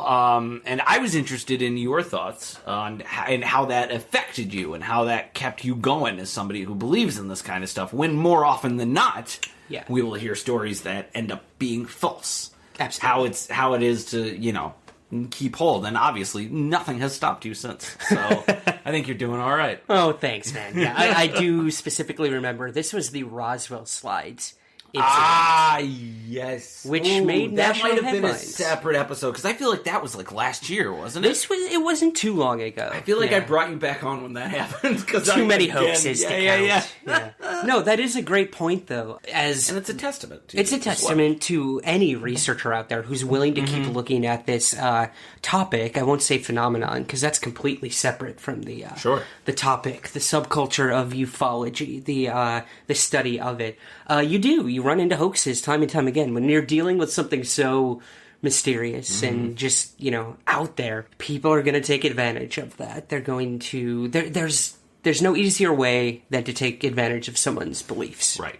And if they're willing to believe, they will do anything, including opening their wallets. And we see it time and time again. It's sad, but we just hope that we can continue to do our own work and get the most credible cases out there. And there's tons of them out there. Sure. And, it's sad that the ones that get the most attention usually are the hoaxes or the very sensational stuff. But I appreciate that. But we're not here to talk about me. We're here to talk about you, my man.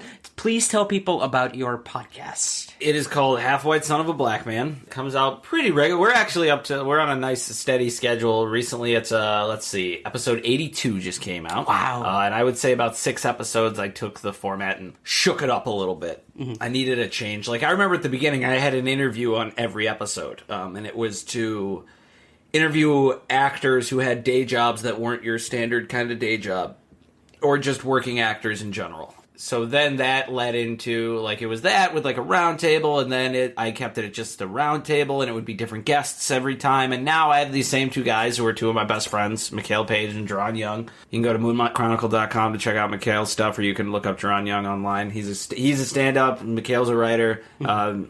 I always joke that I purposely have one white guy and one black guy on there to split so it's like having a little angel and devil on my shoulder, but I won't tell you which one is which. Right. And I'm sure it switches from week to week. Absolutely. Yeah.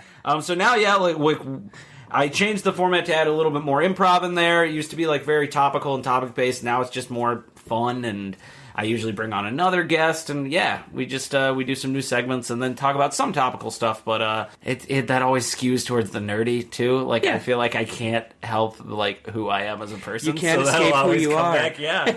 Well, I had to at the beginning of an episode a few weeks ago talk about the fact that that Joss Whedon was making a Batgirl movie, or might be making a Batgirl movie. It's not even official yet, but it was so exciting that I had to just change the entire purpose of the podcast for the first 5 minutes to be like, guys, Joss Whedon, Batgirl, come on. It's very You made Buffy. stuff. Yeah. In terms of who you are, what's the name of the podcast? Half White Son of a Black Man. Why? Why? Tell us why. My father is African American, a little Native American in there. My mother is a hunky. That was a name that I came up with a few years, or like a title that I came up with I would say even a few years before I started the podcast. I started the podcast in 2014. I think the name was something I came up with in like 2011. Okay. When I was thinking of like one-man shows to do. Because I'm mainly a writer now, and then I have the podcast, but I very much started my career wanting to be just a performer. So I thought like a one-man show with that title could be fun. And then at a certain point, I was like, I have to do something with this name because I really like it. And I was like, I could brand myself with it a little bit. So now you can go to halfwhitesonofablackman.com and I'm the guy that shows up. So mission accomplished. It's a really cool logo, by the way. The whole Thank yin-yang you. thing. My good friend Joe Cabatite drew that, who also drew my comic book Gwendolyn, which is no longer... publicly available. There was we had a publisher at one point, and then we just parted ways, which happens. So I've been messing around with ways that I'm pretty sure I'm just going to put it up on the website at some point, just so people can read it, because I love it. It was a labor of love, and even if I have become a better writer since then, and I know Joe has become a better artist since then, Joe's amazing, but that book is all... He worked his butt off for this book, and it's painted in these whites and blacks and grays, and I'm like, my writing is okay in that book. It is made a million times better by how beautiful Joe's work is. I cannot sing the praises of that enough. It's phenomenal stuff. Yeah. It's a really cool book, and I know we connect. You wrote on the many intro levels. for it. I did, actually. the forward, as it were, which was a complete honor. It was really interesting. It follows this young girl, and please forgive me if I'm butchering this, but she was a demon. Yes, she's about 225 years old, her human body, but she was possessed by a demon, and it's this whole race of like demon children. They can only possess people who are under the age of 11, because up until 11 your soul is not fully developed. And sounds a lot like puberty. Yeah, right. Yeah, yep. And I've always been obsessed with like adding mythology to things. So like for my first comic book, I was like, I want to do something that's steeped in its own mythology. But my problem was, I was like, I'm not going to fill people in on that. They're going to figure it out by context clues. And it was a very much an early writer's mistake of being like, let's leave them in the dark. Let's treat them like mushrooms. They're not going to know nothing. Yeah. But it's still very fun. And it's about her. She's been in the character's name is Gwendolyn. She's been in a self-imposed exile for about 100 years. And then there's this new creation, this new birth of another of her kind, which there also hasn't been for 100 years. That was part of the truce. And that brings her out of her exile. So it goes from there. It's this mystery to find out how this birth happened and why. And and then it also tells the story of this character named Jerome, whose niece was kidnapped, and it's his story running parallel to Gwendolyn's. And it was a lot of fun. It was definitely, that's the most of one thing that I've ever written, because we wrote the first volume is about 5 issues. I wrote 5, drew 5. He actually drew 6. There is a 6th out there. We just never got around, like certain things held up getting it out there, and we also wanted to release the second volume as one piece as well. Right. But I wrote all 10 scripts. Like there was 10, like it's out there, and I tied it off at the end too. And I always had these big grand plans. Like I love looking into the future, especially with stuff like comic books, and I always love people like Jeff Johns or Scott Snyder who can take something at the beginning of their run on like Batman or Green Lantern and have it tie all the way back like 4 years later. So that was always in the front of my head when I was writing that book. I was like, what can I set up now that can come back later in a real satisfying way? Who would you say is your biggest inspiration when it comes to your writing? Ooh. I know it probably varies from genre to genre. Jeff Johns is definitely up there. I love Jeff Johns. Jeff Johns is the first comic book writer who I ever recognized. It was one of these things where I remember I mainly started collecting just like collections. Like a lot of people will just call them graphic novels, but it's a lot of times like what people consider to be a graphic novel is issue 23 through issue 27 just collected in one easy to hold collection. So that's what I really started with, because I was like, oh, we get these all the time, and I started to notice, I was like, oh, I really like this book or this collection, and I really like this one, and I was like, wait, those are all written by the same guy. And that just kind of started that there, and he was like, that was I love DC Comics, and he was like DC's number one guy now. I mean, he's even more so of that now, but this was at a point where he was writing 5 comic books a month, which is crazy. I can't even imagine. Yeah, and that's 22 pages a book, completely different stories, all tied to all these other things, and that's why like he's in charge of the movies now. Right. So I love Jeff Johns, and I've always loved Stephen King as well. Stephen King, like comic book guys, there's Jeff Johns. I could go on and on with different inspirations I get from different people. Grant Morrison, I always suggest to people because he's just weird. It's just and so unabashedly like doesn't care, just weird. And he did this story called Happy. I feel like I'm rambling a little bit. If I ever once people get me started talking about comic books, I will. There's no escaping. Just real quick, there's a book that he wrote that's called Happy. It's 4 issues. It is Sin City meets Care Bears. And it meets It's a Wonderful Life. It's about this hitman who, on Christmas Eve, is visited by this little blue flying horse that is trying to get him to save this little girl. It's fantastic. It's only 4 issues. It's so good. And they're doing a TV show of it with Christopher Maloney for Sci-Fi. Oh my god! Yeah. With one of the guys, one of the Crank directors, being the director and executive producer, the Neville Dean and Taylor guys. Yeah. It's perfect.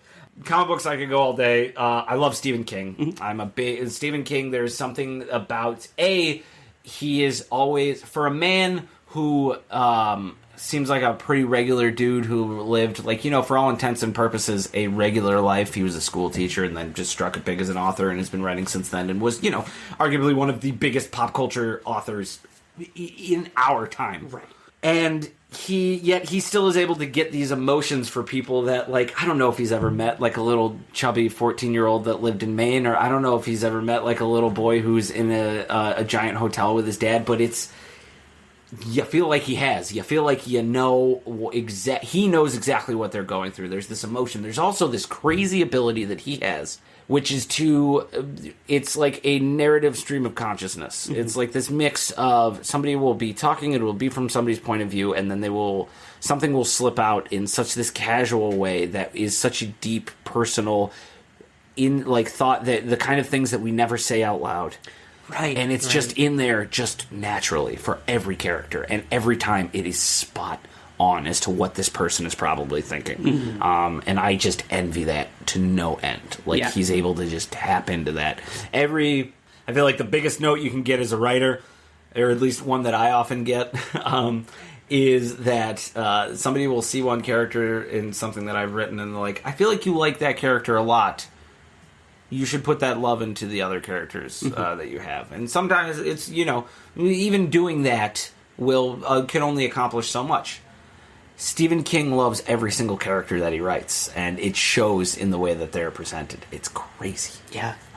Those are definitely up there on my influences writing-wise. I'd say those are some really good choices, for sure. Well, writing has always been something that you and I have related on, mm-hmm. we had in common. But, there are things that set us apart. We have comic books, we have theater, we have writing. I have always been obsessed with UFOs, mm-hmm. with aliens. This is apparent. I have a podcast. I wrote the book. We could go on for days. But we've never really sat down and had a discussion on this topic as friends, as colleagues. So I kind of wanted to do that today. So if you're up for it, man. Let's do it. I'm all about it. I'm excited about this. Because I am a willing skeptic. I would love to believe a lot of different things. Like, I was raised Catholic. Am no longer Catholic, I would consider myself. I would not. Agnostic and atheist and all these different things. Like, I think agnostic is the one where I would be open to the idea of there being like some kind of higher power or something different out there. But there's just nothing for me that has proven that yet. And the same could be said for UFOs. And also another thing that we talk about often, which is the paranormal. Because there are certain things that I almost feel like, and I feel like I might be, if I'm jumping ahead, please feel free to stop me. But when it comes to things like cryptozoology, I don't consider to be crazy at all. I would believe a Bigfoot or a Loch Ness Monster way before I would believe a possession or an abduction. And that's just how I am. Yeah. but I would want to. And then there's things like with what happened with Jupiter. I don't know when this will be coming out. Who knows? Things could have changed by then. But we're finding water and moons on the moons of Jupiter that could sustain life and stuff like that. So hey, you know what? If that changes, I'm out of here. Whatever. I lose. I am willing to believe, but nothing has pushed me over that plateau quite yet. That's a good point. The idea of a more scientific approach to this. Mm-hmm. You know, the idea that there could be some sort of single-celled organism or a bacteria on the water on a moon. Okay, let's go from there. That's an extremely scientific approach to looking at the extraterrestrial possibility. But many people here on Earth believe that they have either personally been visited by some sort of non-human intelligence, or that whatever these UFOs are flying around, that they are in fact extraterrestrial. So there is this huge dichotomy between the hardcore believers in the UFO phenomenon being ET, and those who are willing to say, no, yeah, there's gotta be life out there. Mathematically, it's a given. So to toe that line, I think, is very important. First of all, remaining objective, and to always have your eye on that scientific approach to it. What it comes down to me, too, is human beings love to feel special. Yes. We love to feel special. We were modeled after God's image. We have domain over the animals and the fish in the sea, and we are the divine human beings. So, of course, alien life must be interested in picking up our least important people in the country and studying them for several minutes. I forget. I feel like this was like a quote that was like used for a movie, but it is like an actual quote. But it's just like the quote is something along the lines of either there is no other life in the universe, or there is and they want nothing to do with us. Either one is equally terrifying. Yes. My thing is, it's like, well, why would we be abducted? Why on this backwards, divided planet? What would some other race who has the ability to travel the stars want to do with us? What? It's a really good question. I would believe in life on other planets sooner than I would believe that they would give a shit about what we're doing. Mm-hmm. There's another. I would be perfectly willing to accept the fact that there is, of course, there's other life out there. Of course, there has to be. Just like you said, mathematically, there just absolutely has to be. It could be nowhere near us, but it's out there. But it transcending time and space in a way that you're following the Independence Day model, and it takes them 25 years each cycle to get to where we are, or they are able to do it so quick that it takes them like maybe a couple of hours or even a year, like to travel light years in a year. That's crazy. So why? Like, why us? Why? What? That's a good question. And, you know, that's where the whole idea of this phenomenon, and if they are here and they are, quote unquote, you know, studying us, why are we so important? What makes us integral to them coming these vast distances, breaking every rule of logic and physics that we feasibly know of on our planet to do that? And many people believe that this entire idea of alien visitation is a anxiety. It's a fear of another. It's also an absence of belief in possibly a higher power, a divinity. This is now the replacement for that. When people have lost all hope in God, in their life, a lot of people will search for something else. And there are many, you know, psychoanalysts who've really looked into this, and they believe that the whole flying saucer phenomenon came around back in the 50s, or the early to late 40s. Okay. You're looking at post-World War II. Everyone has these post-war anxieties of what comes next. You know, all this evil we just saw throughout the world may have been vanquished, but when will it come again? So then this sort of manifests into different things. Who's going to be the next enemy? And that's how the idea of the other comes about. And it's such an evil that is almost cartoonish. Adolf Hitler committed abominations, atrocities, like things that were maybe like seen and done before, but on that grand a scale and with that kind of confidence, you could argue that the only way to be able to deal with something like that actually happening is to believe in something even worse. To believe that something could be happening. Because the Holocaust was out of people's control. It was one of the first times where we get to see these horrible things happening, and we over here, and we are all the way over here with very little recourse. We eventually went in and helped, but it took like a military movement. People went to war. People died to stop this evil. It was a clear cut. These are the bad guys. We are the good guys because they are murdering innocents. That messes with your head. That can shift around your beliefs, what you know, what you think you know, what you don't know. Like everything changes. So the idea that they could be so warped that they have to believe like, no, I can't even deal with what is on this planet right now. This was something else. Yeah. This was from somewhere else. This is some other. And this is so this is around the 40s and 50s that the flying saucer stuff started. Right during the Red Scare. Absolutely. Yeah. Yeah. Like, so that, mean, like... the whole idea of an invasion yes. of sorts. Yeah. Yeah. Because isn't that pretty much what Invasion of the Body Snatchers is a metaphor for? Is communism? Yeah. Many of the early B sci-fi movies, as they call them, were a direct commentary on communism and the scare of not only the Red Scare, but the idea of these weapons being built that were so technologically advanced to what we knew before that they could wipe out the entire planet. Right. Yeah. Yes, absolutely. And eerily similar to now. Yes, and that is where things get concerning. That's when I start to understand why they would want something to do with us because we are capable of that kind of destruction. But even then, it's just like, let them destroy themselves, and we'll come in and pick up the pieces. I think if we're ever to be visited by alien life, we will be long gone.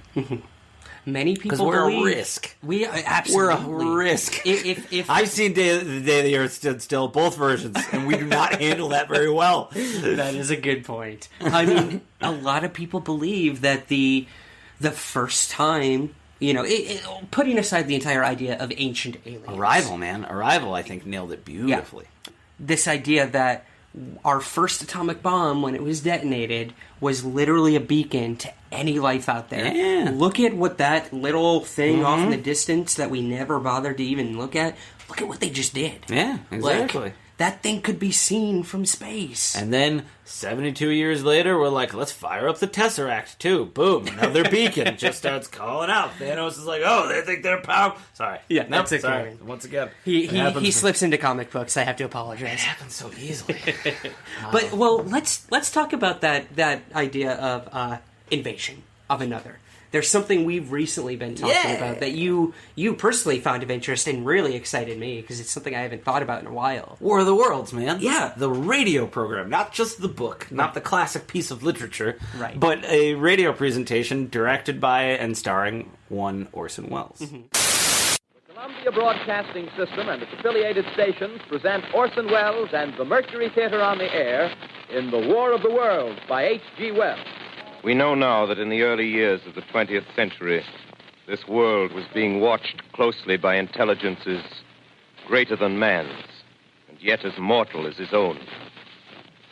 We know now that as human beings busied themselves about their various concerns, with infinite complacence, people went to and fro over the earth about their little affairs, serene in the assurance of their dominion over this small, spinning fragment of solar driftwood, which by chance or design, man has inherited out of the dark mystery of time and space.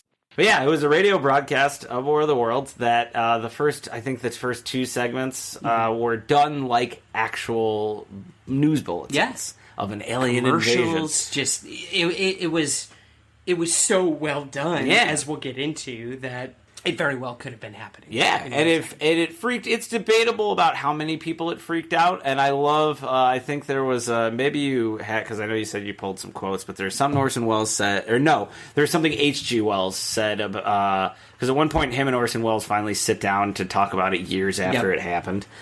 And my Massachusetts coming out. And he says something along the lines of, like, it's just like when somebody sees a ghost. They're still like you see a person in a sheet, and you know it's a person in a sheet, but you still like you act scared and you run away and stuff like that. He's like, that's what was the reaction to people hearing War of the Worlds. Well, with me if they talk. Wait a minute, something's happening. Humped shape is rising out of the pit. I can make out a small beam of light against a mirror. What's that? There's a jet of flame springing from the mirror, and it leaps right at the advancing men. It strikes them head on. Lord, they're turning into flames. Now the whole field's caught up by the woods, the barns, the gas tanks of the automobiles spreading everywhere. It's coming this way now, about 20 yards. The enemy is now in sight above the palisades. 5 people in the street see it now. They're running toward the East River, thousands of them, dropping in like rats. Now the smoke's spreading faster. It's reached Times Square. People are trying to run away from it, but it's no use. They're falling like flies.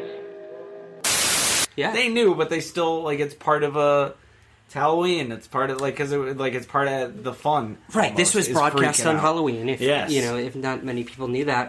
But yeah, this idea that there was like a third of the listenership who genuinely believed this was an alien invasion happening.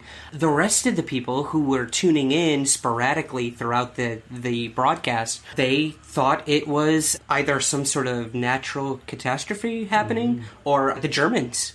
So, I mean, again, I was about to say I don't even think the attack on Pearl Harbor had happened yet when this broadcast had happened because... Right. Oh, wait, no, it couldn't have because this broadcast was like 1936 or something Hitler like that. was actually still in power during Right, this. yes. No, I'm thinking of when they sat down later on, they were discussing very specifically because H.G. Wells brings up the fact that Britain and France were actively fighting in World War II when those two men sat down and we had not yet joined the conflict. Right. So it's very much like, war is war is just some spectacle until it's at your doorstep. Exactly. That's a good point. Yeah. I know H.G. Wells, when they did meet up, he said, "You aren't quite serious in America yet." Right. This is the exact quote. You haven't got the war right under your chins, and the consequence is you can still play with ideas of terror and conflict. It's a natural thing to do until you're right up against it. So, you hit it on the head. And a fun little... people who really understood that, fun little side note is the writers of Superman at the time, because if Superman ever punches a Nazi, I think it's maybe in, like, one cover of some issue, or maybe it was just on the cover, or it was never a story, because they were just like, it's insensitive to have this guy go, you sent Superman over to Germany, World War II was over in 10 minutes, but then it's still there the next day when you wake up. Yeah. So... It's true. Like America's not always the best with that stuff until it's happening to us, and then we're like, now wait a minute. Yeah, this is not to joke about.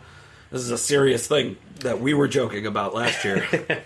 Well, I mean, let's the broadcast aside, like, it was interesting. There is a lot of controversy on did people actually like leave their homes? Did people actually commit suicide thinking this was the end of the world? That's all up for debate. There's been no irrefutable evidence that these things happen. Apparently it was greatly exaggerated, but people did panic. A lot of people called CBS, like the phone lines at CBS were ringing off the hook. Yeah. Like that is proof enough in itself. And this is a time when it's not like somebody was like, change the channel. It's like if you change the you got 3 other radio stations to listen to. That's it. It's this one, and you can listen to Little Orphan Annie. Take your pick. Well, and even Orson Welles, he admitted, like, we do these kind of shows all the time. Why is this the one that everyone's freaking out about? He said, the technique I used was not original. It was not even new. I anticipated nothing unusual.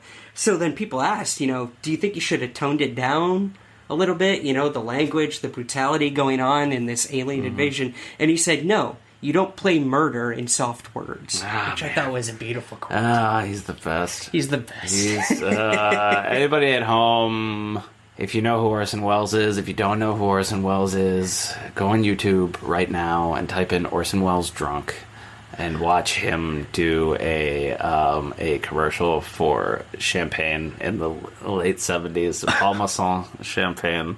and he is wasted. Oh And my one of the God. it's only like a minute and 30 seconds, and we'll watch it after we're done. Okay. It's one of the funniest things I've ever heard in my entire life.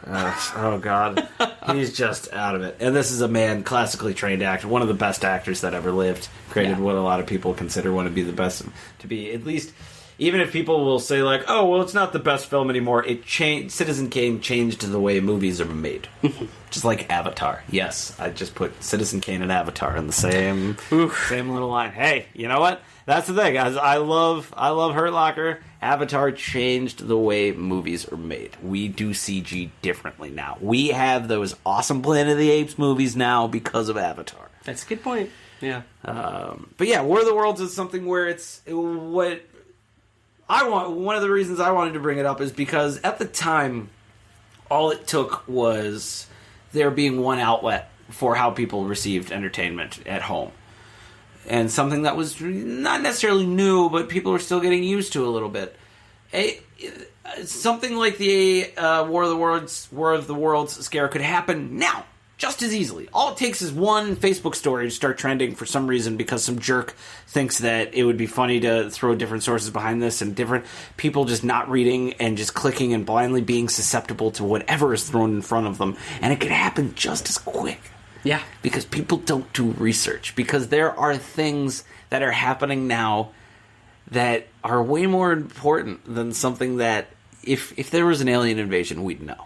Or at least if there was a large scale, what happens in War of the Worlds, so giant ships coming down, somebody would see something. Yeah. Like if there are these armada of ships. There are things like that you wouldn't necessarily see, but that you still shouldn't just believe just on face value, that people do no research into. And and no matter what political line you follow, there are people that just don't do the research. Yet another reason why I don't think we'd be visited by aliens anytime soon, and another reason why I think that something like the War of the Worlds fiasco could happen now. Mm-hmm. Let me ask you this. When you have the U.S. government, who back in the 50s were officially investigating the UFO phenomenon, sending people out to meet these people, write up reports on what they'd seen, finding any scant evidence that they could of what these things were. And then, I'll tell you this, coming to the conclusion that the most likely scenario is that it was alien, that whatever was going on was extraterrestrial. This was their official stance on it. It was then stamped down by another committee who said, no, we can't put that out to the public. There'll be mass hysteria. We can't say that things are visiting this planet. What do you make of actual historical documentation that the government once said that this is most likely extraterrestrial? I value information and I value education and people who are educated and are smart. And there are times when our government is very much run by smart, intelligent people. There are also times when our government was doing things like outlawing marijuana because it made black people violent, and outlawing, saying that a white person couldn't get married to a black person because loving that case, if it was 50 years ago, my mother and father could not have gotten married. Right. 50 years, that's it. And that's right around the same time that this committee of people went out and interviewed a bunch of people in Roswell and went like, well, if they're saying it's aliens, it's probably aliens. By the way, keep that black person away from my water fountain. I don't want any germs. That's where it starts to get tough with me is especially at the time, I would be more apt to believe something like that now because I believe that our science has advanced in such a way that I would probably be I believe there's more of a way to prove that. This was at a time when they were G-men. It was all dudes in suits who went to church every Sunday, who were and while that honestly puts a little bit more in the favor of if they thought they saw something, that it must be true because they weren't just going to believe anything willy-nilly. There's also an aspect of religion that does make people believe stuff really willy-nilly. So I would call myself a doubting Thomas when it comes to a lot of this stuff. I have to put my hand in the wound. Human beings are fallible to a point where it's, even if there is a committee of 50 men back in, when did Roswell happen? 52? 47. 47. I was going to say 57. I was close. Give or take 10. Yeah, give or take 10 years. Yeah, it's just tough for me to believe that when we were behind in so many other basic ways at the time. When we were still 47, we had just gotten finished locking up people from Japan in on our own borders, American citizens, because we thought that they might be directly connected. And that, don't get me wrong, that's a deeper fear, but that's still just it's hard to trust the same people who are doing that when they say, oh, well, this might have been an alien invasion. What if they wanted us to be scared? And that's, don't get me wrong, I'm not a big conspiracy theory guy, but at a time where you're trying to make people, when you realize that nothing has gotten your country together yet, like a war with another power, with an outsider, I would try to drum something up. It's like, all right, what's the next bad guy? Let's try aliens. Didn't catch on. Fine, communists. Absolutely. A lot of people believe that the Roswell case, whether it was a crashed alien flying saucer or not, the day the headline came out about it, it was they found a flying saucer, something from space. Yeah. The next day it was retracted, and they said it was nothing but a weather balloon. That's since been debunked. But what is a weather balloon? Oh, that's a really good question. In all my research, especially into Roswell, I still don't know. Oh wait, I think there's definitely a weather balloon in an episode of Simpsons where there's a meteor coming down. So I have some tacit understanding. I'm glad your education comes from lovable. Oh, buddy, I put deodorant on my undercarriage because of the Simpsons, and I didn't even realize that for like 7 years. Well, the Simpsons get it right every time. Let's be honest. Every time. A wonderful X-Files episode I had, by the way. So good. But back to Roswell. A lot of people believe that a lot of these things were top-secret projects. Maybe what crashed in Roswell was a spy satellite from a neighboring enemy country. So if people are out there believing this was a UFO, they're of extraterrestrial origin, they're not going to be thinking, oh my god, a spy satellite from the Soviet Union crashed here. It made it here. Oh my god, we're going to be invaded by them. No, let's let them think it's little green men in space, So it really is a big mixed bag of disinformation and persuading the public to believe one thing over another. Whether or not you believe that we landed on the moon, I do think that there's way more to support the fact that we did, that there is. I agree with that. That didn't just happen overnight. There was a space race, don't get me wrong, but there was a period of time where that was something that we were actively pursuing, and it is arguable that in the late 40s we could have been trying some things that probably would have freaked people out, and we're also trying to send people into space. And it's something like that could have just spread all over the side of the hill. And it's that not working, which is why it took another 20 years to get a manned rocket that we shot into the sky.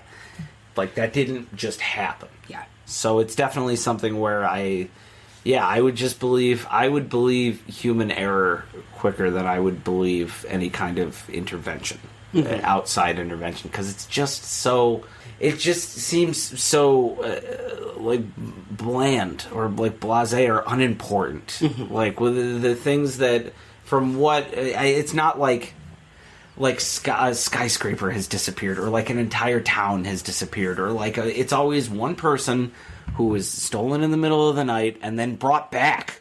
Why? Like, that's what I always come down to. It's the why. When the why becomes more obvious, then I'll even start to entertain some more ideas. But I've yet to get a good why. I can completely understand that. I have interviewed hundreds of people Absolutely. At this point. Everything from seeing a small blip in the sky that was probably a star, was probably Venus, was probably a drone at this point in 2017, or they claim to have been abducted by aliens. Now, that spectrum is huge between seeing a light in the sky and saying you were taken by aliens. Yeah. As a researcher, however, my job is not to judge the person by the story. Of course not. It's to hear the story out and relay that in the most objective way I can, keeping the possibility open. Now, I'm not out to instigate this and say, oh, it's a Venusian from this planet with blonde flowing hair. They're here to give you the cure for cancer, or to bring you to their planet to plant your human seed. You know, these are things that I can wholeheartedly admit are too far out there for me. The possibility of people being visited by something and being taken, I'm open to that being possible. Whether or not it's a physical phenomenon is a completely separate thing. Sure. Could this be happening in their mind?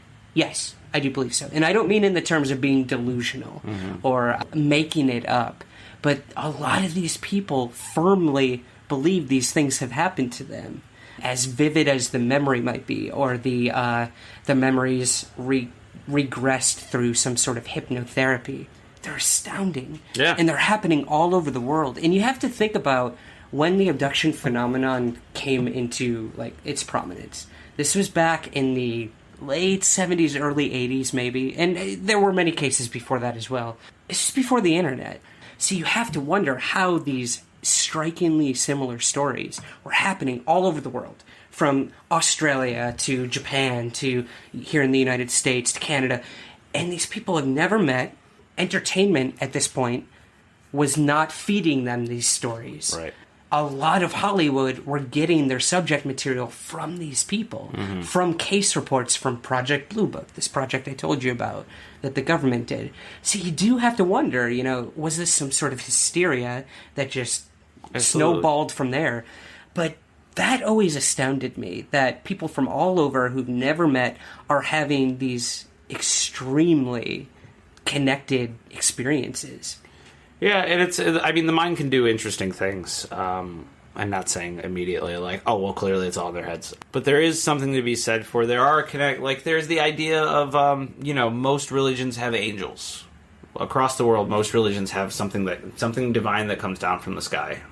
And that could mold and roll and snowball over the years, and all of a sudden it's not something divine that's coming out of the sky, it's something bad that's coming out of the sky, or it's something good that's coming out of the sky, or it's just something that's from above that is coming down and affecting us. So, what you do is no longer in your control. It's the same thing for me for, like, demon possession. It's just like, oh, the devil made me do it. An alien made me do it.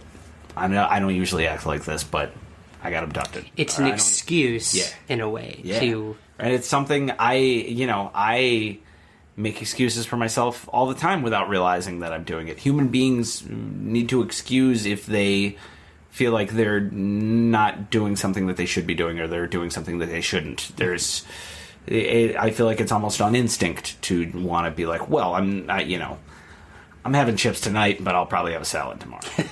Or, like, I'm gonna, like, I'm gonna have 3 drinks tonight, but I'm not gonna drink for the rest of the week. Like, it's excusing certain behavior, and when it's something that's belief-based, the excuse becomes not only more viable to yourself, but it becomes you're more likely to get belief from others. Like, there's this shared hysteria, like with Randy Quaid and his wife. Randy Quaid and his wife both believe that the same people that killed Heath Ledger are trying to kill them. Yeah. And they've been around each other so long that, like, I'm sure there's an actual medical term for it, but it is this kind of, like, shared psychosis. So that kind of stuff is possible. It is interesting, of course, that there's, like, the stories could happen all over the world, but I think that's also, like, a fun study into how we all aren't that different. And there are certain things throughout the world that we could just be affected by on a base biological level. Like how majestic a bald eagle looks. Like something flying through the sky is majestic. That will seep into your brain and could come out in other ways. Yeah. Or, people could be getting abducted by aliens. Well, and then you have this whole idea of a phenomenon that things are happening around the world at the same exact time with absolutely no communication. Yeah. They say that alcohol was created at different parts throughout the world at the same time. These people have never met, but at the same collective moment in time, they all were like, ooh, this makes me feel good. Like, this makes me lose my inhibition. I can do whatever I want tonight and not have to remember it tomorrow. So you have to wonder, is this some sort of, I don't want to say fate or destiny, but the idea that things can happen in synchronistic terms all over the world at the same time? And is the abduction phenomenon part of that? Or let's take a mass UFO sighting, for instance. Something like in 1997, the Phoenix Lights incident. Thousands of people witnessed a triangular formation of lights in the sky. Massive. Huge. People got video, this, that. We won't go into the case history because most of our listeners know about it. But while all these people were seeing the same thing, when they would describe it to people, all of their stories were different on what exactly they were seeing. Weird. So that's when perception really comes into question. Interesting. While this may be happening in real time and 1 million people, 1,000 in this case, were seeing it, they're all saying it was completely silent, while the other person's saying it was so loud, or it was going really fast. No, it was hovering. It's fascinating. Yeah. Whatever these things are, they're having a different effect on people, and their perception of what's happening is different too. Totally. No, and I think what's interesting about that too is it's something that is a constant for human beings, and it's something that only kind of grows stronger. It's funny now that I was thinking about this a second ago. It's funny to me that there haven't been more. We live in a world where there are people. We have flat earthers again. We have flat earthers again. We have flat earthers. We have people that believe that the world is flat. Because could you repeat that? We have flat earthers. Okay, thank you. Yes. That's bonkers, and yet I'm not seeing nearly as many celebrities going, I believe in aliens anymore. That's what's weird to me is now at a time where everybody has cameras and it's not just grainy, shaky footage. There's nothing. It's a very, very good argument. At a time when we only at a time where it's you couldn't really fake a photo unless you really, really tried. I feel like it was rampant with Bigfoot sightings and Loch Ness Monster sightings and UFO videos and photos and all this stuff. And now, when people have drones and GoPros and all this stuff and nothing. It's a very good argument. A lot of people argue that these things are so elusive and so advanced that as we progress with our own technology, they're always a step ahead and remaining elusive. Yeah. But then you got to think, do they really care about one person on the ground with an iPhone being like, oh, I gotcha. Yeah. You know what I mean? I will say, I am having a fun time imagining just a gray sitting in a circle of shit they finally got iPhones, 500 years late, but whatever. All right, well, I guess we'll just throw out the cloaking device. You got to reboot it. I don't know. I didn't know it was going to take them this long to figure this out. I know we've moved on, but this is the only thing we have. When we crashed in Roswell and gave them this technology of the iPhone, it took them this long? Are you kidding me? A lot of people actually believe that, Andrew. Hey, no, especially with iPhone technology and stuff like that, it's insane. It's insanity. We have mother boxes in our pocket. There's a comic book reference for you. We have mother boxes. We have science fiction is becoming science fact more and more and more. And it's still something where what's interesting about it is it's still man-made. Mm-hmm. Most of the advances that we have are still man-made, and yet we can do something as phenomenal as make an iPhone, but we can't possibly make a crystal skull or the pyramids or the Stonehenge or any of that stuff. That it was all aliens. I assume you're not an ancient alien theorist. Not particularly. No. Let's give humans some credit. Yeah, well, right? Not even let's give humans some credit. Let's give slave owners some credit. Very and that's the only time you're going to ever hear me say that phrase. If you do not care if the person that is making your pyramid eats or sleeps or dies, you're going to get it done pretty quick. It's going to work out. You're going to find that these people are capable of things that nobody thought humans were capable of. Because they sleep on each other, and they don't get to bathe, and they don't get to eat regularly, and they die all the time being crushed by giant rocks. And then it was probably just a process of elimination. It's 5 people couldn't lift that rock. Do 10 people. Yeah. Nope, that didn't work either. All right, 20 people this time. That's what happened. It was it's not like they had the pyramids done in a week. It took 40 years. Right. Generations built the pyramids. Right. And died building the pyramids. It's a really good point. The crystal skull stuff, too, it's just it's that one, I can kind of understand because of like the smoothness. People always bring up how smooth they are and stuff like that. But it's still like human beings are able to do some amazing things. They are incredibly capable when ego is removed, when drive is removed. Not necessarily drive, but like when this idea that to succeed necessarily is kind of removed. When you're just doing something to do it, man is capable of a lot. Right. So yeah, no, not an Ancient Aliens guy. That's completely fine. The fact that television show has been on for like 12 years now. Because it's you know what, it's fun. It's like that's fun. the thing. It It's would be fun. entertainment. And it's another thing where it's like, ironically enough, and this comes back to my humans want to be important thing. We want to be special. We want to be better than everybody else or everything else. So of course we've been visited by aliens in the past. But what's ironic about that is I would argue that we are much more special having been able to do those things ourselves. Yeah. With no alien assistance. Very good. But to insinuate that the aliens went down there to jumpstart our civilization or something levies quite a bit of importance against our race, which I don't think that we are necessarily like.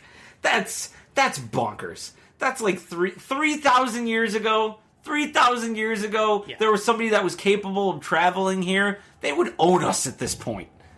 That's a good point. You have to wonder why, like, if they were visiting us so often during the time of antiquity, so long ago, why have they not intervened since? Yeah. Especially when they know that we're now capable of wiping out the entire planet in a heartbeat. Yeah. Maybe that's part of their plan. Maybe they gave us the nudge at the beginning, into the deep end of the pool, and now it's let's see how they fend on their own. Maybe it's the grandest social experiment. Maybe we are a reality show for this galactic network. But even that, and it comes back to like religion or anything else, it's giving us a reason for being. I agree. Which is comforting, of course. Yeah. But guess what? There might just not be a reason that we're here. There might not. We're just here to be here. And to live and to exist. And like you said, whether there is alien life or not, that question of why we're here is the most terrifying of all. Yeah. Not knowing the answer. Yeah. Because they're just, at least for now, there isn't one. Yeah. There is no answer. This is where religion comes in. This is where exactly. It's all to comfort people. It's all to be like, well, especially people who may or may not be special. Yeah. Like that's or even just arrogant enough to think that they're special. Yeah. Like anybody who just kind of goes about their day-to-day life and is just moving through the day, it's very easy for somebody like that to be like, oh, well, I can give all of this to a higher power and I'll get rewarded for that at some point, or things will be different. Something will change, and it's enticing and it's exciting. But it's also just very easy to fall into that trap, and to then your life kind of, to an extent, arguably. I'm not here to come in and shoot. I like I said, I was raised Catholic, and I am very confident that I turned out to not be a jerk because I was raised with a set of morals that were instilled in me. Whether or not I believe the other aspects of that now, it doesn't matter to me because I know that I am a good person and actively trying to be a good person. But it can also have a negative effect, and it can make people closed-minded, and that can be said about any belief system. Is all of a sudden other things have to not be true for your thing to be true. And that's where it becomes problematic. And that's the same with aliens or demon possession or religion or anything like that I always come into trouble with. Is it's like something suffers for one belief to continue. Absolutely. Something else has to. Like there was like if you are a Catholic or a Christian, you have to believe in the devil. You have to believe in demon possession. You get like there's no ifs, ands, or buts about it. To believe in God is to believe in the devil and to believe in demons. So then it's just like, well, to believe in alien abduction, while there are some things that have been proven to be a hoax, and this is where it could get tough as well, and this is where I admire you greatly, because, like I said, your resolve does not dissolve. There's an extent where you almost have to believe anything that isn't a hoax, because it's one step closer to making what you believe be true. It's one more thing there's one more notch. It's like we're one step closer because this happened. This thing over here, not true, but this fiery triangle, thousands of people saw it. We're one step closer. It didn't get proved. Everybody's stories are different, but everybody saw the same thing. That's a win. And that's something you have to stick by. And that's hard. And it can also mean that you have to, even if something sounds so unbelievable, so crazy, because it hasn't been disproved, you gotta go with it. Some of these stories I've heard, when I'm writing down notes about what people are telling me, the inherent need as a writer to want to edit immediately. Because you run into this problem of, if I'm going to be a journalist on this topic, I want my readers to come away believing it. Right. You know, like maybe that's your goal. Maybe that's your objective, is to maybe not change someone's mind, but at least open their mind. Absolutely. Now, if someone sees a UFO and then says, also, it was piloted by a Bigfoot, I'm going to be a little thrown off by that. Right. And I might not include the Bigfoot piloting the spaceship into the narrative. Now, that is not doing the person who you're interviewing any justice. Right. If they believe this happened, who am I to say it didn't? Exactly. The more bizarre I've come to find out in this topic, the more I'm willing to believe. Yeah, I get that. I absolutely. Specificity is key, man. Yeah. And that changes from time to time, absolutely. But if this is what they believe happened, and I come back to them time and time again, and they are telling me the same story over and over, and they haven't exaggerated it, they haven't added anything, I'm more willing to be like, yeah, I totally believe that happened to you. Mm-hmm. You look at someone like Travis Walton. This man was supposedly abducted in the late 70s. Mm-hmm. He was a logger. He was with 5 other people. They all witnessed this man get shot by a beam of light from the sky, and he disappeared. What happened, Travis? In your own words, briefly. Okay, well, it was just another day. Yeah, just another work day out in the woods, cutting trees. This is where? In the Sitka National Forest in Arizona. There were 7 of us. It was starting to get dark. We loaded up our chainsaws and... You're a logger, right? Yeah. Mm-hmm. And we were headed home. As we were leaving there, we saw a light coming through the trees.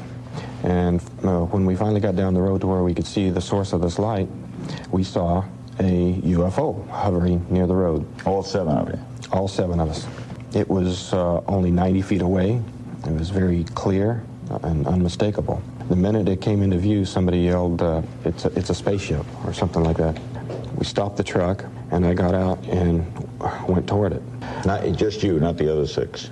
Not the other 6. They were yelling at me to get back in the truck and get away from there. Good thinking. Yeah, it would have been. Anyway, as I got closer to it, it started to move and the sound started to get louder, and that scared me. I jumped down behind some cover there, and the men in the truck were screaming at me to get away from there.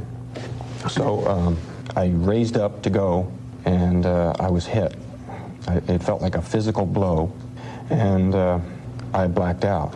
The men in the truck said they saw a powerful bolt of energy come out of the bottom of the craft and hit me. They said it just looked like a grenade went off in front of me. They said it threw me through the air about 10 feet. You were watching this, right, Mike? Yes.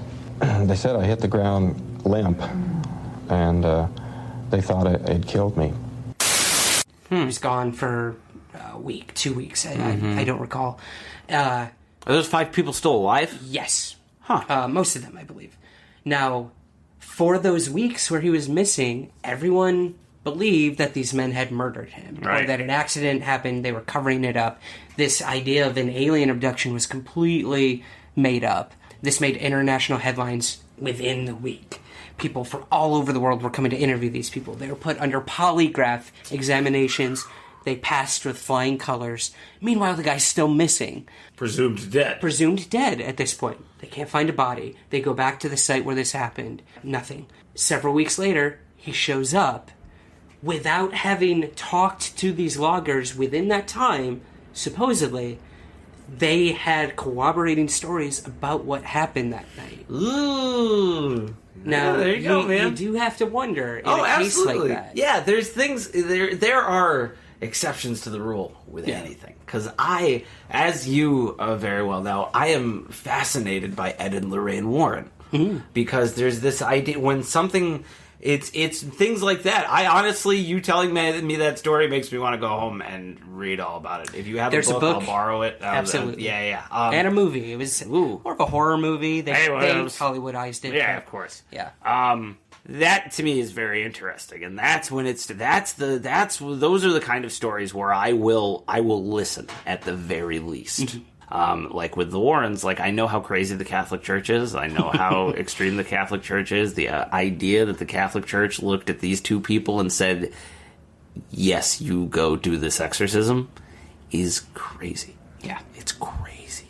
Like the idea of doing an exorcism is insane to begin with. But the fact that they break hundreds or thousands of years of tradition to allow these two non-priests, one of whom is a woman, to perform an exorcism. I could be wrong. I think I could be wrong in the sense that I feel like they ordained, given that it's the Catholic Church, I would put $5 down right now that says that Ed was ordained to do it and Lorraine got to watch or be there, even though she's the one with inherent psychic abilities, apparently.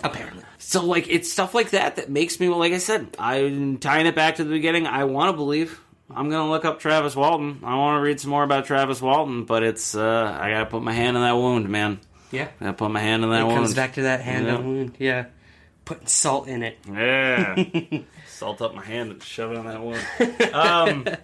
What do you got for me? I got, you thought it would be kind of fun, and I thought this could be a fun way to close this out here. Wow, we've been talking for over an hour already, huh? So on my show, two of the segments that we do a segment called Spin It.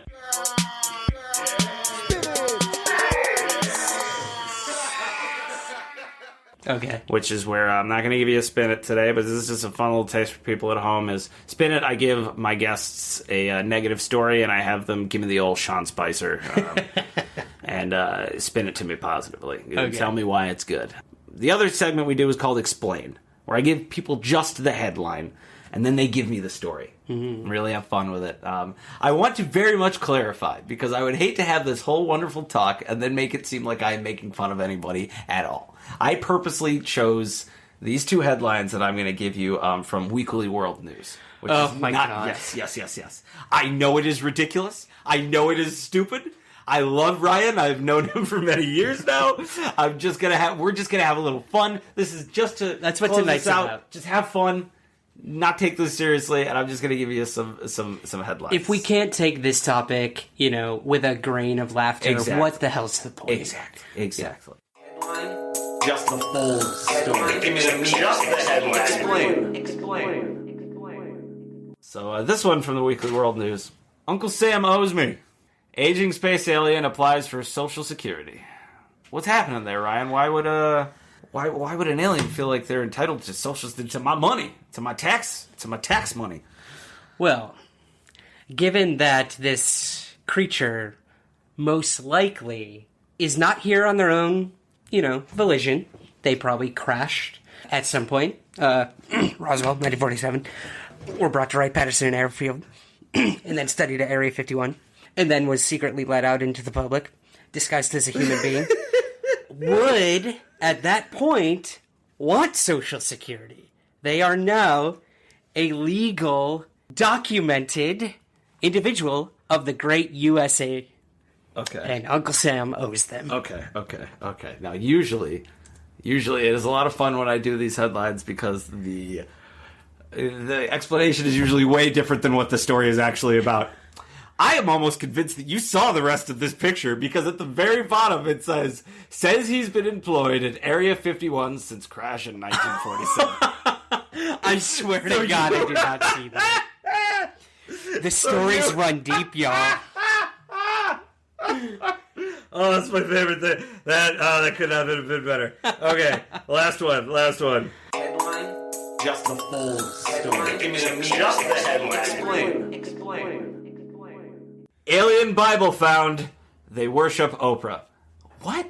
So wait, so aliens are so why? Well, I mean, I get this one. I actually kind of get. Okay, Ryan, why are the aliens worshiping Oprah? A whole Bible. Oh, I have two Oprah. answers for this one. Okay, all right, I'm excited.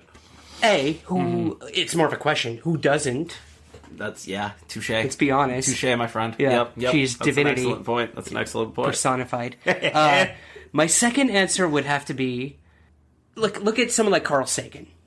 Okay. Done. Contact. I'm looking at him right now. Look at the beginning of, not the book so much, but the movie. Uh-huh. You know, you start with this, the message being sent out into the universe from so long ago, from our satellites beaming things out. Yeah. From, like, maybe a broadcast from the Olympics in the 40s. Yeah. And then to... Battle of the Network stars. Battle of the Networks. And, yeah, that was a good one. I like that. And then you have something like a Spice Girls song. You know, the further you go out, the better possibility of finding something.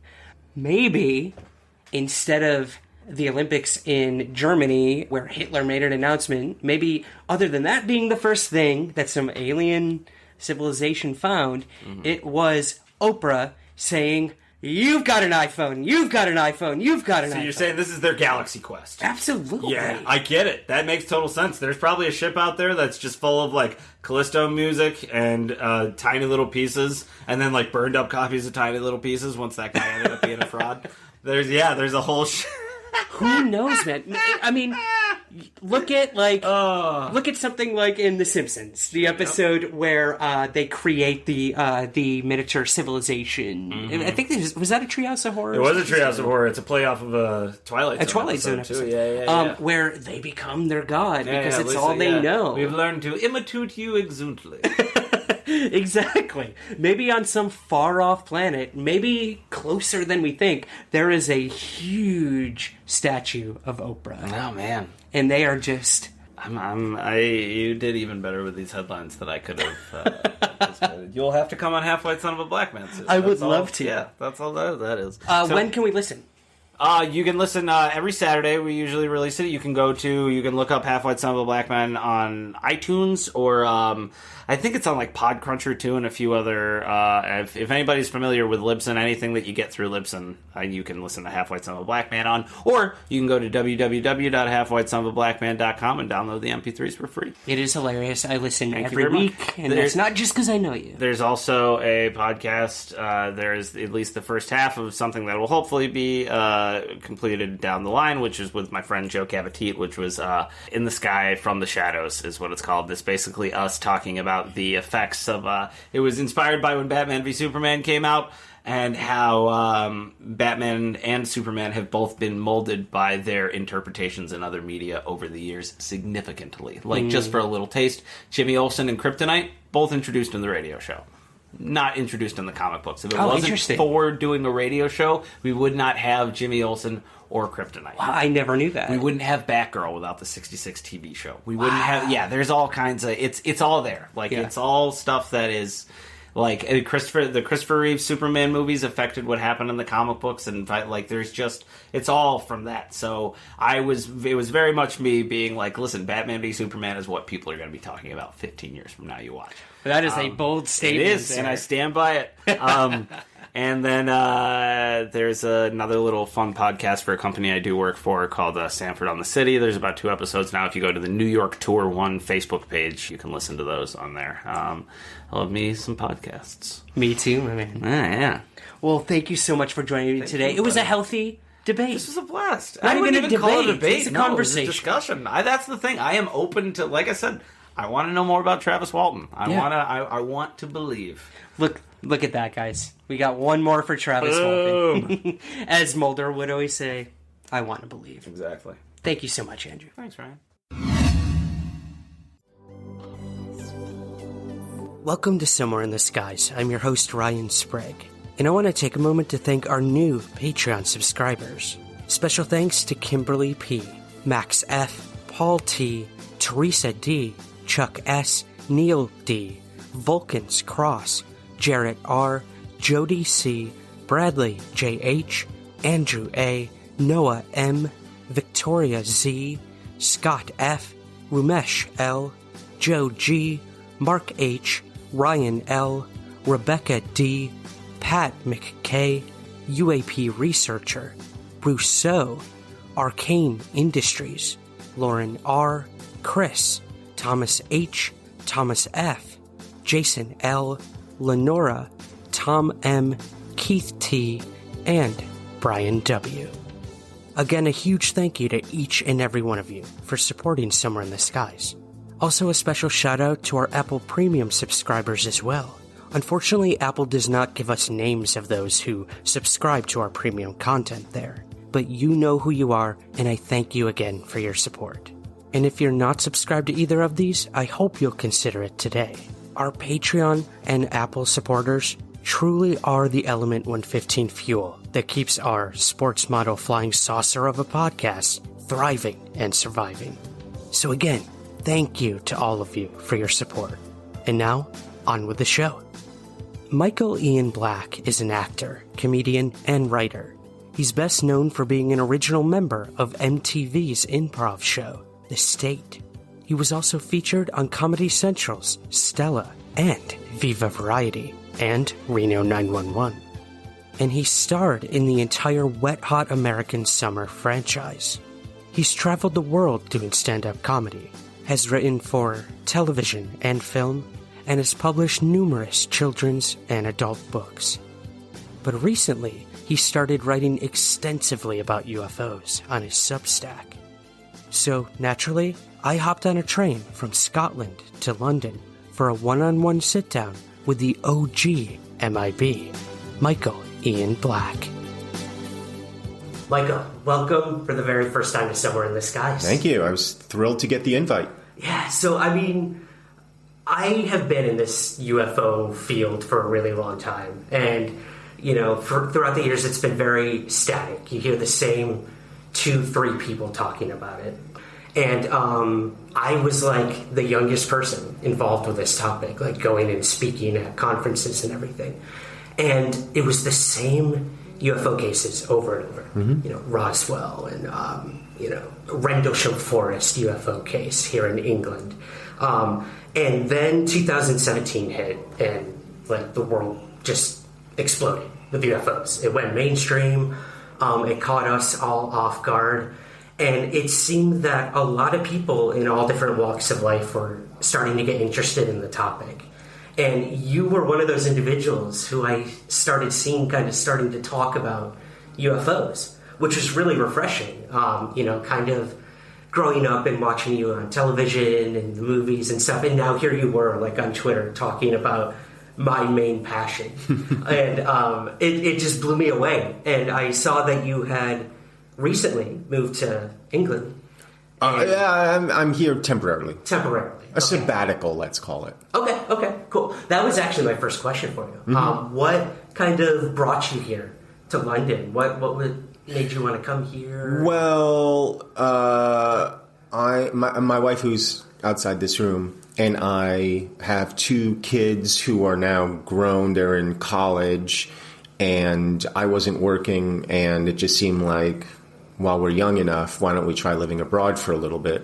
So our original plan was to live in Italy for a year, but we couldn't get the permits in time, the visas in time. So we were there for 3 months, and then we had to leave the EU because we didn't have the visa. So the UK was kind of the only place we could go. Okay. So we thought, well, we'll just come to London for a little while. So we're here. Cool. I gotta ask, how do you like it? I like it. I don't love it. I like it. It's a lot like living in New York, where I'd lived for 10 years. So it doesn't have the same sort of, it doesn't feel foreign enough, maybe. Like, one of the great things about living in Rome was that it really was entering a different culture. I don't speak the language. I felt like I was learning a lot every day. Mm-hmm. Here, it just sort of feels like I'm living my normal life, which is fine and fun, but it doesn't have that same sort of heightened excitement that I was getting in Italy. Right, yeah. I did New York for almost 13 years. Yeah. And coming here, it really was my fiance calls it America Light. Yeah. Like, everything's just a little cleaner, a little nicer. A lot more polite. Yeah.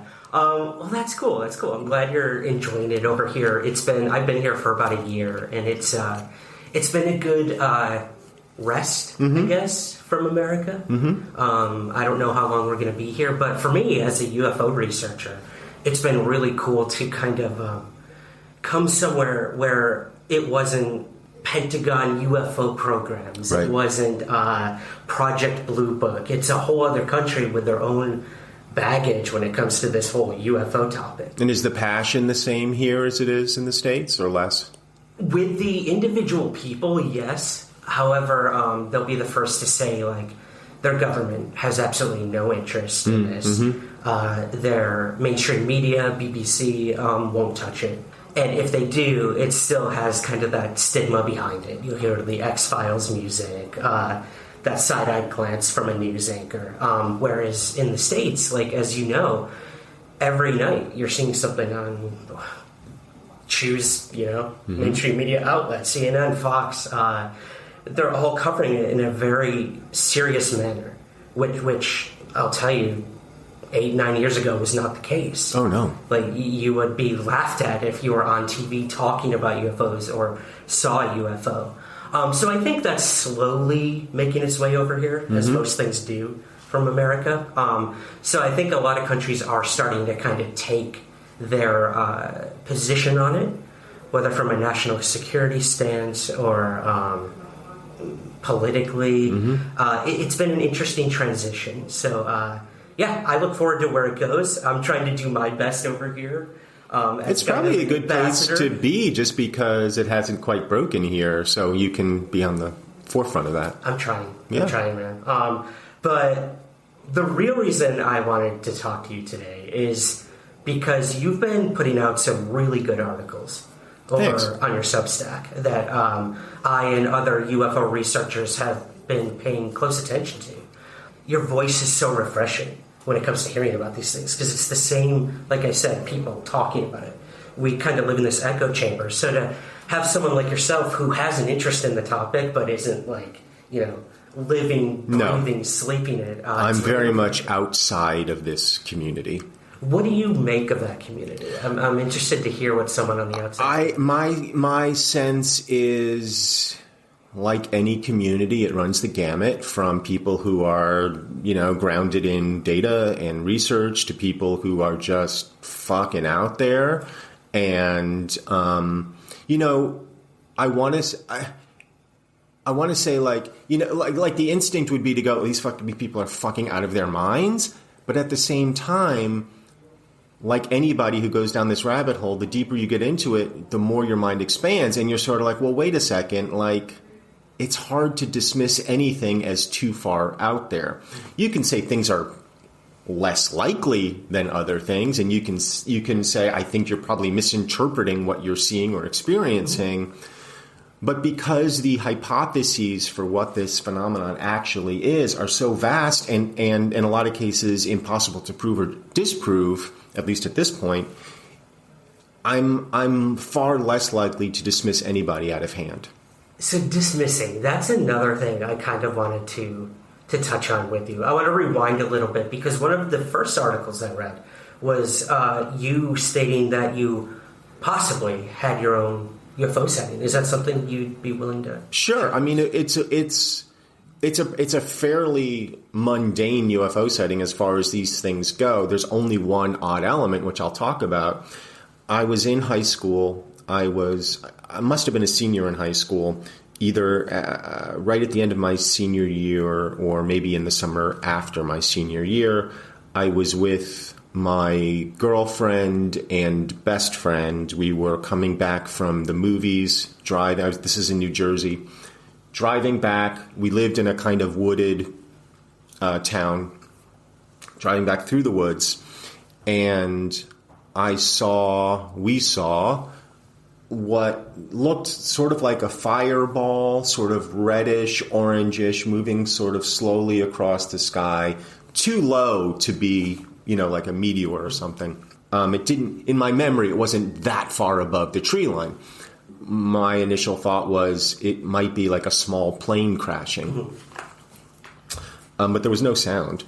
And I wanted to follow it, but we couldn't because there were trees, and so we sort of watched it as long as we could. And then my next memory of that is waking up the next morning and checking the local newspaper to see, like, had a plane crashed, and there was nothing.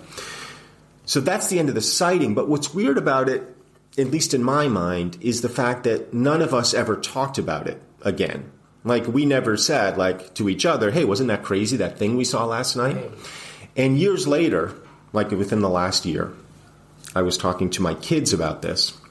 And I said to them, I was telling them this story, and I said, I bet if I ask my ex-girlfriend, who I'm still in periodic contact with, if she remembers this, she'll say no. And I don't know why I thought that, but I believed it. And so I texted her, and I was like, hey, do you remember this? She's like, no, I don't remember this at all. I would remember that. Right. And I'm like, yeah, you would remember that. Why wouldn't you remember that? So I'm like, so I'm left with this problem.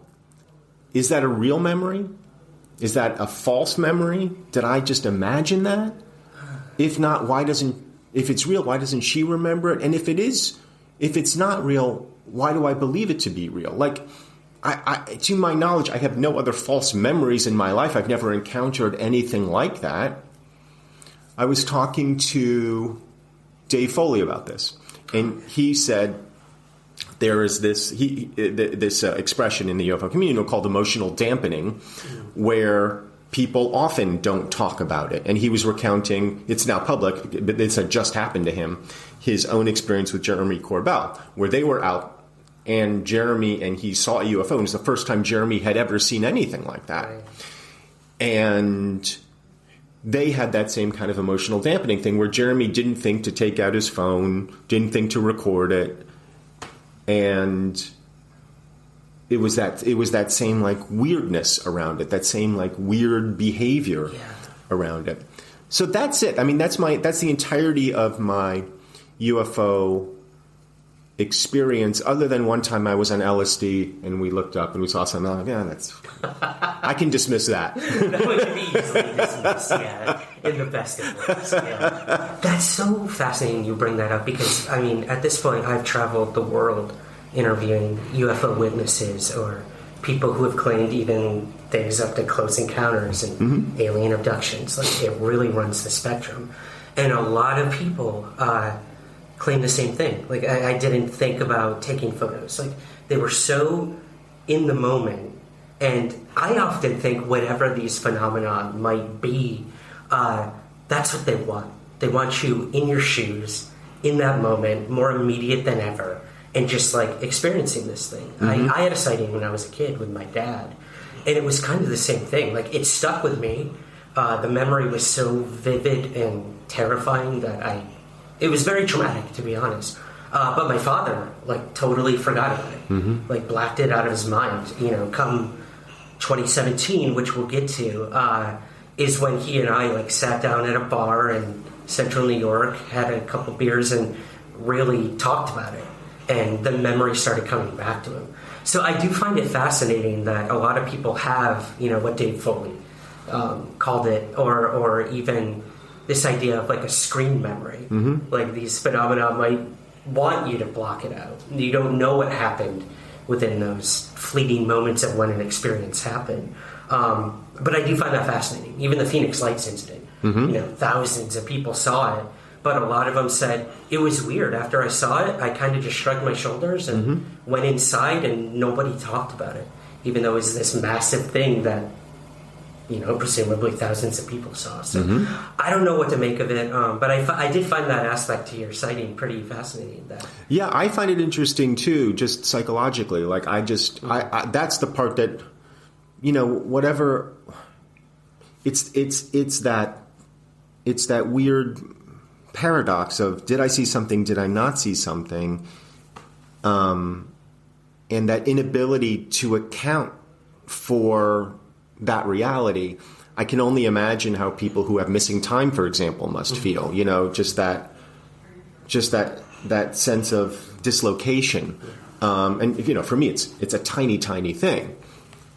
But for somebody who experiences it in a more profound way, I can't imagine what it does. Right. It really comes down to like how you decide to integrate it into your life. You know, like for me, clearly it changed the entire path of my life. Like I wanted to be a baseball player. That's all I wanted to do. And now I'm like 28 years later, I'm here interviewing you. And you're what, 5'8"? Yeah, about pushing it. And your athletic skills are what? At this point, about 0. Let's be honest. But yeah, that was. So maybe they were pushing you in that direction. They were leaning. They were like, you know what, Ryan? Maybe head towards this way. Yeah, it's like that John Travolta movie Phenomenon, right? Hit him with the light. Well, okay, so let's move to 2017. Mm-hmm. Now, I know a lot of your rediscovered interest in UFOs really started when a lot of people's did when this came out. What was that like for you, hearing when that story broke in the New York Times? It was almost the same experience because I was reading this. So, from my whole life, I've been interested in UFOs. It wasn't like me seeing one. That wasn't the first time I had been interested. Like I had been interested as a kid and all the way through. But my interest waned, I think, because of what you described. It's like, okay, we're seeing the same cases. Nothing seems to be moving forward. I don't know what to make of this, if anything. And I started to find myself basically in skeptic mode, being like, this just doesn't seem to be going anywhere. This is all probably explicable. I had read the C.D.B. Bryan book, Close Encounters of the Fourth Kind, pre-2017. I had been following the sort of alien abduction thing, just trying to make sense of it, trying to understand what it was. So, like, I had, like a toe dipped in these waters. But then when the article broke, I remember reading it and going, this is... I don't know if it's quite ontological shock, but it's creeping up there. But what was weird to me was the non-reaction of the rest of the world. Like I sort of thought it would blow up like a bomb. But for months and months and months, it seemed like nobody was really paying any attention to this. And I was asking people, did you see this thing where the Pentagon's basically saying, yeah, UFOs are real? And it seemed like for the longest time, people either hadn't read it or were just indifferent to it.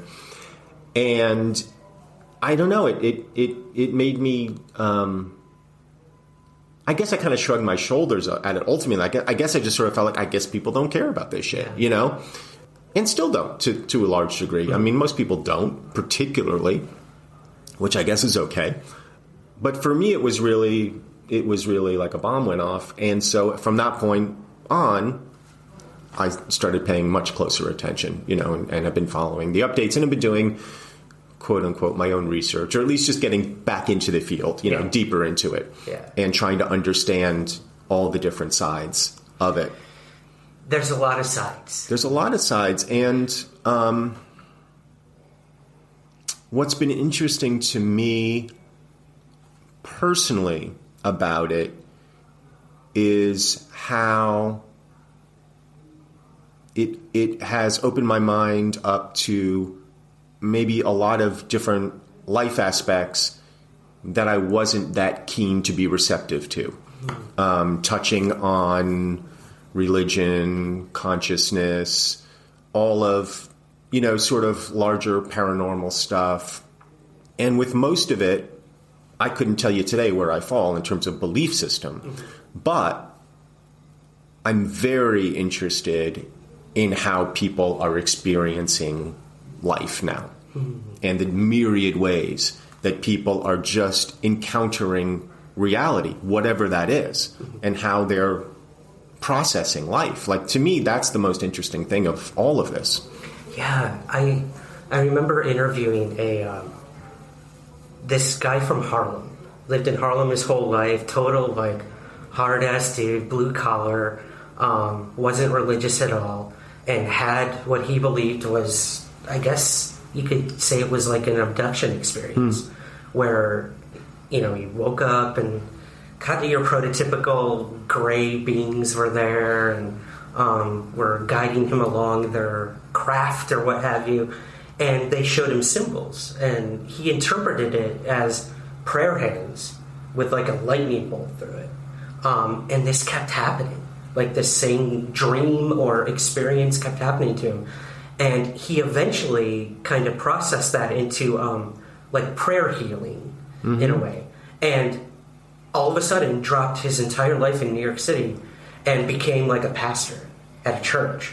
And he kind of attributes all of this to these weird experiences he had, whether they're alien or angelic or some people think demonic. It completely changed his entire perspective, his entire, I guess, spiritual being. So you do have to wonder, you know, like, could some of these experiences be connected to religion? You look at something like the work of like Diana Walsh-Pasulka, who's a religious professor who leans heavily kind of into that theory, that a lot of this does have to do with religion, or religion has to do with this. Yeah. What do you make of that idea? Like aliens could have kind of started our major religions. I know that's a little out there, but it's no less plausible than anything else. Yeah. You know, it's like I know her work. I've read American Cosmic. I've watched her being interviewed, and the parallels that she draws between mystical and religious experiences and classic sort of abduction experiences or encounters are profound. You know, when I have looked into the history of this stuff, and you see, you know, I'll display my own ignorance, but the paintings from like the 15th century that show, you know, these things, the German painting, and you listen to someone like Dan Walsh-Pasulka talk about how similar descriptions of alien encounters are with religious encounters with saints or angels or whatever. It's hard to draw different conclusions than she's drawing, that these are similar, if not the same experiences. What does that mean? Does it mean that they're actual physical experiences that people are having, or is it something that we generate ourselves? I don't know. I don't think anybody knows at this point. But it's powerful to me. These are, and it seems totally reasonable that somebody who had an experience like this would discuss it, would mythologize it, that it could become a thread in sort of the tapestry of religious life as humans know it. I don't know. Yeah. That's the safest answer I think any of us can give. Well, in terms of knowing, I mean, I recently spoke to Luis Elizondo, the former director of the Pentagon UFO program, and he was telling me, you know, it was so damn hard to investigate these things within, you know, the infrastructure of the government. Right. Funding, obviously, being the biggest problem with any government program, but the religiosity, extreme religiosity of a lot of his superiors, right, who said, dude, stop looking into this. It's demonic. Like, you shouldn't be doing this. And he ran up against that time and time and time again, which is crazy to think, you know, we talk so much, at least in America, about church and state and this and that. And now you even have it, like, within a government-funded UFO program where, like, these religious extremists are like, stop doing this. You shouldn't be doing this. So you can't say that they're not connected. I mean, it's crazy. Yeah. I mean, obviously the Pentagon and the military is traditionally a fairly conservative institution. It draws heavily from the South and from communities where religion plays a larger role than maybe in the general population of America. So it's not surprising to me that you might bump up against that kind of resistance. It is surprising to me, though, that somebody of a high enough rank in the military wouldn't at least want to understand the national security implications of this stuff, even if it is demonic, and be like, hey, do we have to fight demons now? Like, you'd want to know that. You know? I don't, you know... But, you know, if you believe in your heart that even talking about this stuff is going to open some portal to hell, I mean, yeah, I guess you would discourage somebody from looking into it. But that's a weird take to me. But you know, what I don't doubt in any of this, or in most of this, is people's sincerity. And that I think is an important part of looking at the phenomena is understanding that for the most part, 99% of the people that you're going to talk to are sincere in whatever they're talking about. Unless you have somebody who has some sort of counter narrative or is purposely sowing disinformation or just trying to make a buck, whatever it is, most people, I think, are sincere in their experiences or in their desire to understand. So when somebody says, hey, you're dealing with demons here, like, that's not my belief system, but I believe that they're sincere about it, and it's worth knowing more about that.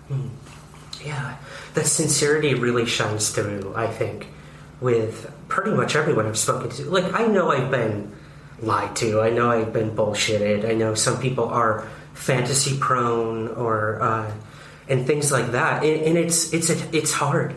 It's challenging to kind of navigate your way through a field made up of such ambiguity, I guess. Which is also beautiful because, like you said, like, you can interpret these things in so many different ways, but how do you ever find answers to it is kind of where I'm at. I've been chasing this mystery half my life. I'm no closer to knowing what the hell UFOs are. I don't know if I ever will be. That's why the article was so interesting in 2017, because here for the first time we were seeing, okay, here's video of something. Here's some tangible ones and zeros that we can look at. Here are some names and faces associated with this. Here's a former majority leader of the Senate going, yeah, this is real. We're putting money into this. That was the first time that I felt like I could look at something and attach names and attach video and have the imprimatur of the government on it. Whether or not you believe the government is another thing. But for me, as a citizen, it's like, okay, the U.S. government is saying this. At the very least, that's fascinating. Even if it's not true, why the hell would they be saying this? Right. It's mystifying that we're at a point now where, you know, you can look at things like Project Blue Book back in the 50s and 60s. Okay, you know, this is post-World War II, going into the Cold War. Of course they're going to want to look at this stuff in our skies that shouldn't be there from a national security standpoint. And kind of coming away from it, saying there's nothing to it. We've explained mostly, I think it was 700-something cases they weren't able to explain, which is still a large amount. That's a lot. But they were able to explain most of it and said, we're done funding this. Like, it's not a threat. Over. And then we come to find out, you know, the Pentagon had covertly been investigating. And now it's like out in the open. We have this new Arrow group who are looking into this, again, from a national security standpoint. So what do you make of that? Now that we have a newly established program within, like, the Department of Defense in the U.S., investigating these. On the face of it, I go, that's great. Yeah. On the face of it, I go, that's unbelievable progress. Here are, you know, let's call them a blue ribbon committee of people with the proper backgrounds investigating these stories. Obviously, I know within the UFO community, there's a lot of wariness about it. There's a lot of people thinking it's a smokescreen. They're going to end up covering up. They don't have the right access, et cetera, et cetera, et cetera. But just pulling back from all of that, isn't it a profound step forward that the United States government is saying, hey, we need to figure out what this stuff is. Not only do we acknowledge it's real, we're setting up an entity to study it, combined with, you know, what NASA's doing now publicly for the first time, that as far as I know. You've got prominent senators being very vocal about it. You've got at least a handful of Congress people being vocal about it, talking about it. I don't know if it's crossed the point of no return or not, but it certainly feels that way, where you're not going to be able to stuff this genie back into the bottle and go, yeah, it was just swamp gas anymore. It just doesn't seem like that's a possibility. So then the question in my mind is, okay, so then where is this leading? Because I have to believe that the other David Grushes out there who have testified already, they're saying things that must support what David Grush is saying, or you wouldn't have somebody like Marco Rubio out there saying the opposite. Rubio saying, yeah, there's other people who have talked to me, and they say what he's saying. He wouldn't put his reputation on the line if he didn't have some certainty about what he's being told. I don't think Kirsten, I always get those mixed up, Gillibrand would do the same. Yeah.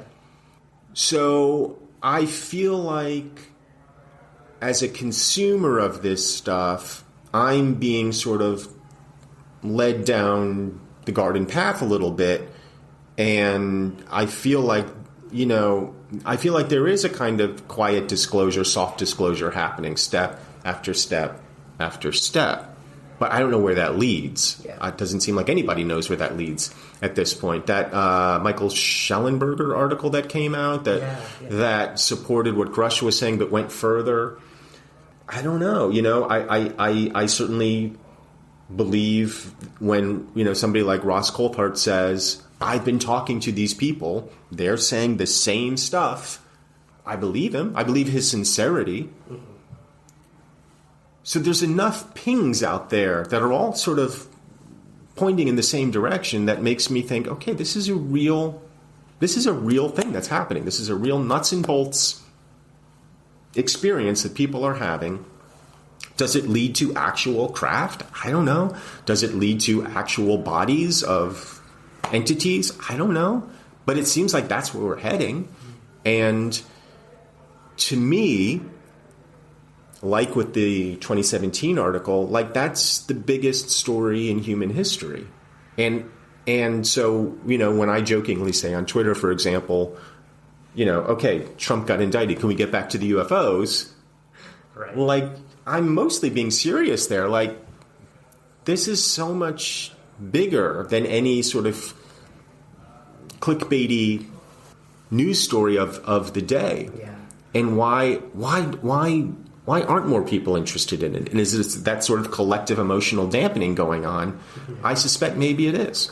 I think you're right. And I think I don't like to get too conspiratorial on my show, surprisingly, for a UFO podcast. But you look at when a lot of these things were kind of dropped in the United States in the mainstream media.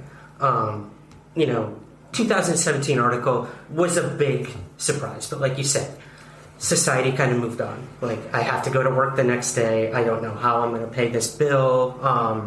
What are we having for dinner? Not like, oh my God, like UFOs. And then you look at like the first Pentagon UFO report came out like right in the middle of the pandemic. Mm-hmm.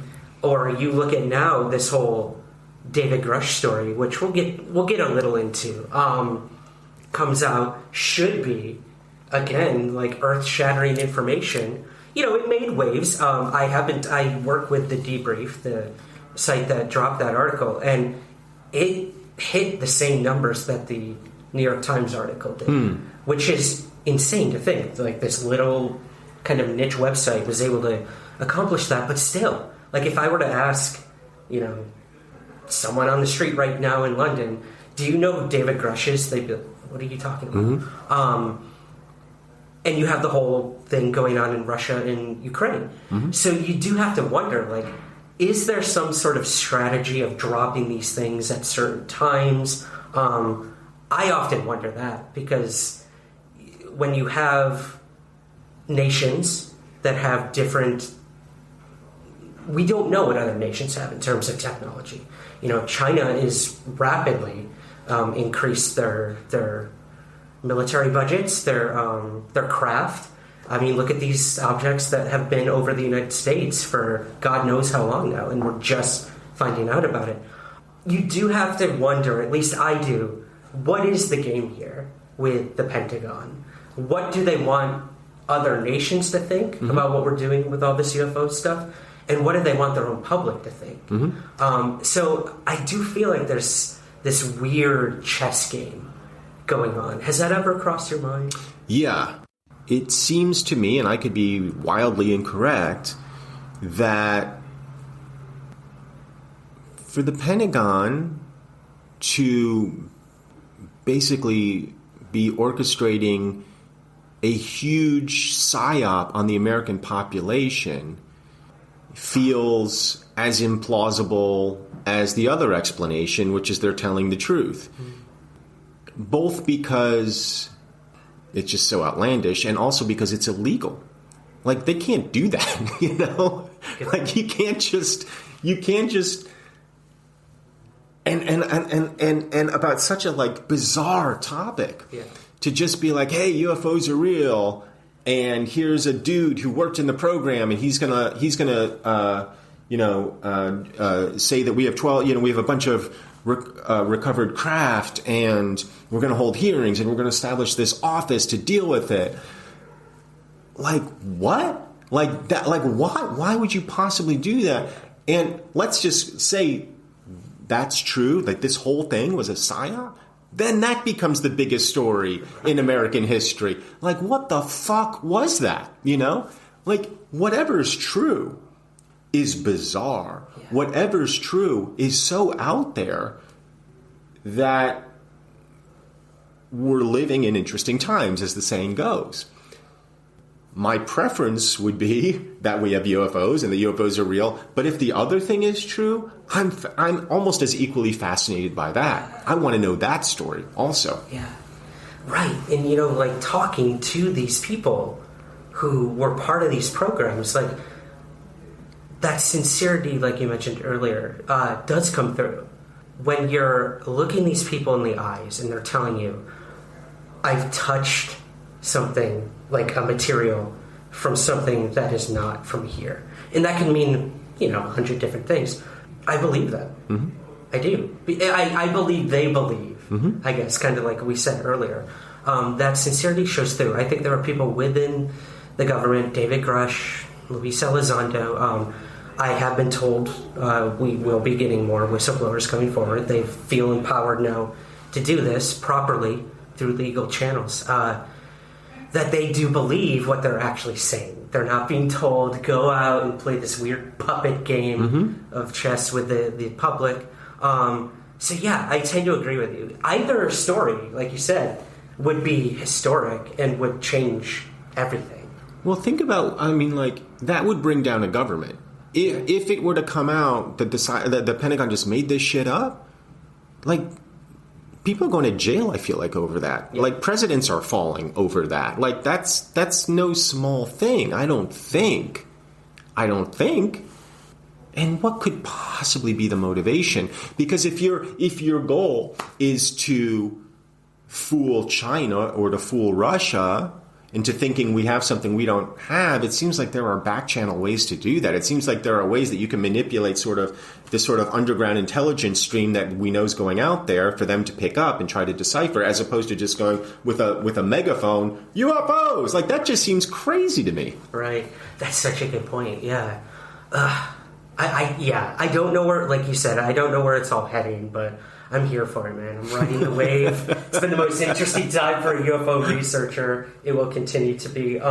You mentioned NASA. One of the things that cracked me up was in your article where you talked about NASA's recent panel they did, and how fucking boring it was. Yeah. Which I guess we should have sort of expected, but 4 hours. They live streamed that thing for 4 hours, and I fell asleep like 10 times. I think the most interesting part was really when Sean Kirkpatrick, the head of Arrow, showed up. Right. And out of nowhere, and I want to kind of transition to this a little bit with you later, is he said, I just had a meeting with the Five Eyes, and we talked about all this.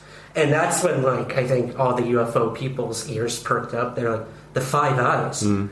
This kind of mythical thing we'd heard about with all these different intelligence agencies in different, sort of Eurocentric countries get together and talk about intelligence. And that a UFO program was now doing that, that really got our attention. Mm-hmm. So now we know this government program is working with NASA and kind of putting all the heavy work onto them. Mm-hmm. Like, you're NASA. You should be looking into UFOs. So what do you make of NASA's role in all this from a scientific perspective? I don't have a scientific perspective. I'm not smart enough to have a scientific perspective. But I think that I as an entity, I think NASA's kind of interesting because they're a public-facing space exploration institution, but it seems like they're all, they're almost certainly involved in more sort of quasi-military or directly military, quiet stuff. I've never known, I don't think any of us know, sort of where the dividing line is there. They're not supposed to be a military organization. It's impossible for me to believe that they don't have a sort of military, that they don't have military applications associated with them. I've never understood why, I guess I do understand why they've never expressed sort of any public interest in UFOs before. Clearly, they want to be taken seriously as scientists, and up until very recently, I guess if you had said UFO, that would tend to diminish their credibility. So I guess I understand that. But, clearly they have like astrobiologists on staff, and they study weird xenotypes, and they go to the bottom of the oceans to look at what kind of worms can survive in, volcanic vents and shit like that. So you go, all right, like they're clearly interested in all of this stuff. I did think it was cool that they were brought into this. I did think it was cool that NASA is now a part of this conversation. I also think it's necessary that they're part of this conversation. And I did think it was heartening in a way that the conference was so boring. Like it was heartening in a way because you go, oh yeah, they're just like bureaucrats, like talking about bureaucratic shit. Right. So that to me says UFOs are now mainstream and are now absorbed into the sort of public or the scientific consciousness, the scientific mainstream, where they're going, yeah, we need better data sets, and that's what we're going to do. We're trying to get better data sets, and here somebody's going to talk about how we're going to get better data sets, and you're like, Jesus Christ, this is boring. But it was heartening to me, because they weren't out there making noises. Mm-hmm. They were being very sort of, it seems like, purposely deliberative and boring the way you would want scientists to be. Mm-hmm. And then Sean Kirkpatrick is like, yeah, and we got these flying orbs that are going around. And you're like, okay, well, let's go back up to that for a second. Yeah. And I mean, there were some good moments in there. I mean, you had them even kind of debunking one of the Navy UFO videos. Right. The thing we've been told was the go fast. Right. Now became the go slow. Mm-hmm. They said it was traveling like 40 miles per hour.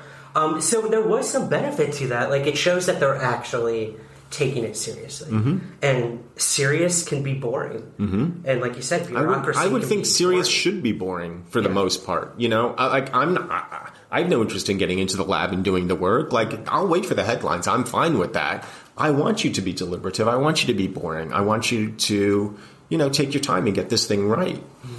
Exactly. So that was reassuring to me. It was. Well, I guess that leads us up to today. David Grush, this whistleblower, comes forward. His credentials are insane. Like, if you look at what this guy's done, who he's worked with, the people who are actually vouching for him, it does truly make you wonder. And the implication of if he's lying, like you said, these people can go to jail. Their reputations his reputation's gone. Mm-hmm. Let's be completely honest. Unless all of this is proven and he becomes this, hero of not only the UFO community, but like humanity. Yeah. In so many words.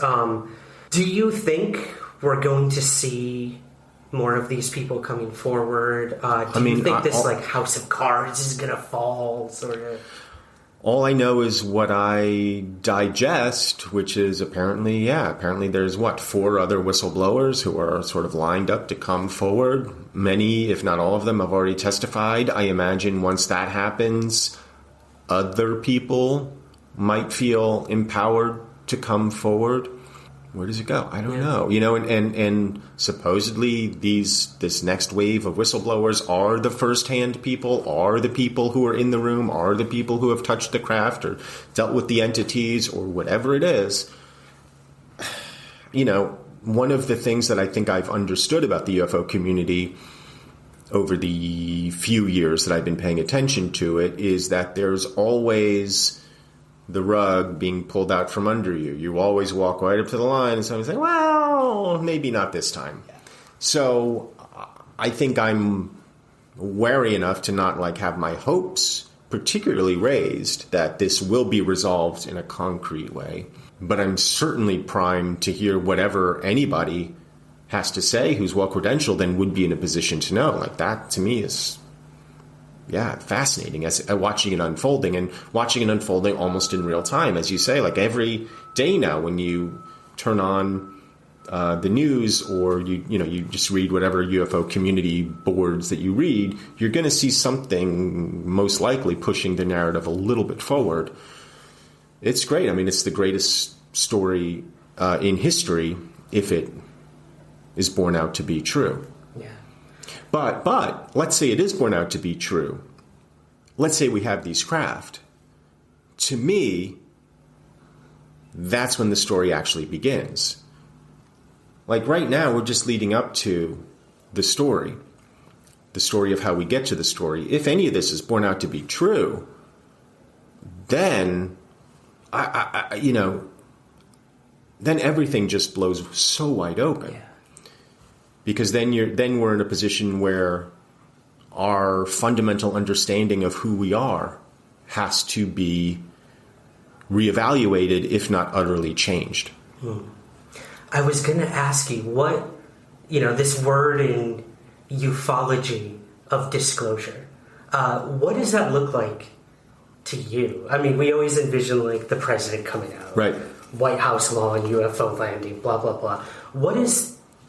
How big is that word in terms of what it would do? I've never really thought about, for me, what the definition of disclosure would look like. Sure, you could have Biden or whoever the next president is coming out and saying, hey, we've got these craft.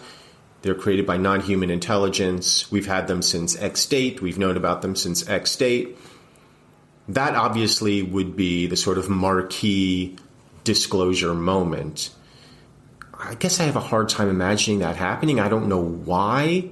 Maybe because the kind of shock and awe of that would be so overwhelming for people that I wonder whether we are in the midst of disclosure right now, that it is about the sort of slow unraveling of the truth. You take people up to this point, they sort of digest that for a little bit, you take them to this point, you let them digest that for a little while. That, to me, seems the more likely way to do it, until you get to a point where a president can come out and say, everything that you've heard about, I can confirm. And then people can be like, okay. It's like, it's still going to be weird, but maybe not as weird as it would have been if they'd landed on the White House lawn, to use the cliche. Yeah.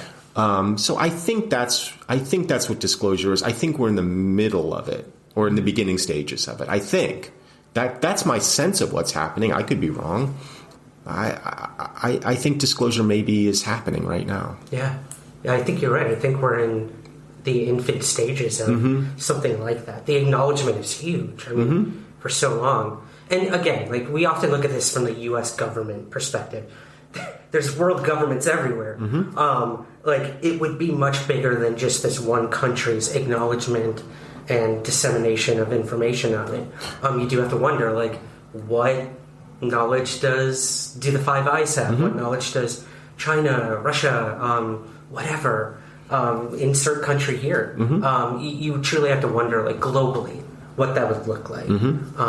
It's profound. It really is. And I think you're right. It wouldn't be as marquee as we would all sort of hope. I mean, that would be fun. It would be fun.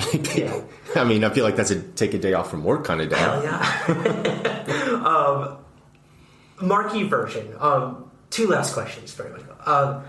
Entertainment is a huge influence, Western entertainment, on, like, the whole world. There's no getting around that. And the UFO subject and Hollywood, I guess, have had a strange marriage for very long. I always use the example of, like, Top Gun was created to recruit young men into the Air Force. So, like, there was a reason this movie was made, and a purpose and an agenda, quote unquote. And you look at some of the early movies that came out about flying saucers back in the 50s, 60s, based on purported actual events. So I guess that is my question. What role do you think the entertainment industry plays in all this? I mean, kind of coming from that world and then seeing how it's played out in movies, TV, pop culture. What role do you think entertainment has in maybe that disclosure, I guess? Well, there's a couple different ways to look at it. The first is, I was and continue to be naive in a lot of ways. Like, it never occurred to me as somebody sort of entering this industry that it would be manipulated by the U.S. government to further its own aims.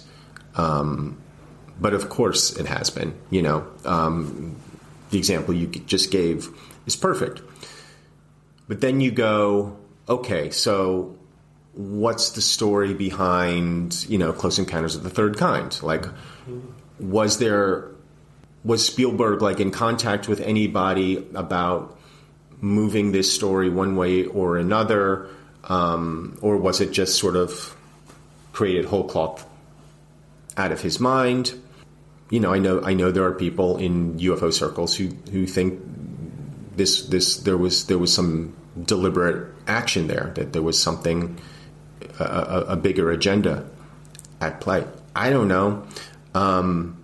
That's one way. That's one side of this. The other side, the side that maybe I'm more interested in, is the way culture reflects itself and shapes itself. So you get Kenneth Arnold seeing a flying saucer. Suddenly that term, flying saucer, is in the public consciousness. Of course, some smart alecky Hollywood screenwriter is going to be like, the day the flying saucers came, and it's starring Ernest Borgnine, and here's the flying saucer, and here's Ernest Borgnine, and are they friend or foe? And then that gets reflected back into reality of what people believe they are seeing, which then gets reflected back into popular culture. And it turns into a kind of back and forth that not only sustains the narrative and the mythology, but also helps to create it. So how much of our reality is self-generated? I think that's a legitimate question. How much of, let's say, contact or these experiences are outside in or inside out? How much of it, how deep does it go within our relationship to reality? How much are we creating reality itself? You can distill that into pop culture, but I think it maybe raises sort of larger questions. Yeah, absolutely. It raises so many questions. I mean, I've always looked at, the entertainment industry likes to put that mirror back on us. Mm-hmm. You see a lot of movies now coming out about time travel, mm-hmm. wishing we could go back and change things. That's happened a lot in the past, but you are seeing it play out in a lot of these big budget movies coming out right now. And you do have to wonder, is this kind of our want, our need to go back and change things, whether it's the pandemic we lived through or came out on the other side through, not clearly unaffected, or a war going on, several wars throughout the world at a constant rate. You do have to wonder, that mirror being put back on us. Yeah, I feel like I'm seeing, maybe it's just the kind of thing that I'm drawn to in terms of pop culture, but I feel like there is a movement artistically towards the same questions that I'm asking here, which is, what is the nature of our reality?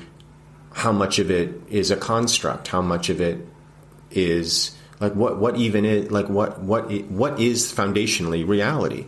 And I feel like you see that expressed in a lot of different ways. I mean, even something like Oppenheimer, I feel like is doing that, where you're creating a godlike machine. You're fundamentally changing reality. And then, jokingly, Barbie is doing the same thing. Barbie is saying, here's this unreal thing that we're bringing into reality. How do they affect each other? It's a stupid example, the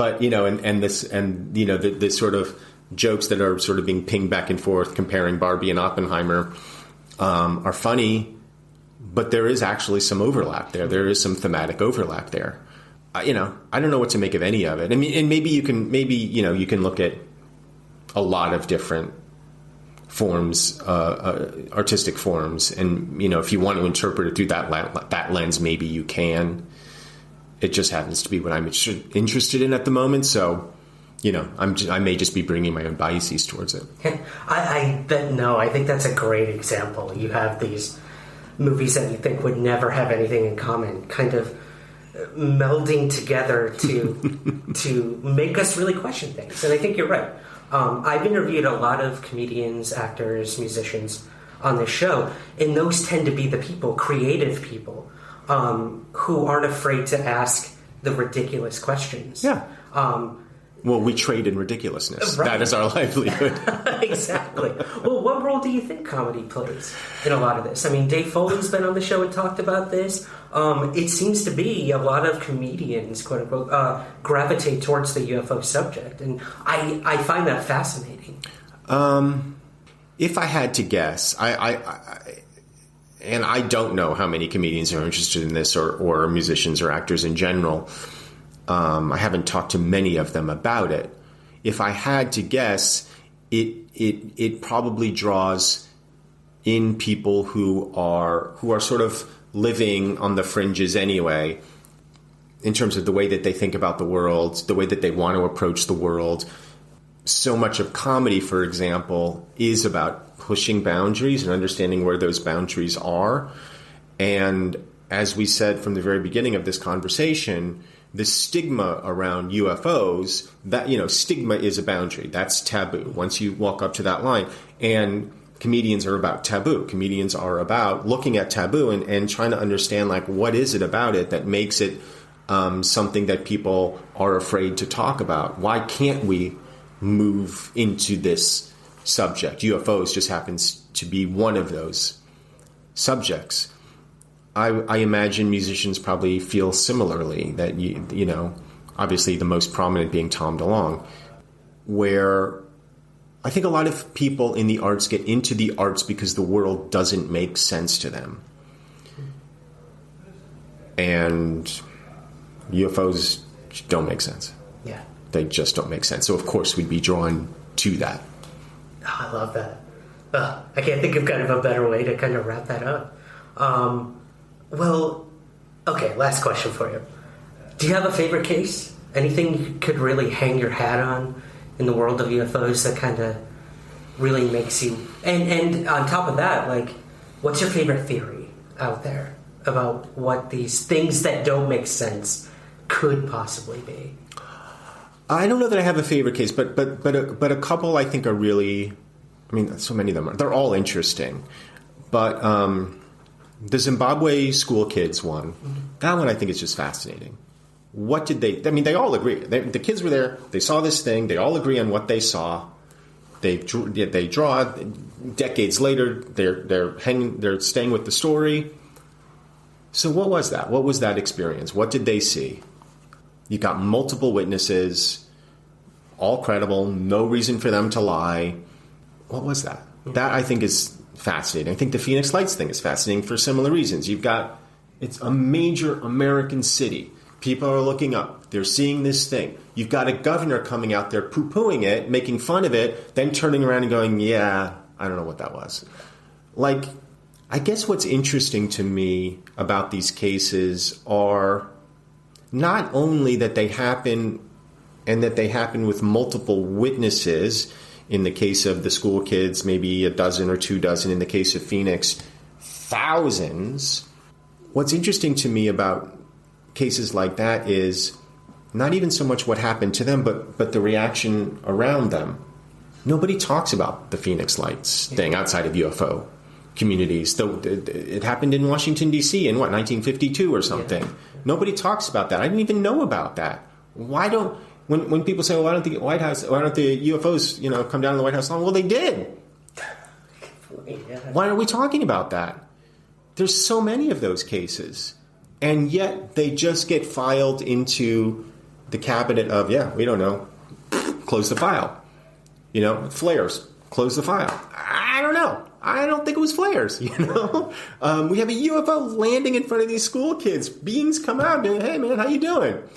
Takes off again. Those kids, they're now adults. They still maintain what they saw was what they saw. Just file it away. I don't know. I don't know what to make of it. I don't know what to make of... I don't know what to make of people who aren't interested in that.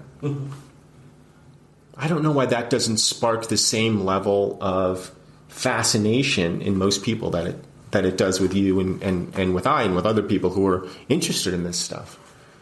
To me, there's nothing... I can't think of anything more interesting, more fascinating, more profound than these questions and the ancillary questions that they produce. It's such a rich subject. I would be very surprised if in the next few years you couldn't major in this in college, that there won't be a UAP studies degree. There should be, or whatever you want to call it, anomalous studies degree. Yeah. Like there should be departments devoted to this thing, because the world is so much richer and more complex and diverse than we know. You can look at any number of sort of ancillary topics and know that to be true. I mean, you can go from the James Webb Space Telescope to quantum mechanics to near-death experiences to the effects of meditation to consciousness studies. All of it is worthy of study. All of it sort of is right on the fringes of our understanding of the nature of reality. And somebody like me suspects all of it is connected. So how is it connected? Is it connected? I mean, start with that obvious question. How much of the fabric of what we understand to be reality is connected? Like what the hell are we living in? What the hell is this? It's the fundamental question of humanity. And UFOs just give us a different way of looking at it. It's a lens. Yeah. I love that. Man, that's it. Mic drop right there, Michael Ian Black. I can't think of a better way to sort of end this. You and I are going to start the first university of ufology while we're here in London, so be on the lookout for that, guys. But other than that, man, can you tell us what do you got going on? Nothing. Now? I'm unemployed. That's why I'm in London. That's a perfect way to put it. Yeah, that's why we're all here, to be completely honest. Awesome. Well, if people do want to read your work, where can they find what you're up to? Well, I write about UFOs on occasion on my Substack. Michael Ian Black is what it's called. I'm on Twitter. I'm just sort of out there. Mm-hmm. You can see me perform my tour, doing stand-up, not UFO-related stand-up. Yeah. So I'm available. Awesome. I can't thank you enough. Like, it was so awesome to finally meet you. Like I said off air, huge fan. Thanks. My whole life. And the fact that you're now talking UFOs, not a world I ever thought I would see. So if UFOs have done anything, it's definitely changed my paradigm and my perception of a Hollywood comedian. No, I just love I love finding people who are interested in this stuff, because my wife, who's out there right now, is just like, UFOs again? I'm like, yeah, sorry. I know. I know that feeling. Trust me, my partner knows that feeling very well, too. So, Michael, I got to thank you today. Oh, no, my pleasure. Thanks, Ryan.